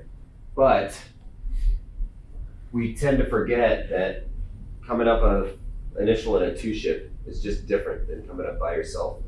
You're going from a wingman mindset to now being in charge of your own radio calls and things like that. It's different. So we're changing the circumstance, change the complexity with the extra jet or jets in the pattern, and then they're under a lack of repetition and currency, right? But I think that at the line IP level, we just go, oh, well, they're done with transition phase. So formation, I'll instruct, but during the pattern, I'm just going to proctor. But with a recognition that it's a different environment and that it's okay to do coaching during that time and to not have that really reflected on their grade sheet as a regression because we're introducing all these new elements. Then in that way, we're setting an expectation that we're going to coach them and prepare them for the check ride, and that's normal. Thoughts? Maybe to extend what you said a little bit too, you alluded to syllabus being a factor kind of earlier, and I think maybe that also comes into play in the sense that just like adding elements increases the complexity, they'll also fly during certain times of the year. So especially if they're on the changeover from one season to the next, that will also add complexity that we need to account for. Yeah, you bet. Seasonal changes. Oh yeah, you bet. It makes a big impact in T38s. Love it. All right. This slide is going to dive into just a little bit into where Matrix is trying to take our grading scale and how fair versus good relates to this coaching proctoring cycle. It's not, it won't matter to us now under our current grading construct, but it's something to think about as far as your instructor posture and how you can have a more positive impact on the students. So hopefully you guys have all had this experience. You like a student may be able to do this on his own, he may not, I'm not really sure. So I'm gonna make a choice to coach during the maneuver. And then that takes away my ability to tell if he could have done it on his own or not. And automatically the grade is fair because it's the way our syllabus is written. If we coach, the student must get a fair. Or, and I've done this before, I'm guilty of this, I'm like, I was really coaching to get him from a good to an excellent because he could have done it on his own, but I know I could get him to do it even better. So I'm still gonna grade him for a good on this because that's the myth and the block, right? Anybody done that? Yeah, okay, good. Well, I'm glad I'm not the only one, right? Make sure that goes on a lot, right? But where we wanna go in this is same problem. Like, hey, I might or might not be able to get it up to myth, but I make a decision if I'm gonna coach or proctor it. And then the grading practices indicate, so we can kind of track how many coached events and how many proctored events the students done. So we get a higher SA level on whether they're, on how many things they were able to do on their own, especially as they get towards their check runs. All right, almost there. In-flight instruction. Dual controlling. Dual control. Without a doubt. Really? Dual controlling is the worst IP in-flight instruction area. Really? It's something we, like, I've read some feedback from a couple instructors back at Laughlin where students would say, it felt like I wasn't doing anything. Well, wow. It's very bad. That, dude, I'm glad you brought that up. That is definitely not a thing that I've seen in a few years of flying T-38s. Do you mean by that, like, two people on the controls at the same time? Like, students flying. Imagine a bowling alley and you've got the bumpers up. Jesus Christ. Ooh, I've actually flown TI sorties where I can kind of feel some control, and I've landed the airplane actually not touching the controls, and then taken that to back with this, with that new instructor, and debrief pretty aggressively. Like they are actually, I've had people actually flying the airplane when they're not flying the airplane. Oof. And being a pit IP too, that's one of the main things we train out of these. Do our best to train out of these folks when they get to the line. Of course, on their worst day, sometimes those things come back. That's interesting. We get that a little in the advanced instruction for T1s, just because going down final, you need a lot of control inputs for the Dutch roll, and I'll feel them like pull down. I was like, okay, no, that doesn't happen, and I'll go out of roll. And this is more pit-isms. Go out of roll, and it's like, okay, do you want me to fly it or do you want to fly it? Yeah. Because now all you're doing is teaching that student. Instructor's got it. I don't need to learn how to do this, so I'm just going to pretend to fly it. He'll land it. So, Dad is here. He'll protect me. Interesting. And there's a difference between guarding and dual controlling. There and is. There's the right way to guard and the wrong way to guard. That's interesting. So I'll put it on the board. Yikes! That's so far. I'll give you an example from Rucker. I did an IEP at Rucker and just flying the helicopter. My IP at Rucker was dual controlling the shit out of the helicopter when we were trying to land. Granted, there was very little reward for him because I'm not an actual student. I'm just a T6 bro wanting to go fly a Huey. But it's something I noticed, and I was like, wow, I hope you don't do that with your actual students. Well, that's good to watch out for. It's definitely not on my list here. Yeah. But it's cardinal sin number one. Okay. I think when that one gets hashed out in detail, it might be worth thinking about effective admin stuff. Yeah, totally. We can maybe add it to our training here. If you guys think it's a rampant in T6s, it's just like the core of our audience here. Okay. All right, any other ideas for worst in-flight instruction errors? Overbearing. Overbearing? Okay, what do you mean by overbearing? Speaking too much too early. There you go. There you go. Nice. All right. And then I think at the kind of the graduate level, what we're here for is coaching to the wrong part of the student cycle and not really recognizing that we're doing it. Like, because we make an input, and especially if you're on the right side of that spectrum, the decision execution, and you go and you give a push it up 80%, then you could have said check power, which forces them to make a decision as far as where exactly they're going to set it. And you never really get feedback as to whether or not you could have said less or given them more autonomy. And so you're coaching to the wrong part of the cycle. So they get less learning out of it. All right. Before we move on too far, I'm curious as to, I mean, maybe to the table, like one of the things that bothered me the most, and maybe I'm just pet peeved about it now, and I could be convinced that there's a time and a place for it, but like the question of what are you doing or where are we going? You know, when I like hearing that, like I don't know if that falls under maybe talking too much or too soon, but are there, I don't know, what do you guys think? I feel like that box. Is that about to come up?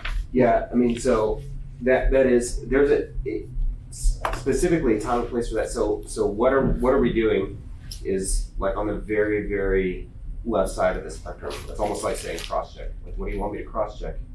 So I think you can cue that question better if you say, like, what is your descent game plan? Right. It's just enough information to where the student has to come up with an entire plan for something specific.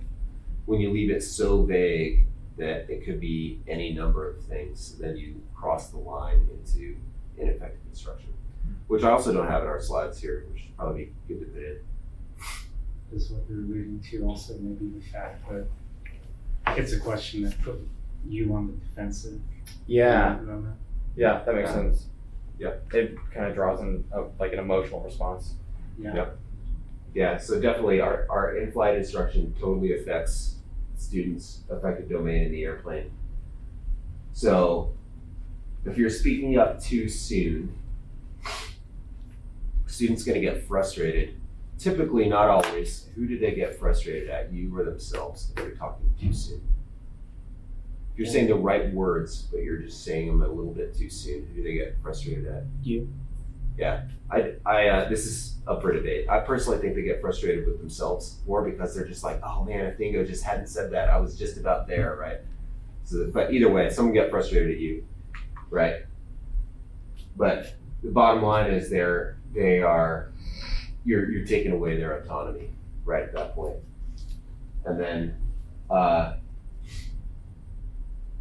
and then if you're shortcutting the PKDE cycle, I think when we shortcut the PKDE cycle and use directive comm when it's not required, that's when the students get mad at us. Because if you're telling them to how to fly the airplane, you know, the small voice activated moments where they know how to fly the airplane if they just have the information they are missing, then that's when I feel they get mad at us. Either way, they're going to get frustrated, and we know that. So we have to watch out for that. And then I think it depends on the instructor as well. If you have an inexperienced instructor and a slightly above average student, probably going to get mad at the instructor. Yeah. But if you have a very experienced instructor that has good credibility, then they're probably going to get mad at themselves. Yeah, totally valid. Yeah, valid point. Okay, let's talk about in-flight instruction and helmet fires. We talked about this some yesterday. Why would I do that? It's fun. So Pitch, why would you do that? I mean, we don't make our money on the flight where everything goes right. You know, it's the ability to overcome challenges and unforeseen consequences and circumstances that creates a good aviator. Exactly right. So this is a slide from Matrix's academics, but the idea is that to get to decision-making skills in a continuing curve like this, you basically try to coach up to the point of where the helmet fire is, and then hold that, and then back off from that. So if you guys have seen, another part of these academics, or what guys will get in AIC, is the stress curve, which we have all felt, where some stress in our lives is a good thing. More stress can be a good thing, but all of us reach a point where the stress is too much, and then our ability to learn and function completely drops off a cliff. So we want to get our students to the right point on the stress curve, which is where the deliberate controlled helmet fires exist. Now, we haven't typically done this in UPT environment, so how we implement it is important. We already talked about briefing the ROE. Should be things that are realistic contingencies. Should not just be like, do this random fucking thing that I think is cool. And then the big thing, and this is true, I found this with FAPEs or inexperienced IPs a lot, is when we try this, is that the IP really needs to think about what the cutoff points are for when am I going to take this helmet fire away, when am I going to intervene, what could go wrong. Those are all important things to think about. Okay, so here are some good examples of controlled helmet fires.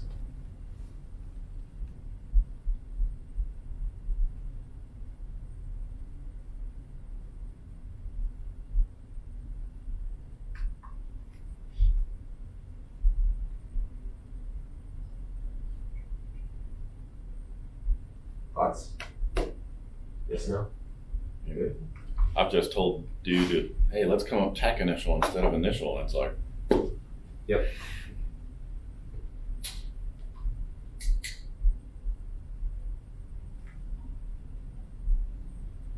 So it was an unbriefed helmet fire. Yeah, and so that's the thing, the crunch, and that's kind of where I used to do things like that, and I've found that in the UPT environment, they usually have a negative outcome. Well, this was in Pitt. I will caveat that. Fair enough. Big boy for But like the hey, we're gonna come up initial, tack initial, formation approach or whatever. So if I were gonna brief that helmet fire to a student, then I would in the brief say, okay, today you're gonna have to you've planned for a 2-ship initial, but we have the option to do 2-ship tack initial, formation approach, VMC drag. Those are all ways we can get back. So today, for your controlled helmet fire, I get to choose which one we're doing, and I will let you know when we're 15 miles from the field, and then you've got to put that plan into action. So I'm gonna basically brief the helmet fire up like that. I give him a window for what that helmet fire is gonna look like without completely exploding a grenade in his cockpit. It's totally outside of his mental model for the sortie. Thoughts on that? Like different techniques or belief systems about what we should and shouldn't be doing with controlled helmet fires? I'm open to feedback. Right. I think it probably depends on their level, right? You know, they're Sure. about to be graduating Pitt. I think they should be able to handle ones that are unbriefed, but still well within the realm of things they should be able to handle. Yeah. Okay. And a lot of times you don't need to set it up. It's just going to happen naturally. Yeah, a lot of times it happens on its own. Weather, ATC, whatever. Sure. Unforeseen mission factors. Yep. All right, let's talk about preparing for reconstruction, and then we'll be done. So, T6 guys, how do you guys prepare for reconstruction? Well, it starts with just reviewing your notes, picking out the most important things. No, how do you won't have time to review your notes in the airplane. How do you take notes? Like what do you have specific best practices that you're using? Oh, okay. To document. Shorthand, like I do columns in formation, wing, lead, and then I draw lines because they got their data card, and I'll try to write notes depending on how busy the story is, or take them as we're on the arrival back in. But trying to get the parameters, you know, if we got slow, when did they start, you know, their over the top maneuver, that way I can at least provide that to them since we don't have tapes. Yeah. So. Yep. Okay, T38 guys. Any other techniques? You guys using the system to your advantage, I assume? Yeah, I track witness marks. Witness marks. Yeah, and I'll write, W1 and like a one-word description of why I hit it, and then W2, and so like. Perfect. Yeah, mine's the same. Okay. So the only thing I have to add to what you guys are as you think about preparing for Reconstruction. So most of my T38 cards are time segmented because their sorties are so short. But for a T6, I could see an event segmented card where the meat of your mission is a MOA work, and so you segment the card by things I want to talk about from the MOA, things I want to talk about in the admin. And then, has anybody ever used a working memory technique for the student to help debrief the sortie later? Yeah, I was gonna bring that up. Because we don't have the witness key, sometimes I'll do an audible witness key with the student. Yep. Maybe grab the aircraft for a second even to go that far and either say snapshot or whatever my cueing thing is, remember this image, remind me to talk about stack and wing work, something like that. Yep, you bet. Perfect. So something that cages the student, a word or phrase or expression that says, we're going to talk about this later, remember this picture. Mm-hmm. You bet. What? All right. Cool. Thoughts on our in-flight instructor posture? Okay, let's talk about intervention, excuse me. So more green boxes. So now let's go to directive and descriptive, Professor. So I think in general, we're good at intervention, except that maybe we could do better at recognizing when intervention is actually coaching based on the phase of training that the student is in.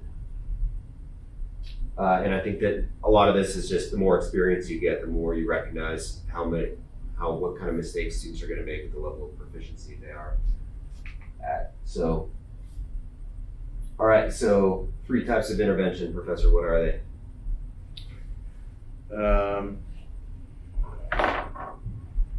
Taking the actual jet. Yeah, physical. You know the other 2. Directive, descriptive. Yep, you got it. Descriptive, directive, physical, usually in that order. Okay. So the key is, I think, is that our mental model for when I'm going to intervene should already be set before we go out the door. And I think this is maybe something that we're not great at teaching at Pitt to the UIs. What I've found is that when I'm playing Stan, as soon as I make a mistake, the UI wants to say something and intervene because that's kind of how we teach them, because we want to make sure that their cross-check is good.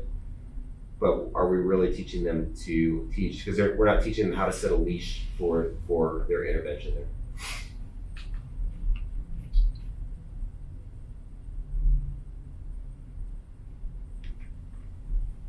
Okay. Has anybody ever thought of an intervention posture as offensive or defensive? Dingo, what do you think? Have you thought of it that way? I mean, obviously, talk about defensive postures, right? Where you put your hands and feet and that type of stuff. So we're really familiar with the defensive intervention posture, right? Give me an example of a phase of flight where you'd have a defensive. Final turn, maybe. Yeah. Have your foot close to the top rudder. Yep, you bet. So for me, close formation, rejoins, and landings and takeoffs. Really, a runway environment. Those are my phases where I'm at a defensive intervention posture in the airplane. So then, what might an offensive intervention posture be? Think about a loop. Okay. Okay. Do you have a plan for when you are going to transition from telling the student more pull to say at the top of the MOA? Or how about this, the very top of the loop? You're probably doing math to the bottom of the MOA, right? You have a plan, you know that you need a certain amount of pull through 90 degrees nose low. And if you don't get that pull, you're gonna go out the bottom of the MOA. Okay. And then, so do you have a plan for, here's what I'm gonna tell the student to pull more aggressively. Here's what I'm going to, here's what I'm going to Yeah. To prevent having to get to the physical? That's Is that right. kind of more what you're talking about? Yep, exactly right. Mm-hmm. That's on offensive intervention. Okay. Right. Yeah.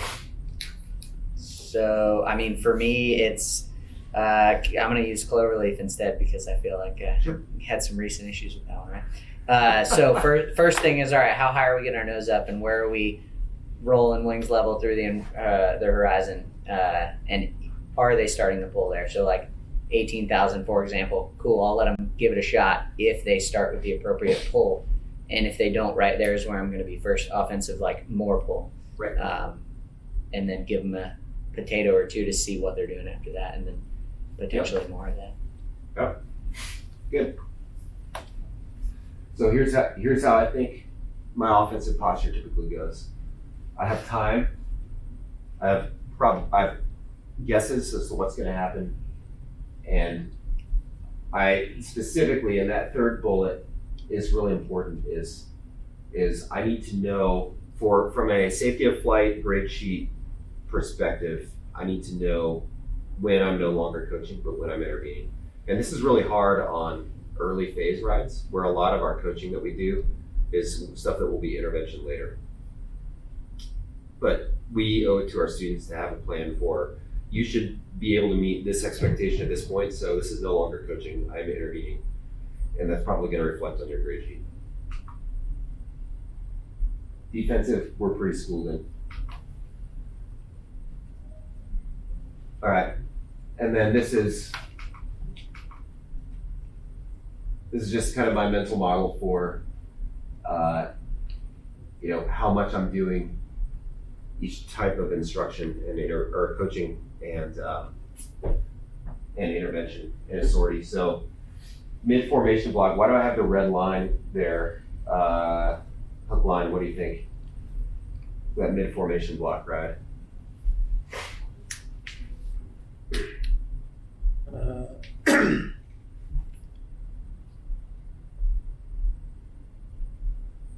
Red line at the bottom. Yeah. Oh. Is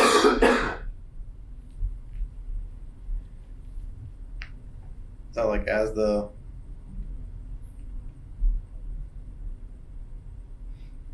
is it based on time?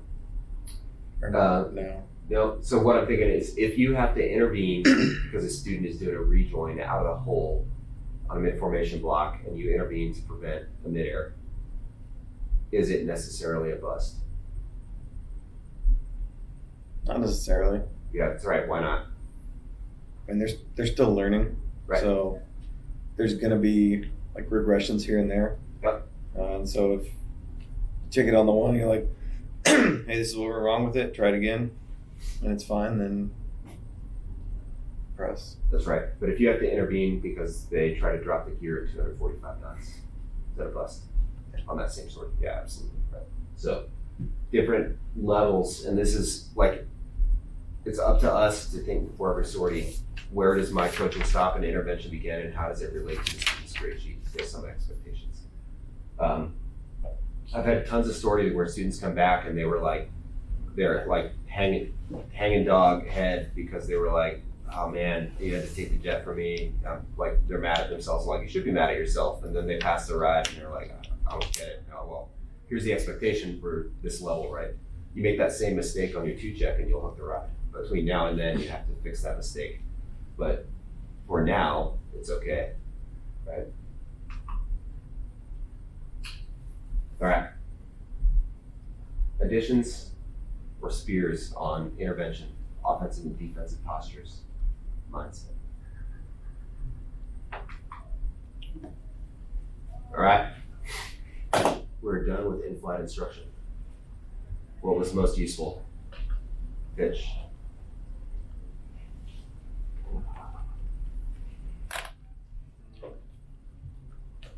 I don't know, from a hit perspective, I liked a lot the idea of trying to figure out how to teach them when to give students more leash, because that's something I think we aren't doing very well in PIT. Like, trying to think of how to teach a UI when to let Stan make a mistake and have to come back to Debrief and be like, yes, you intervened, but you intervened so early that you never give Stan a chance to even, recognize or correct his own error. Like, you actually took away a lot of learning from him. And I found myself saying that, but not having the words and the tools to explain to them, why it was important. So this will help with that. Great.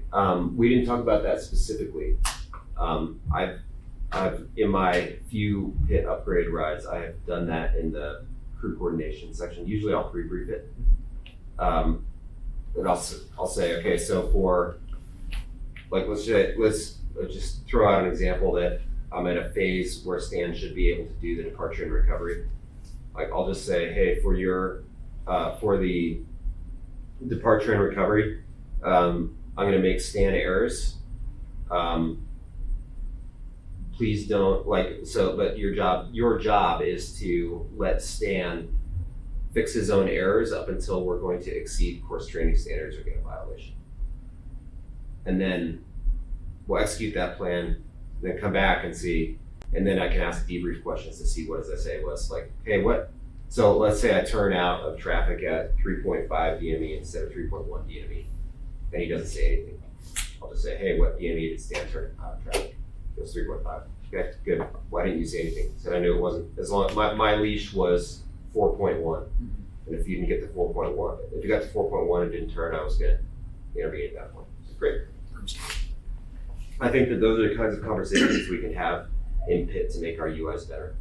The problem is, without a Spartan standard, it's going to vary from ride to ride and instructor to instructor. So it varies. So the UIs will typically go back to their home where they're like, I'm going to say something right away because that way I won't get in trouble. So it requires good day-to-day instructor interface from us to improve that. Thoughts on that? Yeah, I got a question on your thoughts for that, because sometimes when I think about that one, it just seems a little bit gray in the sense that if I'm trying to get a UI to increase their leash, it also comes down to their comfort and their proficiency. So on the one hand, it's good to have them increase their leash to a point where the student can learn, but on the other hand, I feel like the other side of that is, am I then essentially telling them to go against their gut feeling about what they feel is? That's a great point. And so I hadn't really thought about that. That's really good. What I'd offer is maybe your brief could be, today I want you to deviate from flight parameters. I want you to intervene when it hits your comfort level. So that you see what their comfort level is. Help them gauge that. I don't know. And then, like you said, that could feed back into discussion of ways to get them comfortable with giving away. Yeah, or see if they're too comfortable, right? Yeah. Which is the worst problem, because you don't want IPs on the line who will let a student put you in a square corner. You can't get out of it. Yeah. So that's the risk with teaching guys how to have a leash instead of letting them grow it on their own. Is that we overcorrect and we have IPs who are conservative. Good. All right. Additions, changes, or spears to Inflight Instruction block. Text feature and dual control. We could go in the block. You got notes on that? Awesome. Sweet. See you back here at 30 after.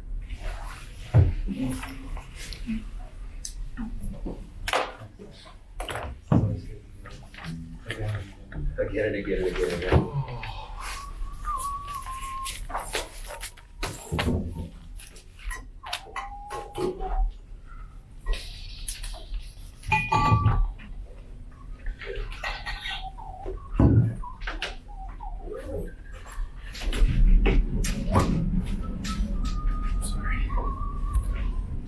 You guys have a snack bar? We do. It's in the bar down the hallway to the left. Thanks.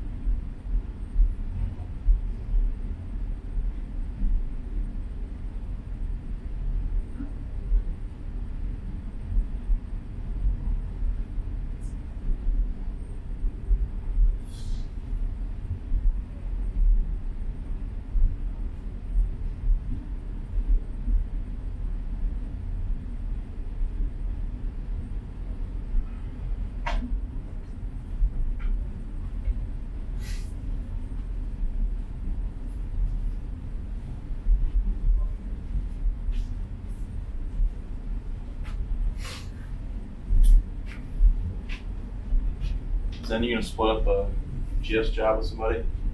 Or Uh, are you just out? I don't know how it's going to go. I'm just going to take leave without pay in a full-time position for a while, Oh, okay. and then they may split my position with somebody else. Okay. So I'll just hang on part-time. I don't know if I'm going to keep flying with both squires, since I'll just be part-time. Yeah. So I'll probably just go back to the DDs Yeah. when I'm around.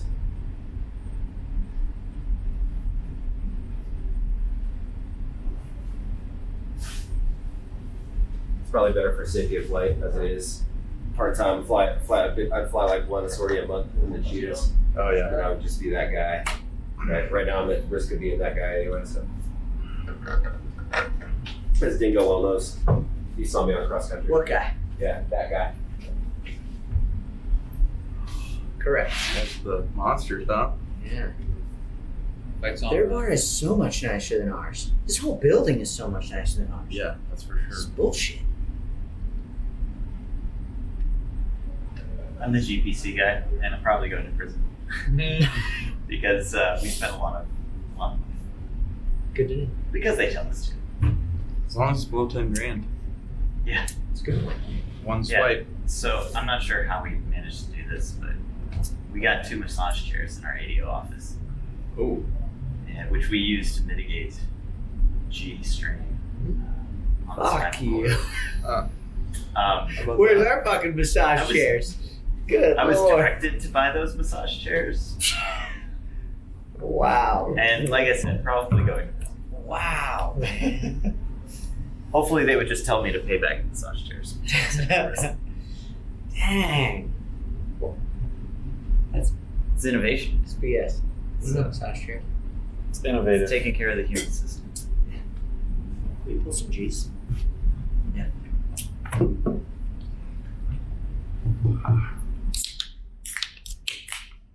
I wish I knew more about G's in the 38, but I had one incentive ride in the 38, and we got latch CGT. And I was like, I mean, Wow, you got real terrible. The IEP is open, right? Like there's a standing approval for anybody on base without anybody else on base at any time. Just come over, Yeah, you get just- one of our harnesses. We have empty You just cockpits. gotta get the egress training is all, I believe. Yeah. I'm sure there's a checklist somewhere that exists. On that note, you know, I haven't flown in T6 since UPT. Yeah. Nice to see what Yeah, see what it's come on like over. again. With, you know, all that free time. yeah, all that. Which of your 7 additional duties are you going to chop off and get a T6 right? Oh God, right?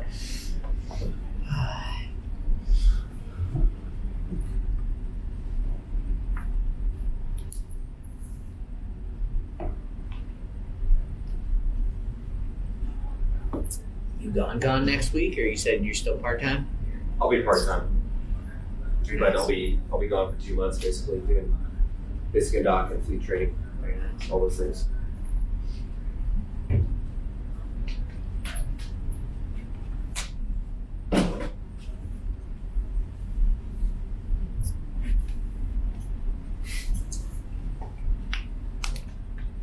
All right, how's everybody's fun meter? Be honest with me.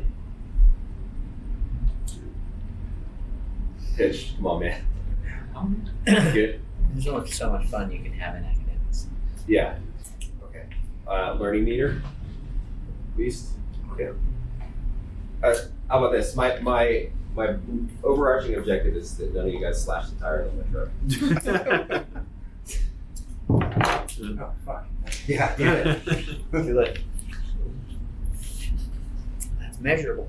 It's the new F-150 with the temporary tag It is. Nice. and the whooshy tailgate. Not a choice. Just Well, like the F-150. All right. Rhett's got 20 seconds. Oh. Fuck that guy. Just kidding.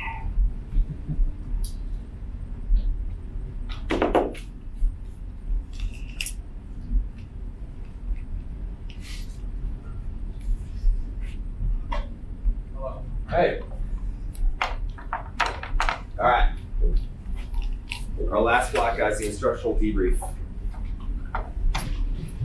All right. Are you an effective debriefer? Yeah. What's that? I'd like to think so. You'd like to think so? All right. Okay. Who's sat through a debrief recently where nothing was learned? At IFF? Sorry. Oh, that hurts. Hopefully it wasn't mine. Oh no. All right. That's Brad does. All right, sweet. So, all right. So here's kind of the way I think of this when I roll into a debrief. It's how much actual learning are we going to get out of this, and how do I get that? How do I get that learning done in a time-constrained environment? Typically, this hopefully is not a surprise to any of you guys, right? The first thing we need to do is establish the debrief environment, which is something that I see assumed and often missed, kind of like setting the tone in a brief. And then, if known, assess the accomplishment of what we learned. And then put the learning you want under some kind of framework, which includes accurate reconstruction, questioning to get to the root cause, find an instructional fix, and lastly, and this is something that I certainly wasn't taught, but giving the student homework or specific tasks to go do to reinforce the learning. And then, if required, reassessing the accomplishment of your objectives. There you go. Those are the slides. Any questions on debrief? Got it. Got it? All right, cool. Before we start this, what do you guys want to know? Is there anything you want to know about the instructional debrief? You got it? You want to know what's Zen going to tell me about the instructional debrief? All right, fine. Okay. So 4 keystones. First is effective reconstruction. Establish the environment, putting it under a framework, and then doing the instructor work. All right. So again, put a line in there, Professor. Why is a line there? Between all of those, yeah. Or just timing, you have to start with what is your actual time constraint. Yes, that's true.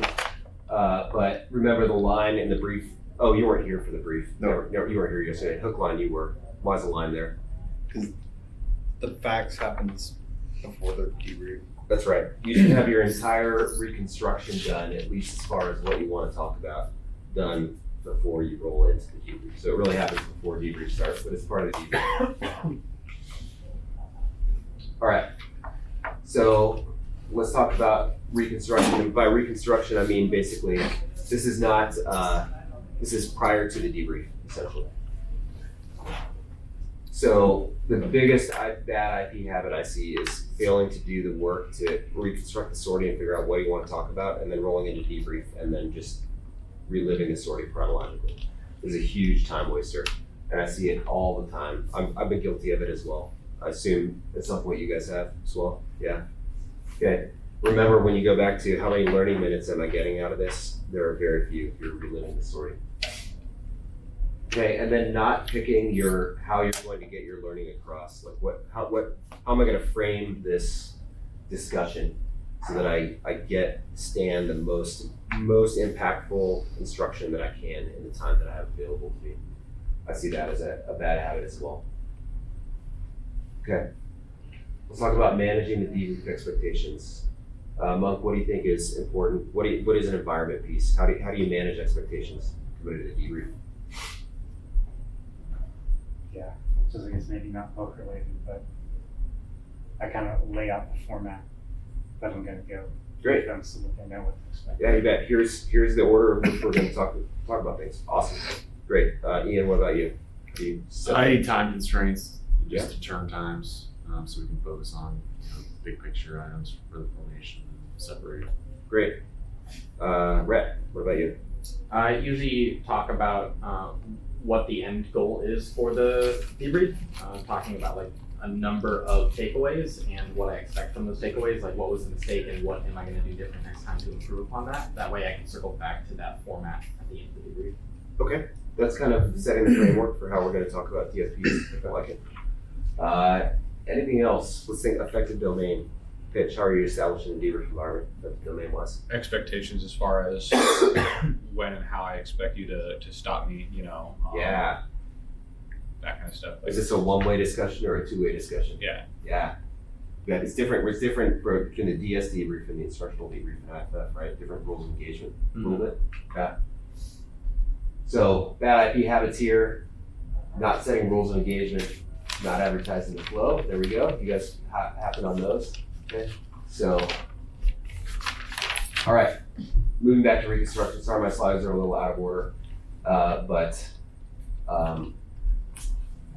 let's go back to good habits for Reconstruction. You guys already have in-flight note-taking plans. We talked about that. I think the big miss is reviewing my notes and omitting what is chaff prior to the debrief, specifically from an instructor standpoint.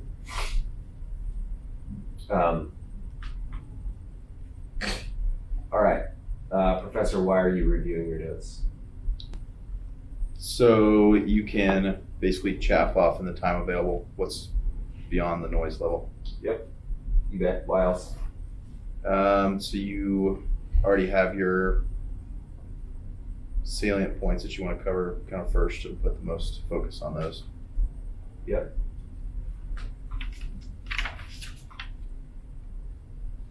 There you go. You got it. Sweet. Oh my God. Kill me now. No learning minutes and reloading the sortie.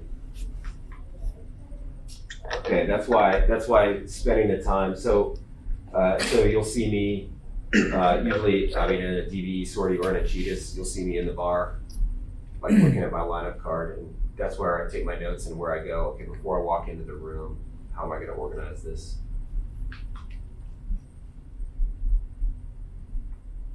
Okay. All right, we've already talked about establishing the environment, so time limits, you bet, Ian. Obviously, just basic hygiene. Okay, here, but this is something we haven't talked about yet. Okay, Dingo, what's the impact of this question right here? Just lets them take a little more ownership of it, like they have a say. Yeah. So That's right. It kind of makes you wish you'd given me things about what you want to know about debriefing, because now you just have to listen to me instead of having to vote. This is what we talked about, right? My vote is whatever you want to say. Let's set expectations. Okay, good. You guys are getting most of this stuff right now. Okay, let's talk expert level. So we got to establish the debrief environment. Hookline, what if you know walking in that your student busted the sortie? In terms of just like setting the tone for the, it's kind of student dependent. Sometimes it's better to just tell them right off the bat. Yep. Sometimes it's not though, because once you tell them that, then sometimes they just ignore whatever you say after that. Yeah. So you kind of have to read the student and see, like, sometimes I'll ask them, how do you think that went? And they'll be like, it was awful. you know, like, okay, well, yeah, you hooked. So sometimes they know, sometimes they don't. So I think it's student dependent. That's great. And this is one of the hardest things that we have to do. The bottom line for that is it goes back to that affective domain rheostat, right? So how you engage in that moment or choose not to is really important. So if you have a student who's all he wants to know is whether or not the sortie was a pass or fail, and that's all they're thinking about for the entire debrief, they're not going to get anything out of your debrief. And then if you have a student who's just miserable because they busted, then they're not going to get anything out of your debrief. So the question is really, how do I handle this moment so that my next 30 minutes where we're actually debriefing and trying to make you better is effective? What if your stud has an upcoming high stress event? Are we talking a high stress syllabus event? Yeah. Okay. So let's say they just flew a transition ride, but then they're going to their formation dollar ride that afternoon. Well, time limit facts is a big part of that, for sure. Yeah, you bet. But then also, it's especially important to ask them what you want to get out of this debrief, because they may disclose to you, like, honestly, I'm chair flying my next sortie in my mind right now. Yeah, I've had that happen. You bet. What would you do if a student answered you that way? I might, if the sortie went extremely poorly, then I might advocate to get that student taken out of the later event, so they can focus on getting better at this before we go and start that. And I think the syllabus kind of jives with that. Yep. You bet. If it's middling, you might be like, okay, I understand. I'm going to give you enough time for you to prepare for that. All I need is 15 minutes where you're focused on what just happened. That's all I need. And you try to work to get them into the right mental place. Crunch, I know you've never made an error during a story. Not yet. But put yourself in my shoes and be like, okay, I made a big mistake. How do you handle that in setting the debrief environment? You gotta address it. I mean, because the students see everything. That's right. And it's huge for IP credibility. That if you're hiding your errors, students will talk. Yep. And your credibility will go out the window like yours has. So. Yep, exactly right. So that's why I'm leaving for the airlines. Okay, anybody here had a personal conflict with a student? Had to overcome it? Not that I know. Yes. You have? One of my lower moments as an instructor was teaching an Iraqi student back in the day at Laughlin. And he had a very big ego, and he thought he could teach himself during my debrief. Yeah. And there was a moment where I told him to be quiet, in probably not the best way I could have done it, not the most culturally sensitive way to do it. But getting past that, I quickly kind of got back my bearing and was like, I don't mean to be coarse with you. It's just I have a very limited amount of time to convey this knowledge to you. And what my opinion of what you need to work on right now is more important than your perception of what you did well and poorly. So please just listen to what I have to say. He didn't make it through the program. He was in there for as long as some things. All right. Okay, the bottom line is, can you conduct a debrief? Can you conduct an effective debrief if you're having personal friction with your student? Nope. Right. So you got to figure out a way to address it. Right. Okay. So pretty much my debrief guide of justice is get time with facts, engage your students.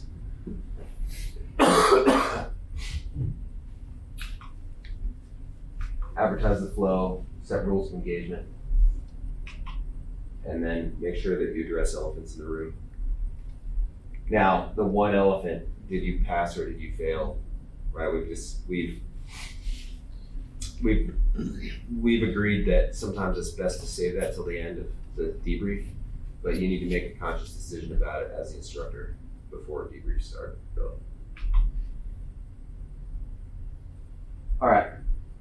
So now let's go transition to debrief framework. Well, before we do that, what are common mistakes you guys see get made here in tone setting? Professor. Focusing on the wrong shit. Eating up, like for establishing the environment for flow and framework, they don't set the right ROE and just the wrong tone for what you're actually going to focus or frame the debrief. Yep. So just, and what question is missed in there that usually leads to that? Really, it's asking what you'd like to get out of this debrief. That's I also add in, what's your preferred method of learning? Because what information are you looking to get out of that? Do they like lines? So if they're like if they're like an engineering student, they like to see the lines more. Yep. For something, or if they're more visual, they might like actually see the HUD tape. So I tend to use the debrief tool that would best convey that learning. Cool. Other things you guys have seen messed up in ROE setting? I mean, just the old school you will ask questions only when I stop the brief and allow you to. And I've just seen students just immediately like, okay, Yeah. I'm just gonna sit here and not paying attention because you don't want my input. I'm not actively participating. Right? There's still a little of that around. every That's now right. and then. I'm gonna wait you out. Yeah. Yep. Like a civilian waiting out a numbered Air Force commander, right? I'm gonna wait you out till this is done. Yeah. What? I'm not talking about me. I know. All right. Okay. Okay, how am I conducting the debrief to get to the desired points? Okay, so we've talked about picking a flow and then reconstructing within the flow. And then we'll talk about an instructional framework later. But so there's a difference here between flow and framework, which I'll get to. Any ideas off the bat, Professor, what I mean, the difference between a flow and then the instructional framework? Yep. Plans, products, brief, and then we'll go in either chronological if it makes sense, or note, we're gonna hit these 3 points and then go out of order. There you go. Perfect. So so flows, I believe, are really important, and you need to talk about it in the tone setting, the rules of engagement, so that all members of the debrief know when the order that you're just going to talk about things. And so I try to make it habitual to brief the flow on all my, especially UPT sorties, where we are time constrained, and so your flow may be totally choppy so that you can get to a point. You may go right to the recovery. We're going to talk about the recovery first because that was the point where the biggest learning is going to happen. And then if we have time after that, we'll get to everything else. Like those simple words can cue the student out of, oh, I thought we were going to talk about the whole sortie, to, nope, we're going to go right to this critical point. Okay, what are some common flows? Rhett, what are common debrief flows that you've seen? Chronologically, it's probably the most common in T6. Yeah, for T6 chronological, you bet. Ian, if you use it, what different flow do you use?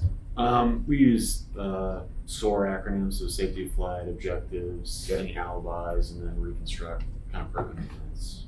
Okay, so but you do that chronologically once you've covered the SOA. Yeah, I mean, it's kind of what's the big takeaway for the formation so that we can split up and go to the single shift. Because most of the instruction, at least, I'm sure you guys probably feel that way, goes on when we separate and we talk to the student about their wing work or whatever the issue is. Great. So advertising a flow, especially important for the two-shift debrief so that you can split and expedite when there are two instructors, right? Very, very critical. Any other common flows?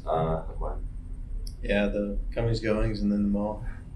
Yeah, you bet. Sweet. So what about stands queries first? Anybody ever done that? Like, hey dude, is there anything from this sortie that was like boggling your mind right now that you want to make sure you get off your chest right away? Once a blue moon, I get a yes. I'll go there first. Chronological. Okay. Saving the debrief, like the instructional debrief, for last. Doing everything else first, just knocking it out, or vice versa, right? And then we're always against the clock, right? So if you go back to that first slide, what is my learning effectiveness score? I may just skip everything and go right to the top 3 things you need to know for this sortie, kick you to your next one. Okay, and I believe that Stan has a vote and that we should honor that vote. Doesn't mean he gets to pick what we're gonna debrief, just means he gets a vote. I find about 80% of sorties, Stan wants to talk about the same things that I want to talk about. Or there's some kind of hybrid in there where I can meet Stan halfway, be like, yeah. So you've got your list and I've got my list and we'll try to get through them all. Or, yep, good, I'm glad you want to talk about that because I do too, right? Those are the kind of words that we exchange in the ROE. Okay, let's move on. Once we've established the flow, let's talk about assessing the objectives. Okay, it's the giveaways on the slide, but who should, if the objectives are set well, who's the person who assesses them, you or Stan? Stan. Yeah, Stan is, at least for the performance metric of the objective, like fully flared in the zone. Hey, did you meet that? Were you able to do that today? Now the knowledge component of that objective, explain to me how you did that, really is up to the instructor to assess, hey, what did you do differently today that made your landings fully flared in the zone? And if he's able to explain, say, great, we check that as good. But again, assuming the objectives are well crafted, like we talked about yesterday, the student should hopefully know walking in the door whether or not they met the performance metric. All right, let's talk about tying objectives to your debrief focus, like where you're going to focus your instruction, right? Sweet. Rhett, if you met all your objectives today and you know it walking in the door, how does that relate to what you're going to talk about? It might alter the direction of the discussion more towards the future about how we're going to improve, like use that as a stepping stone. Yeah. And progress. You bet. You bet. So you can, I put something else to focus on here, but that's totally valid to go, okay, how can we push your objectives next time to do better? Awesome. All right, pitch. What if you don't know if you met them or not? I mean, the goal of the debrief now becomes to that accurate assessment. Perfect. Yeah, let's find out. They're more difficult for the T6 crowd, right? For metrics especially. So I don't envy you guys. How do you guys solve this problem? Monk, how do you solve this? Yeah, I'll bring my perceptions and the students' perceptions together to see if we can together get a more accurate picture of what we're doing. Okay. Awesome. Is there anything else you guys can do to help us out since we rely so much on the truth data? Yeah, it's like what Monk said, it's about aligning perceptions, especially sometimes with your above average student or UI. It's like, man, that sortie was great. So asking those questions about how do you think it went, you can determine what matters to them and if they lived up to their own expectations. So you can offer what pointers you can on things that they can improve on. Because sometimes it's hard to tell when they're doing it. But you still want them to grow. We're going to talk, let's revisit that. Let's talk about debriefing things that went well. I got a slide on that here. All right. And if you didn't meet your objectives, well, let's focus the debrief. Okay. Well, we've already talked about reconstruction prior to the brief. Now, this is probably a fault in my slides. Is I used the term reconstruction twice. So this is now reconstructing in the brief. So you're in the moment or in the debrief. You're in the moment with the student. We said that reliving is not great, but we still need to reconstruct. So what's the purpose? What are we trying to do there, Professor? 100% truth data, shop out. Get your salient points on what you're actually doing.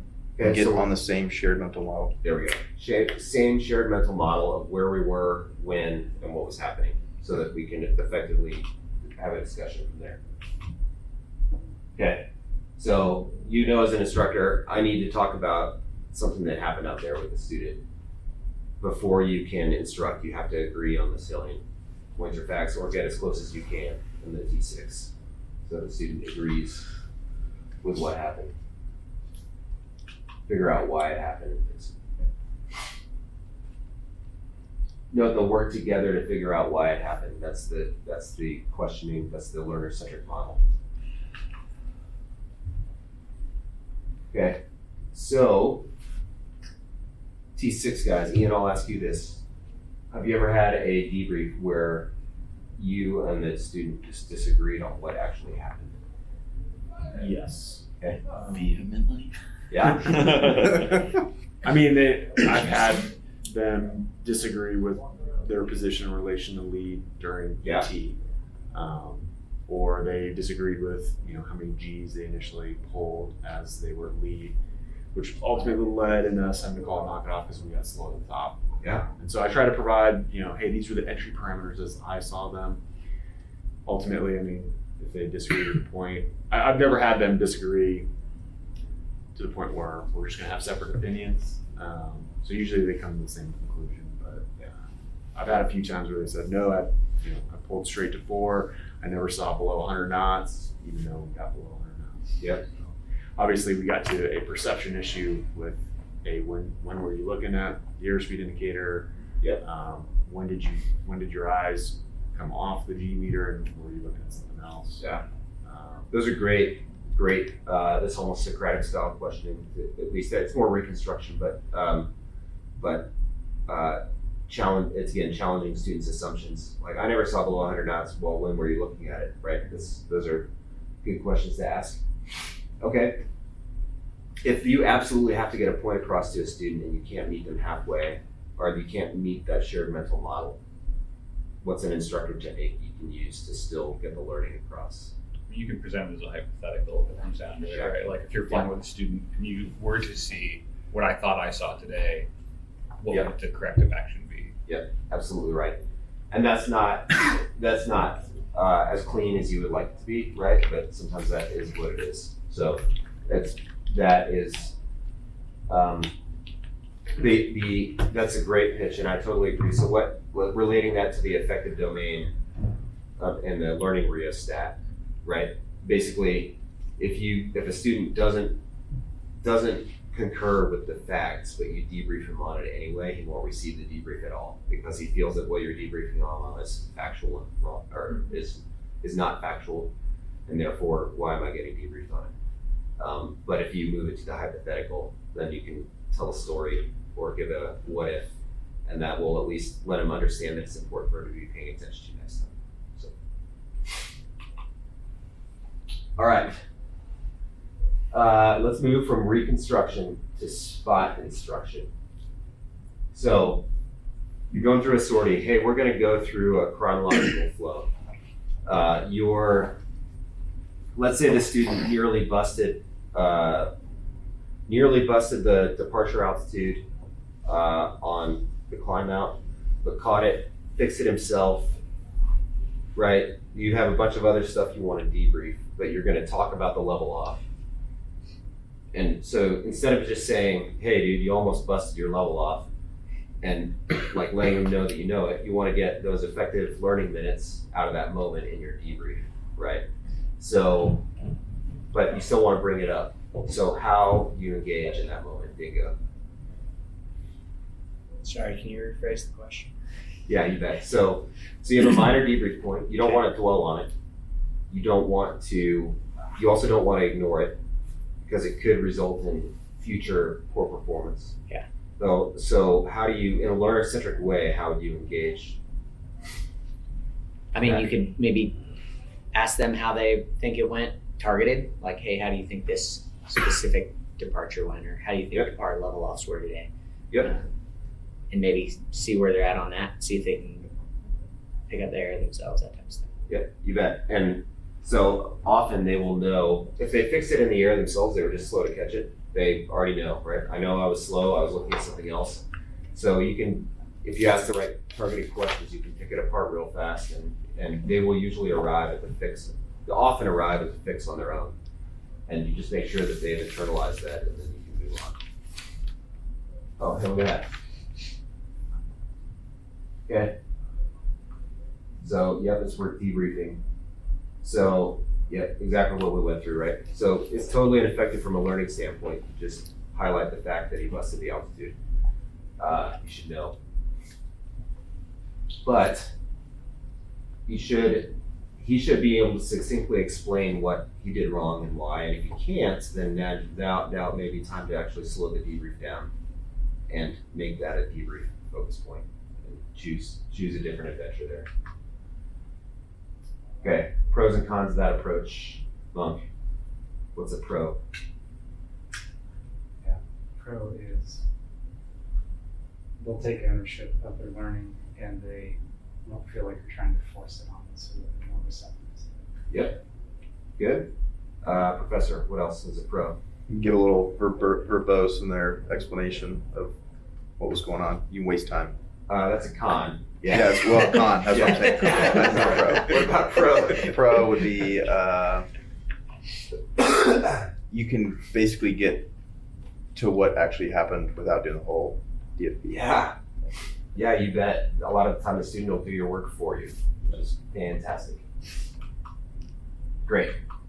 Okay, let's talk about what went right. This is, was your question right? Or who, I asked somebody earlier to take a note on debriefing what went right. Oh, yeah.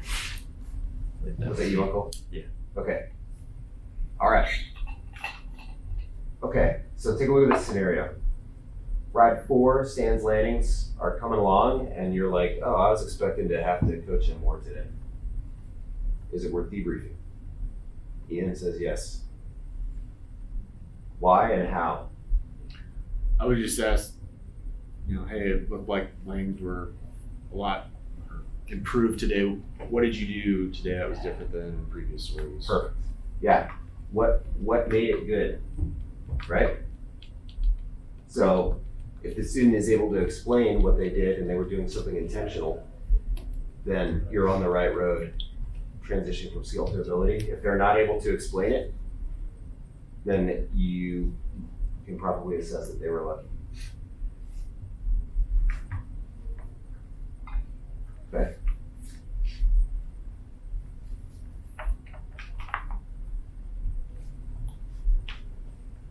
There's also effective domain value in debriefing what went right. And this is something we're typically really bad at as an Air Force. Usually it's because we're time constrained.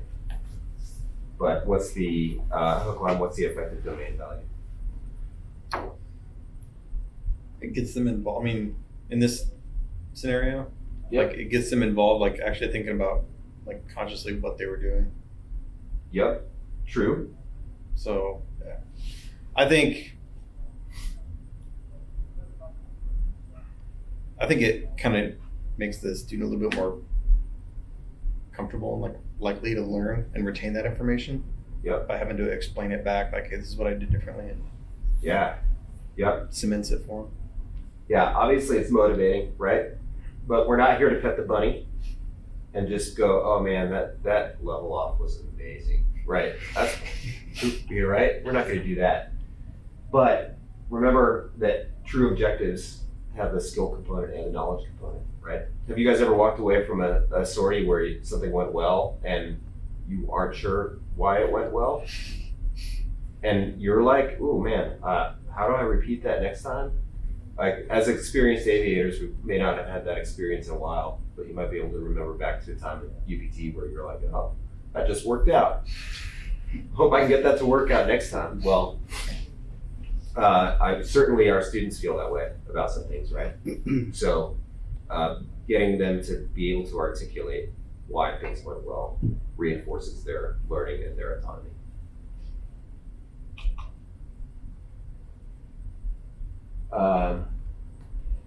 All right. So let's go to the debrief focus and framing that. Okay. So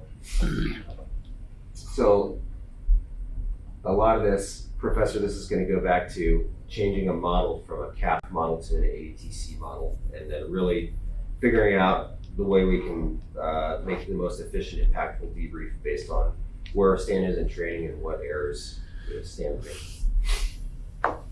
But I think we should pick an instructional framework.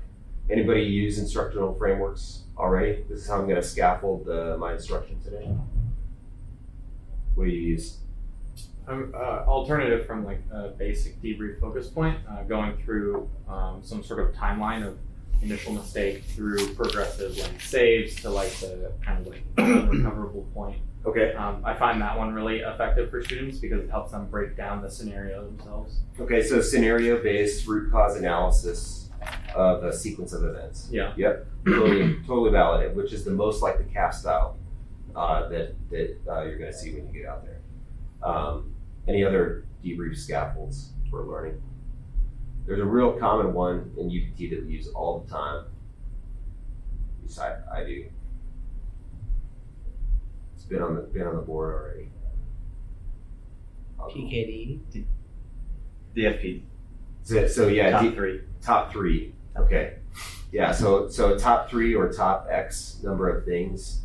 Like my student only has the brain capacity our mental energy right now to remember 3 things from this sortie. And so what are those 3 things gonna be? Like that's a totally valid AETC scaffold. And it has nothing to do with a debrief focus point, especially if the sortie went well. But it's just you as the instructor go, here are 3 areas or X number of areas where I can make my student better.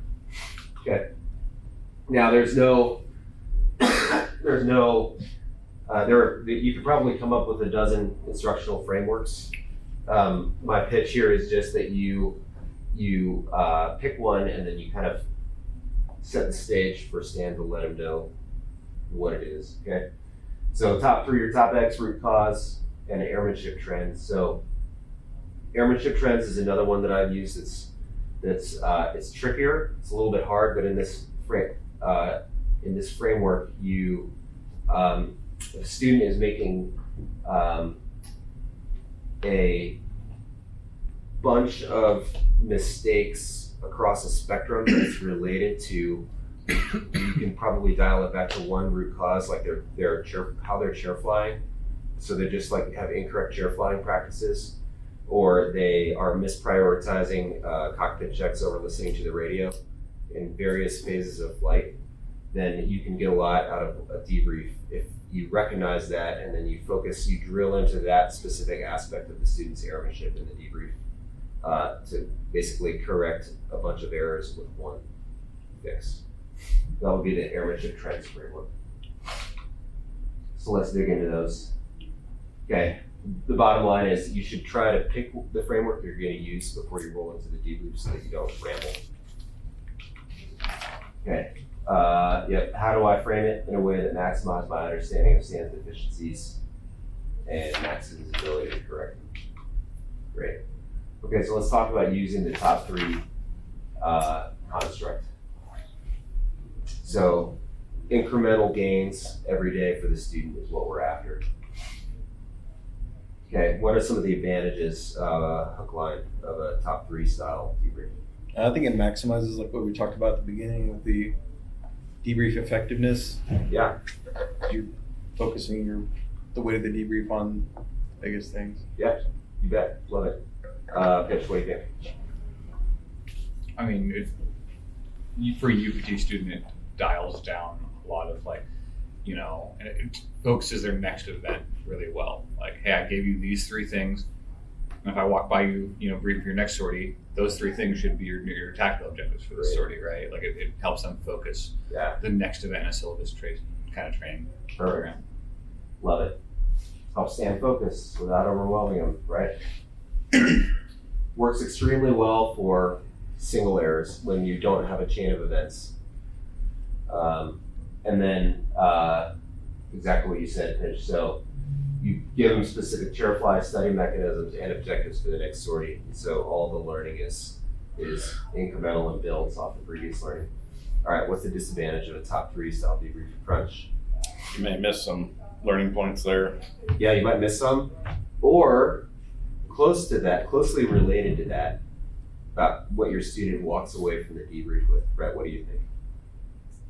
If you pick up on the wrong things or the student is focused on something completely unrelated to those top 3, then you might lose out on some of that learning. Yeah, so I would solve that by asking the student what they want to learn and then structuring your top 3 around that. Closely related to what Crunch said, where you miss debrief points. What about the student's perception of what their performance is? How well the sortie went. Yeah. So if you do a top 3, Stan might walk away going, oh, this is all I got debriefed on, so everything else must be just fine, which is not always the case, right? And then if we're going to talk about the DFP style debrief, but if the student overshot final, but they did it because they didn't account for overshooting wins, and you only focus on the overshooting final mechanism, right? Then you're missing something so the DFP construct might be better. All right, so let's talk about the DFP construct or root cause. So two reasons to use this. One is if we have a safety of flight that's like a thing. So what you started with, Ian, hey, any safety of flight that we missed, usually that's going to dial me right into a DFP style debrief. Or a train of events gone wrong. So there are just some examples of reasons where I do run this kind of debrief and kind of dissect the steps leading up to what happened. Okay, or a snowball effect.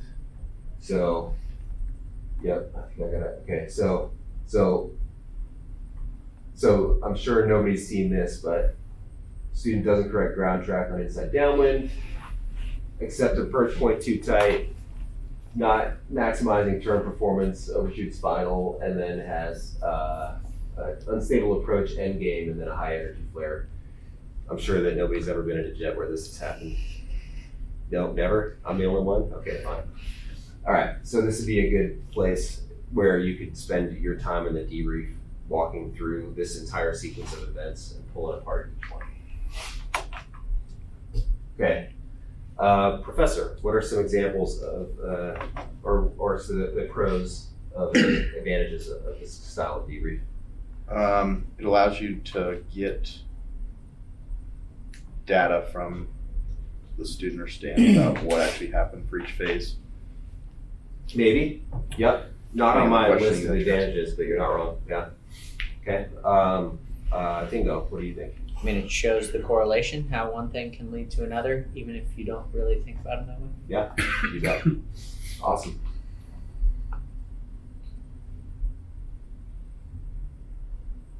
Okay.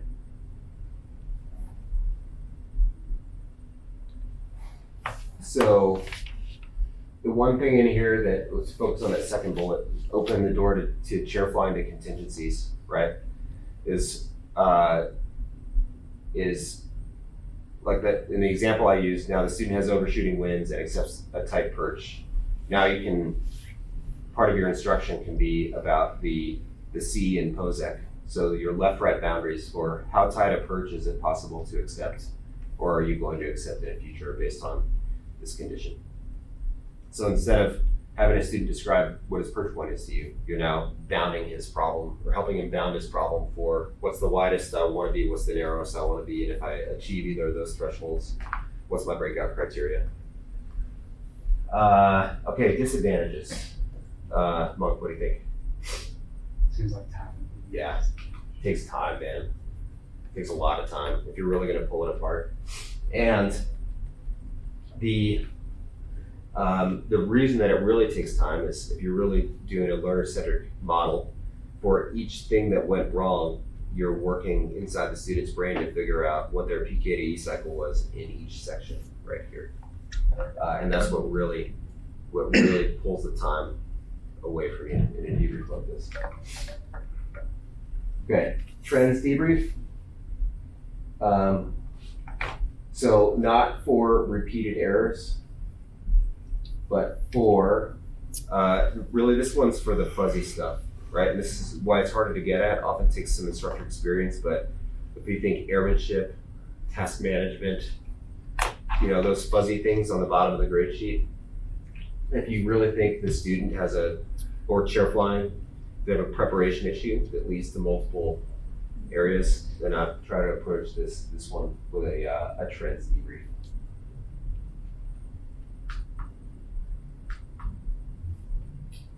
So here's an example of how I'd run a trends debrief.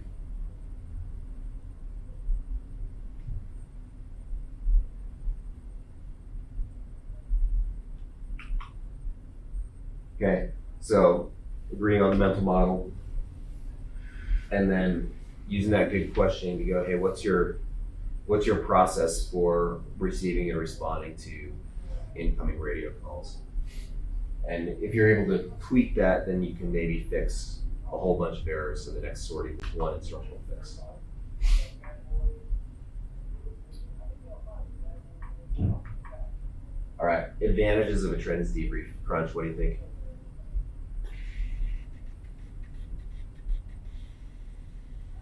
Not sure. No? Anyone else? Ideas? I mean, you talked about already trying to solve a wide range of problems that kind of boil down to one trend or cross check. Faster. I really like using this for like pattern onlys. I know the T38s can't do this, but we get like 12 to 20 patterns in a. I've had 12 in a sort of. Yeah.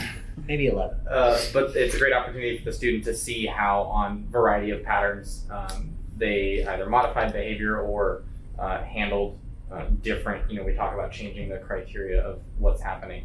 Maybe the winds are shifting while you're flying around, different number of people in the pattern. Okay.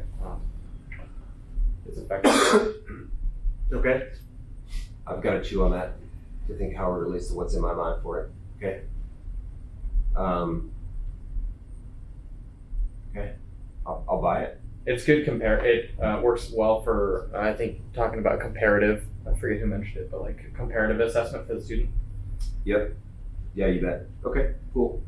The thing that just came to my mind was I've flown with students who only have, they try to build habit patterns in the airplane, but as part of their habit pattern loop, they only give themselves one cue to execute the habit pattern. So, I think, for example, I bet almost everybody in this room has multiple places where they check that their gear is down and locked. Would you agree? But our students may only have one, and they may be training across the board to only have one cue that cues them into a response. Key indicators for this are when you go cross country with a student and he forgets to do his after landing checks because the cue from his local home station isn't there. Right? Same student may very well miss setting 2992 on the altimeter if he doesn't have the specific cue of the exact time that he crosses through the flight level, or whatever his cue is. If that gets trumped by a radio call, or where he would be normally executing that habit pattern, some other piece of information stifles the cue. And so now I see, okay, this student has a trend of building habit patterns with only one cue, which means they're not stacked and layered, which means he's setting himself up for failure because he's not providing backups for himself. So my debrief could totally focus on how to chair fly and build habit patterns for the things that you do every day in an airplane, where you give yourself multiple layered built-in cues so that you're always backing yourself up. And that could be the debrief, which would totally which the idea is to totally tweak how he's chair flying and mentally constructing his aviation career in that one package debrief. That would be how I would probably that's my best off the cuff example for couching a trends debrief. All right. Advantages, what we talked about. Disadvantages, it's hard to do. So it really, oftentimes you got to fly with a student a couple times before you can really dig that kind of stuff out and go, I'm not sure you're chair flying this correctly. And then it really takes a good conversation with the student to figure out how they're thinking through things, oftentimes to figure out if they have a preparation or task management training. Okay, hey, others frameworks. I'm good at spelling. Any other frameworks you guys use? Uncle. Well, I kind of found the top three by getting the students' top three. As I'm getting myself some water or something. Hey, write down your top three. Great. I'll give you my top three. We'll compare. So. Yeah, totally. I do the same thing in IFF. If you walk into my debrief, I'll ask the student, all right, what do you want to make sure we talk about in this debrief? Write up my bullet list, and then I'll say, great, I'll put a stars next to the ones that I already had wanted to talk about, and then I'll change marker colors and write two more things. Go, in addition to these things, we should probably talk about these two as well. So I'll meet them in the middle. You bet. Still a top X style debrief, really, but good. Any other frameworks you guys use? Kind of a combination of trends, and top three is the big four items at the bottom of the grade sheet: risk management, decision making, task management, essay, and GK. I'll have the student make 2 columns for each of those, and write down at least 3, but no more than 5 things they did well or poorly under each one of those columns. Cool. And then we can see like which area of airmanship they might be struggling with more and kind of target the debrief in that direction. I've never heard that before. That's a cool idea. Okay. Awesome. All right. Let's get to instructional fixes.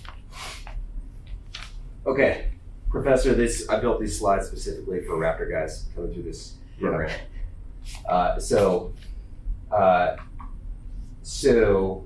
I struggled with this a lot in the AETC because I'd spent 10 years debriefing to a root cause without ever actually getting to the root cause, which like bugged the shit out of me until I figured out why. And that is, so you probably resonate with this example. Take a read. Yep. Sound about right? So usually this is where a CAF debrief ends. Yeah. And you count on the wingman, you go, okay, this is, or the AETC example that we used is the debrief would be, hey, you know why you had a high energy flare? It's because you didn't compensate for overshooting winds in the pattern, which led to a tight perch, which led to an overshooting final, which led to you not being able to manage your energy, which led to the high flare, right? So the example we just used, the CAF style debrief would just be, I'm gonna dial this back to where the train came off the tracks and give you that and then tell you to go fix yourself, right? And that is because in the CAF, guys typically have enough airmanship that they do their own PKDE analysis and they figure out what it is they're supposed to cue into next time to make them know that. But we can't do that with our students, so.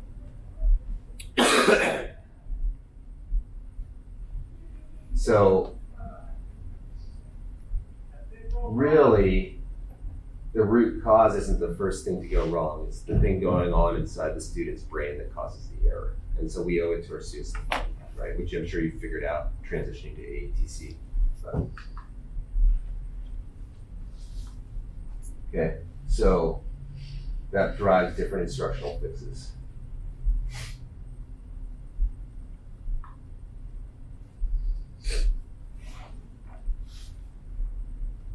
All right, so this is going to be a lot of sample questions, right? Kind of like the briefing model, but in a lot of ways, my learner-centered models for the instructional portion of a flight brief and the instructional portion of a flight debrief are very much the same.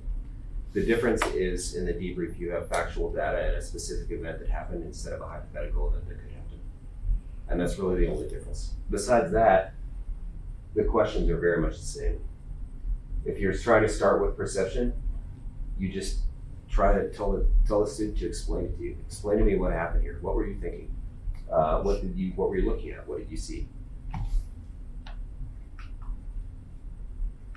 If you transition to knowledge, which is really what am I going to do with the perception that I've got?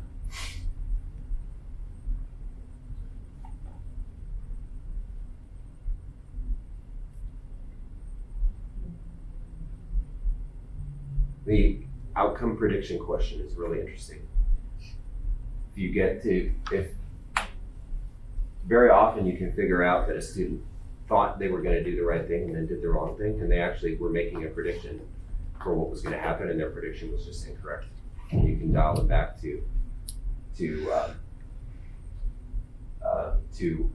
what their prediction should be in the future.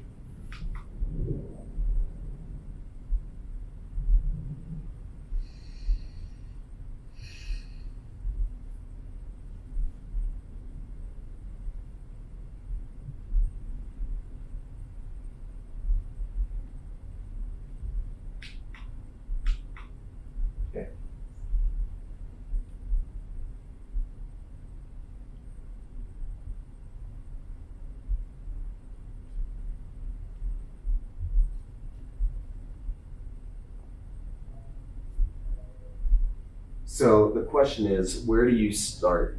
Where in this loop do you start to get an effective conversation with your student to fix it for next time? What do you think? Depends on how it went in the jet, what was said. Yeah, you bet. Crunch, what do you think? Almost always go with perception. Yep. perception is off, then that can affect everything else in the loop. Yep. When might you go right to execution? If somehow you know his perception, knowledge, decision. Yep. So can you think of an example? I'm not a big fan of it because it may be an assumption. I mean, you have to really know. Yeah. Maybe you hear him talking in the jet. Yeah.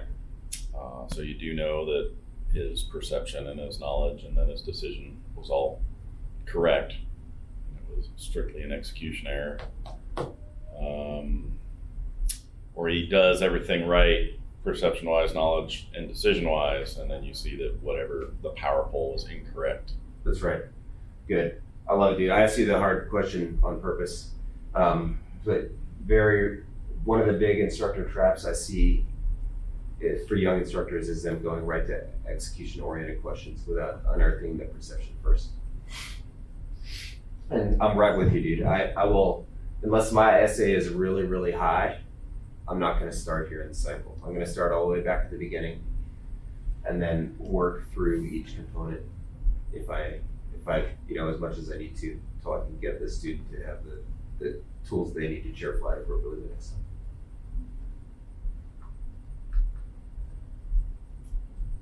Okay. If you do that correctly, and that's probably the most critical piece, right? And we didn't do a lot of discussion there, but the idea is if you just finely tuned, if all of us are finely tuned to assuming my student has some baseline knowledge and a reason for doing what they do, and then have some kind of baseline cross-check for giving them the information they need. But in there somewhere there's a problem and I need to find it, and the best way to find it is by asking my student. If you are finely tuned to that, then usually it will lead directly to an instructional fix, because through that question and answer engagement, you'll figure out where the disconnect is, and then the instructional fix is simply to fix the disconnect. Yep. Okay. So now let's talk about IP traps. This is one of the biggest errors that we make, is not closing the loop once we've had the discussion. Okay. So believe it or not, this goes back to the psychology stuff that the guys going through AIC are going to get from the craft team and from Matrix, but no learning actually happens in the debrief, right? You could have, what's that? Long term. Yeah, you could have light bulb moments in a debrief, and you should, but those light bulbs don't stay on unless the student actually goes back to engage and read chair fly and think through what happened on the sortie and then sleep on it. That's the only way it gets encoded into our long-term memory, right? So giving the student the responsibility to chair fly backwards and forwards before they go to bed is actually part of the human brain learning process, and it should be part of the debrief. So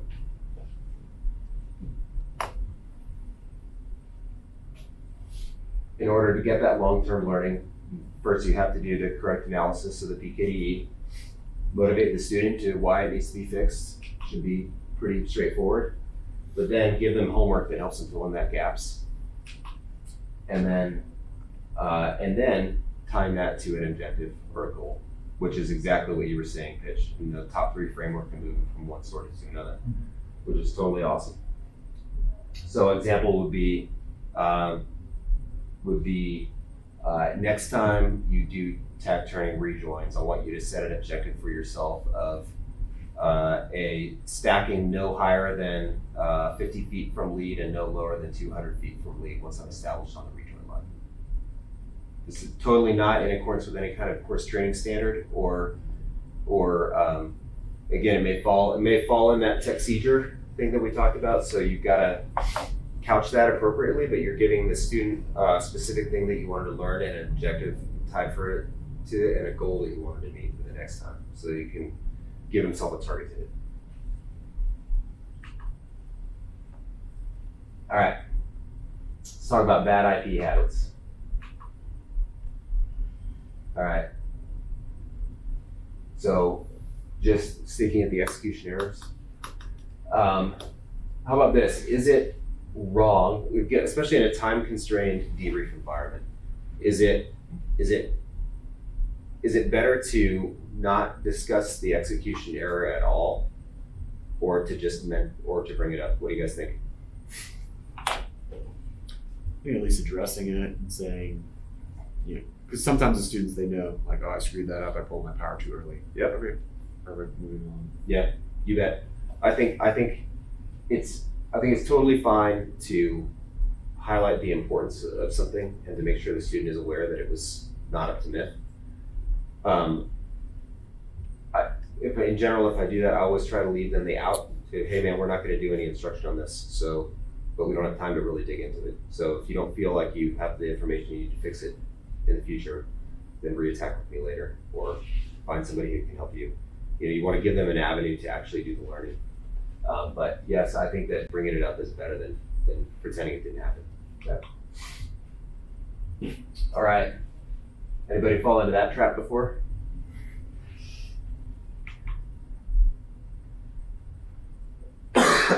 Okay. Fapes are especially guilty of this, no offense, but I've seen this before. Some guys right out of the UI, they've been taught, like, oh yeah, man, I know how to fix this. The 11251 says this, this, and this, but the student is actually giving them all the right answers already, so you're just wasting your time while you're talking. And then also a young instructor trap is only having one tool in your kit to fix an error, and so your go-to is to, well, his rejoin wasn't good, so I'm just going to pick up the sticks and rebrief him how I do a rejoin, and that should be an instructional fix, and that's not effective instruction at all. And then fill in the blank or yes/no questions. Give the student an out to not really explain what their mental model is. All right, common IP traps. Let's talk IP feedback. So what's one of the number one questions we ask students that actually that we think we're closing the feedback loop, but we're actually not? That makes sense. That makes sense. That makes sense, right? Yup. Absolutely right. What else? Let's see. Okay, debriefing. Let's talk about that. I still can't spell apparently. I don't know what debriefing is, but let's talk about breadth and depth. Okay, so breadth. Why is it a trap to debrief to breadth instead of depth in the UPT environment? That student's going to get nominal instructional fixes for the next sortie if you cover 20 things, and what that usually leads to is no root cause analysis, just identifying the errors. That's right. Yep, you bet. Great. Anybody disagree with that? Okay.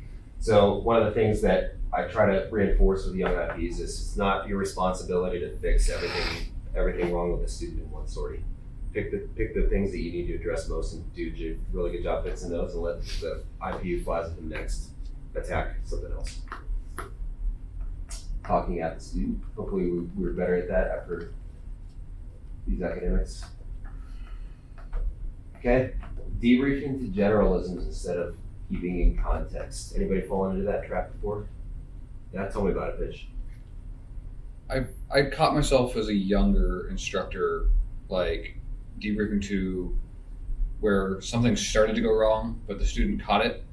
And then I would come back and I'd be like, yeah, you caught it today, but had you let this go further? And I'm like, wait, I'm talking about a hypothetical that didn't happen. That, yeah, it could happen, but like I'm spending time in this limited time with my student here in this debriefing something that he'd already caught and fixed, and I should be using this time more on the things that he didn't, already do right. Exactly right. I fell into that a lot, where I was like, yeah, you caught it today, but I heard a lot of it too around me. But in the future, if you wouldn't have caught that there, then this bad thing could have happened. Like, yeah, but it didn't. Why are we talking about it, right? Like, let's talk about what actually happened on the event that we executed today. Yep. Indeed. Love it. Okay. Debriefing outcomes, more than thoughts and actions. Non-existent feedback questions, like does that make sense? An ineffective feedback question, or sorry, non-existent means not closing the loop with the student at all, and then ineffective is questions like does that make sense? Okay. All right. So instead of does that make sense, right? So you have a conversation with the student. You go, okay, here's where we agreed that you missed this piece of information. You cross-check. Here's how to get it next time. So he goes, yes, sir. Okay, I got it. How do you confirm that they actually get it then, instead of just asking them if it makes sense? Professor, what would you do? How do you plan on fixing that next time? Great. Other sentences you can use. Ian, what do you think? Yeah, if you say, ask them just to repeat back what you just went through, see if they can do it effectively, because sometimes they'll mishear you. Sure, repeat that back to me in your own words. That'll work too. Uncle, anything else? I'm trying to think. Those are the two really good ones.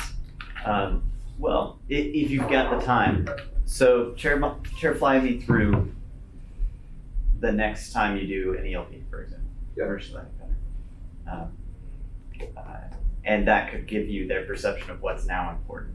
Yep. Because they implement the fix that you just gave. Great. Yeah, you bet. So that's time permitting, of course. Some time constrained questions that I'll ask if I want to move on, but I want to make sure they got it. I might ask. Sorry, I just lost my train of thought. Let me get that one back. Career train. I would ask, what are the top two things what are your top two takeaways from the last 5 minutes of our discussion? And have them give me just phrases and make sure that they got the salient points in the same rank order that I did. That would be one. Another would be, and this is kind of advanced level for if you're working from skills to abilities, but another way to understand that somebody internalized something is to change a variable and then ask them. So you say, okay, great, we just debriefed that rejoin. What's the number one thing you would do differently if our starting position was actually here? See how well they can translate that into a different scenario. And it's bridging on that hypothetical, but but you keep it in the context of that exact situation and you just change one thing and you see how well they can conglomerate all that information. It's also an effective way to see if they understand the feedback. Okay. All right, homework. So giving a student homework. Between now and the next sortie, go to the ITD and practice energy management. ITD is mighty fine for homework if it's the right tool for the job. Desktop trainer, chair flying. Oftentimes, the homework is just chair flying, but active engagement with the sortie you just had. And then objectives.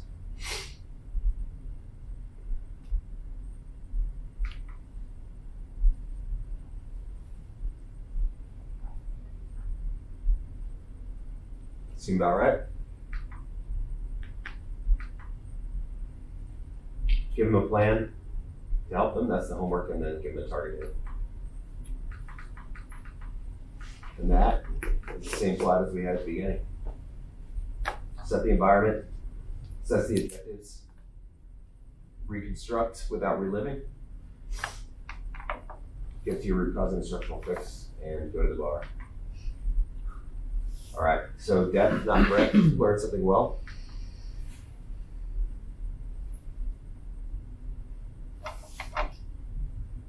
Teach the student how to think for themselves and then make them demonstrate that they can. All right, there you go.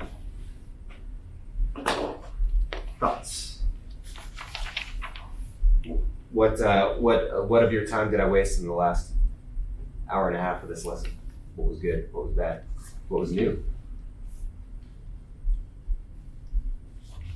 I think looking at the different frameworks of debrief is valuable. Okay. Just like when one is more appropriate than the other. Yeah. Kind of meet the student where they're at in terms of like which framework are they going to benefit most from? Yeah. Based off where they're at in training, just their own behavior. You bet. Awesome. I think the finding words to replace, does that make sense? Like, for example, I love so what are your takeaways from what I just said? Yeah. And then you actually get a sense of if you reach them. Yep. That's funny. I had several experiences in the last whatever, because I used to ask, does that make sense all the time, right? And then so occasionally I'll fall back into that habit pattern, and then so I'll find myself doing it. They'll immediately springboard off of that because I'll catch myself doing it, and they'll say, "Yes, sir, of course." And I'll say, "Great, if it makes sense, then explain X, Y, Z." You know, just flip it back on and go, "Oh shit, I can't just yes or no my way out of this." It's good. Yeah.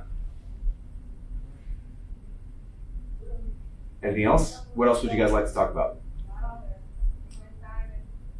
I think for the T6 side of the house, two things come to mind that I would love to see emphasized, at least for the peers that are going to be following on in this course, is like getting lost in the reconstruction and safety of flight. Like that should be at the beginning, like you talked about, or like we all talked about, to be at the beginning to just make sure we're all on the same page and not to get lost in, when something comes up that reminds you of a lesson you want to teach later on. Don't get lost in that reconstruction. Make sure you keep the debrief flow that you plan on it. And I think, again, especially for T6s, an emphasis on prepping the debrief. I think that's one of the most common downfalls that leads to negative or bad debriefs or poor student learning, is not just taking 5 minutes to sit down and map your debrief. I think a strong emphasis could be really beneficial on that. I agree. I saw this in the shooters all the time. So T-38s, guys get back from a sortie. I mean, they just want to decompress for a minute, get their lunch. So they undress, then they walk into the flight commander's office. They sit down on the couch. They bullshit with the other IPs for a hot minute, and then they're like, my student's waiting for me. I better go debrief. And they still right from that environment into debrief without having prepped that framework.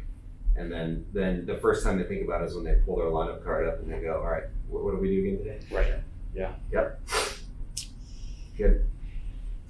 That is that's something worth, for us here at Pitt, it's something worth thinking about. Like when our UIs come to the table, how have they mapped out the debrief?